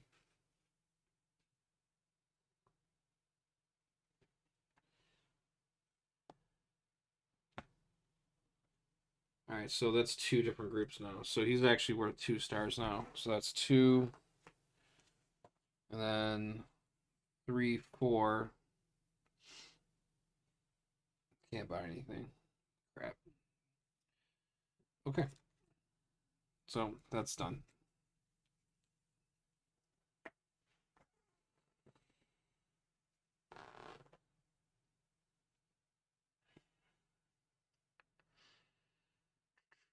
All right, so we'll draw a hand size of 6. 1, 2, 3, 4.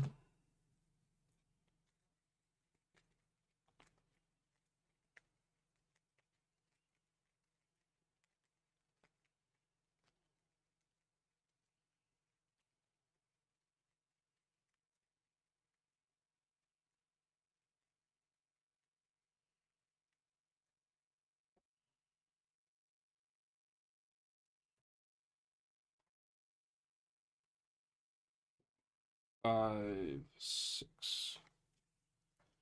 Villain's turn. Scheme. All right, so this is 5, 2, 3, 4, 5. So tech, anything with a tech in it. We'll reveal our hand. Yep, there it is. That's gone.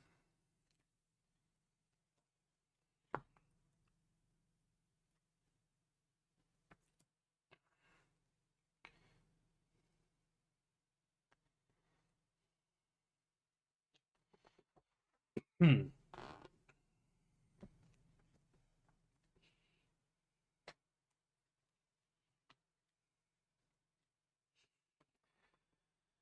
All right. That's a bummer.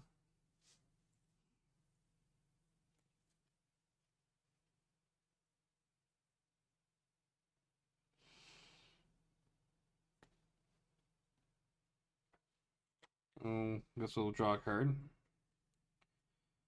All right, so 3, 4, 5.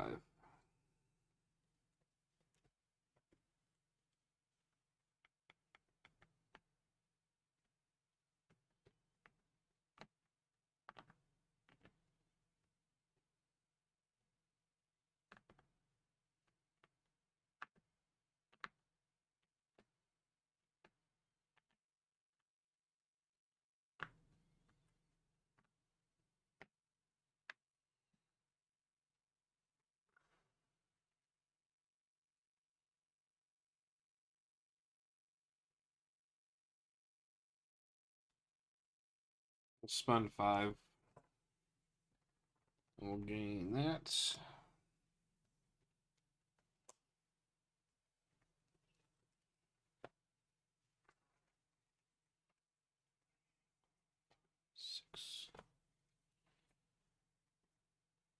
Another scheme. 2, 3, 4, 5, 6. That's 6.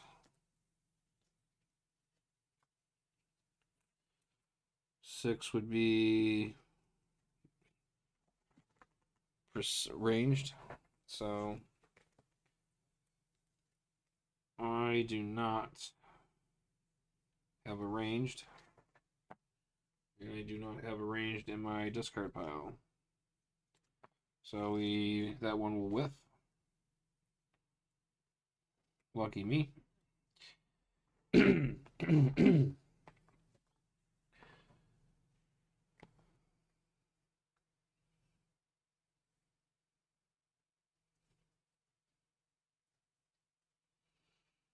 So I have a wound that does nothing for me.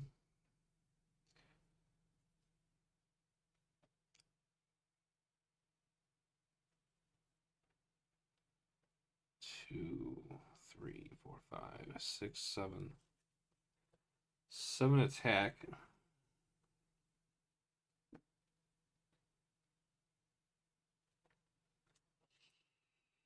And she's boosted because of that. Could take out Nebula though. So let's do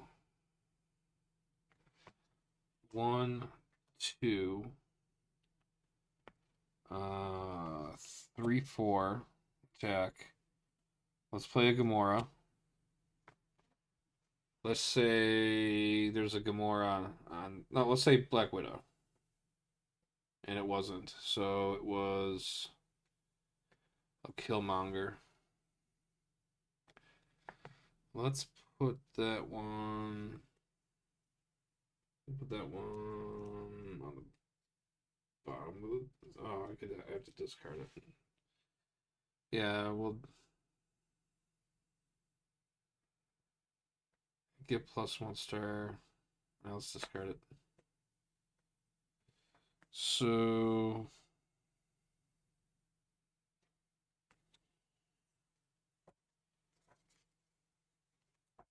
no, it says I draw a card. Doesn't mean I have to keep it. So does it mean that still counts for the effect? That's what I want to know. That's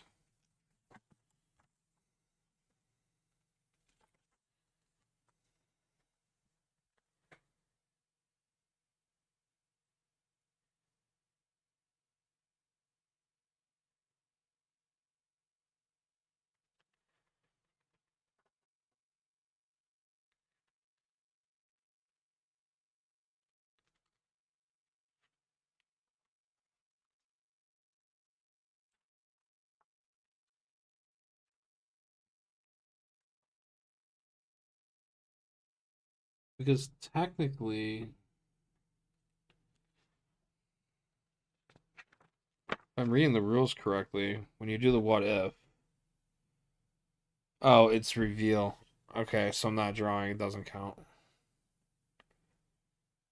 Never mind. All right, so 2, 3, 4, 5, 6. So we're gonna attack and we're gonna knock out Nebula. So she doesn't have a fight effect, so we can victory her. Then we'll discard those. And we'll discard those. Right. So now Captain Marvel. She only gets +1 attack for intergalactic party animals that are in play.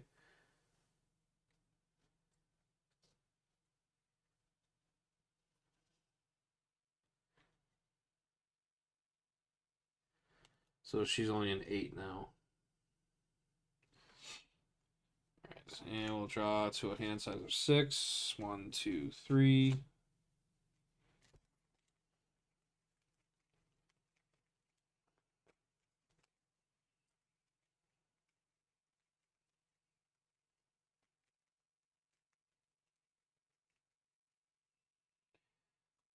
4, 5, 6.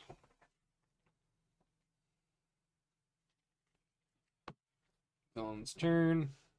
Another twisted scheme. 7, right? 1, 2, 3, 4, 5, 6, 7. And that would be so a T6 would have been a 5 cost.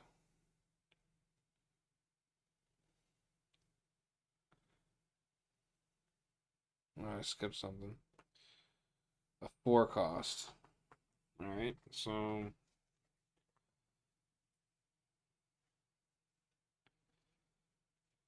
I lost that.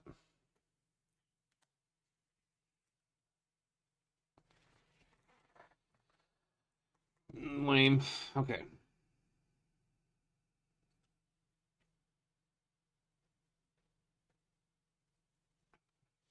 Let's draw a card.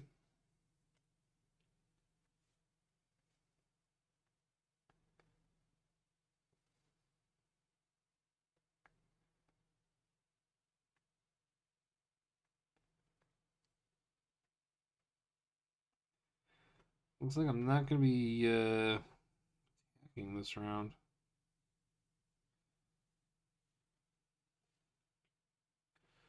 So these two cards,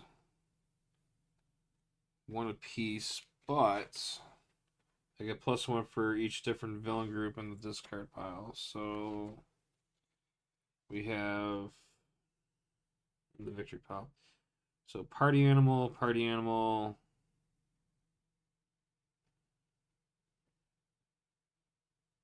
Oh, villain group. These don't count.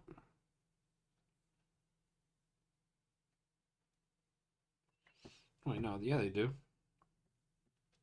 So 1, 2.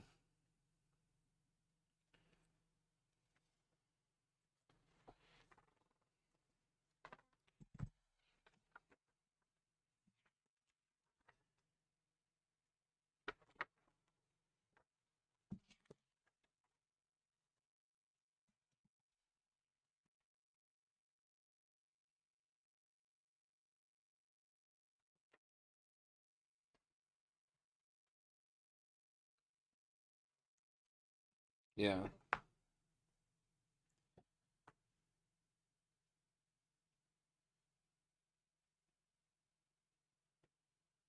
So I don't think those count because those are henchmen.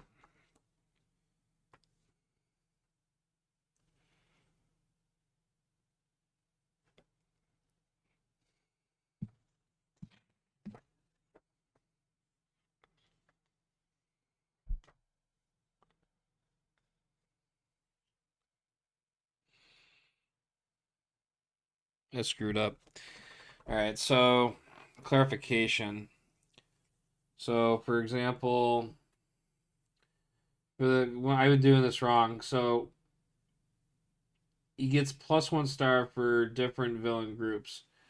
So different villain groups would be like, for example, intergalactic party animals. That's a villain group. These are henchmen, so these henchmen don't count towards that. So I messed up on that. So moving forward, so basically these are worth 2 apiece because there's only one group in there, which is the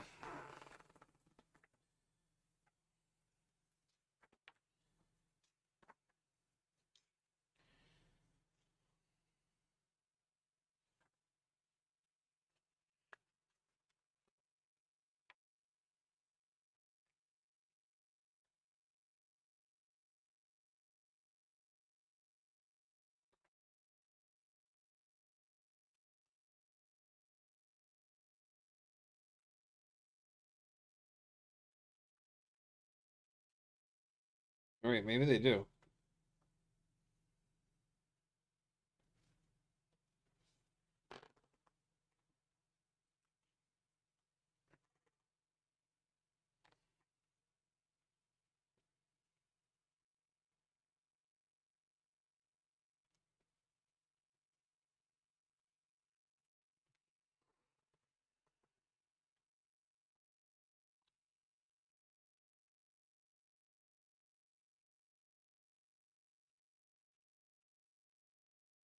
Oh, the villain. Okay, so henchmen villains are villains too. Okay, so all right, so I guess that does count. So I wasn't. All right, so I didn't cheat. Cool.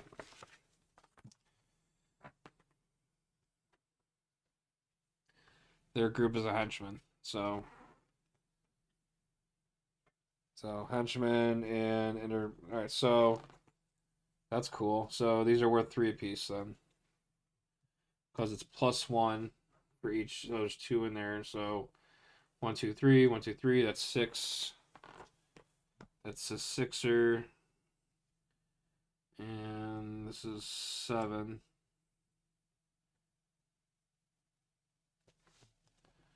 So let's grab this card.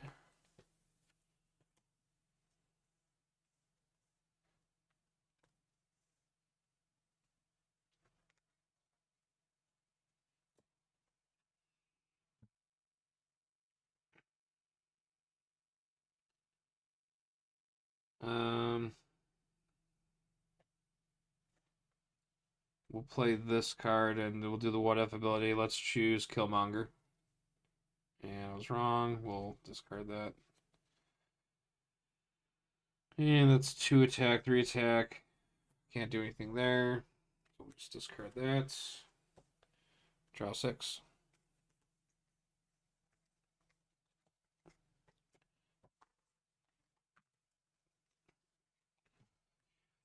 4, 5, 6.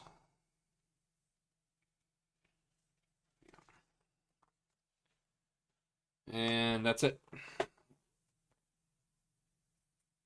So 1, 2, 3, 4, 5, 6, 7. That's 8. And T8 will be a 3 cost. And no 3 cost in my hand. Check the discard pile. Sure there is. Oh wow, I got away with it. Cool. I didn't have any 3 costs in my... I thought that was game over. So no 3 costs in my discard pile, no 3 costs in my hand. Cool. Live to see another day. Should have been discarded. Alright. But then when it hits 9...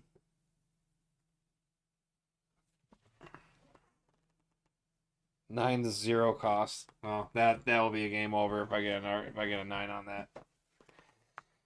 All right. What are we doing here?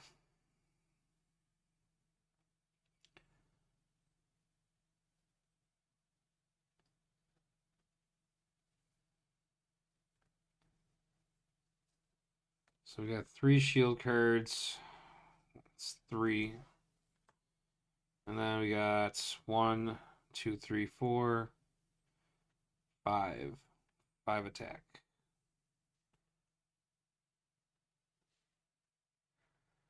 All right, let's spend the 3 to scoop this one up.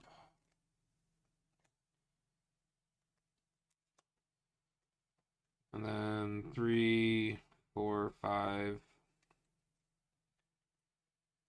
Can't do anything there, so we'll just discard everything. Draw 6 cards. That's 3.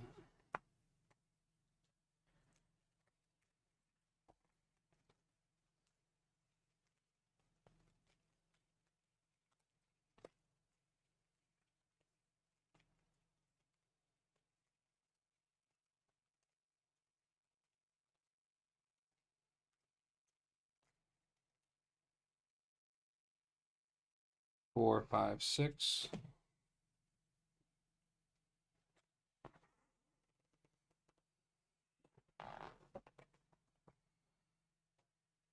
And we got a wound. That's good. Villain's turn. Alright, so we got a bystander. When you rescue the bystander, reveal the top 4 cards of the bystander deck. You may rescue a special bystander from among them, then put the rest on the bottom of the deck. So, I believe when you draw a bystander card, um,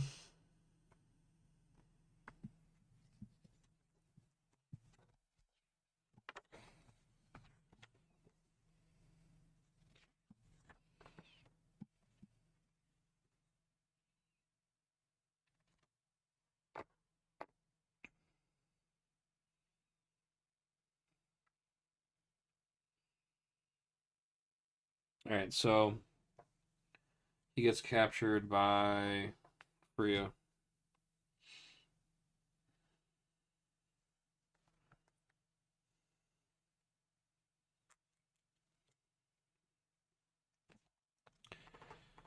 Okay. Now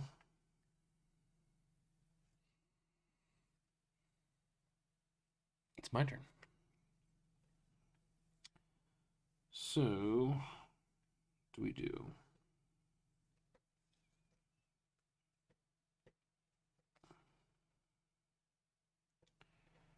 Two, three, four.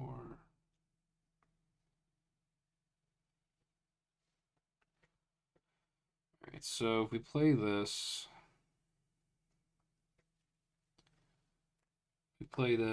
we get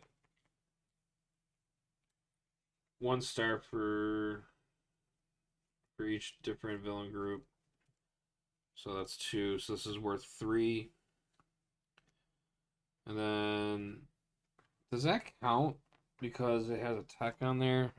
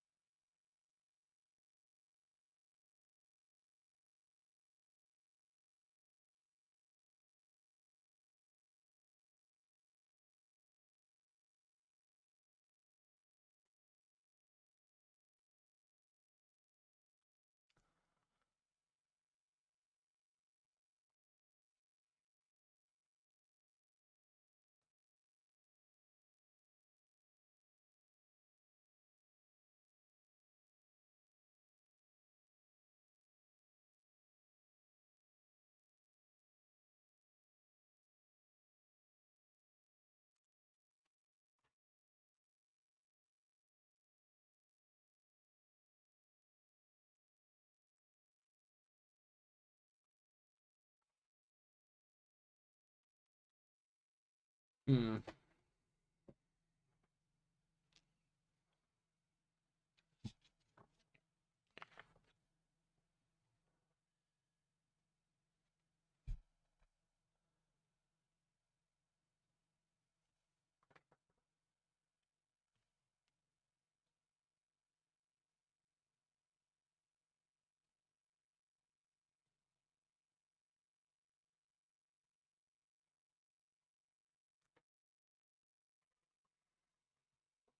Okay, so pretty sure.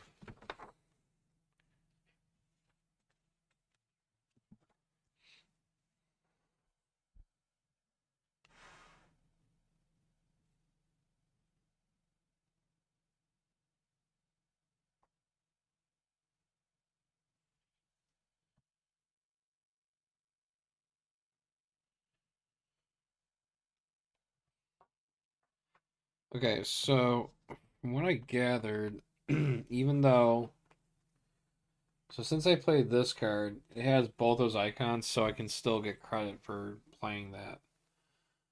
So I have 3 stars right here. So that's 3, and then 4, 5. That's 5, and then let's grab him. And since he had a tech icon on there, I can play Precision Strike. So that's 3, and then it gets +2 because there was a tech icon here. So that's 3, so that's 5, and then this is 6.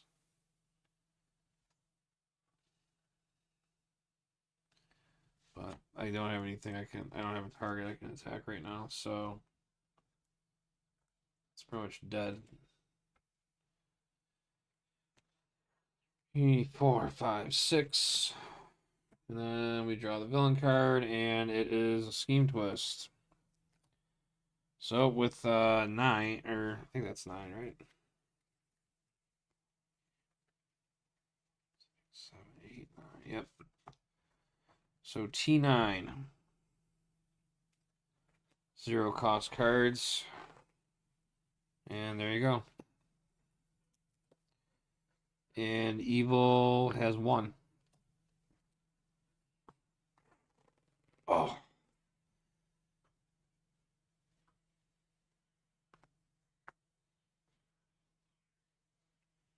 You know, I'm actually kind of glad that I'm glad that I did their suggestion in the manual to play this. Um, the grid takeaways is now I actually understand some of these abilities. I'm actually going to take time to actually also reskim through all this and get more on it. But as far as like play through, I was kind of taking my time with it. It's my first game, but um, yeah, man, Hank Pym just kind of just chilled there and just they let them run wild on me.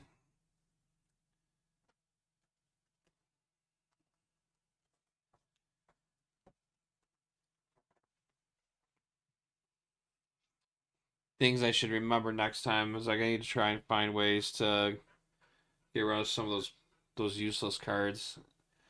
I felt like we started getting a build up going because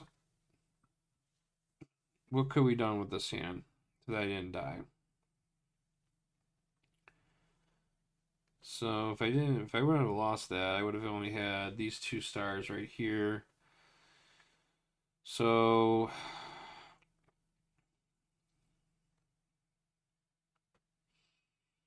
probably would have played my what if first. I probably would say Black Widow, and I wouldn't get that.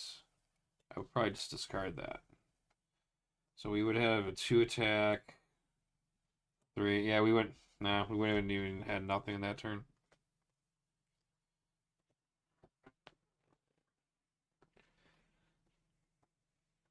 But you know what? I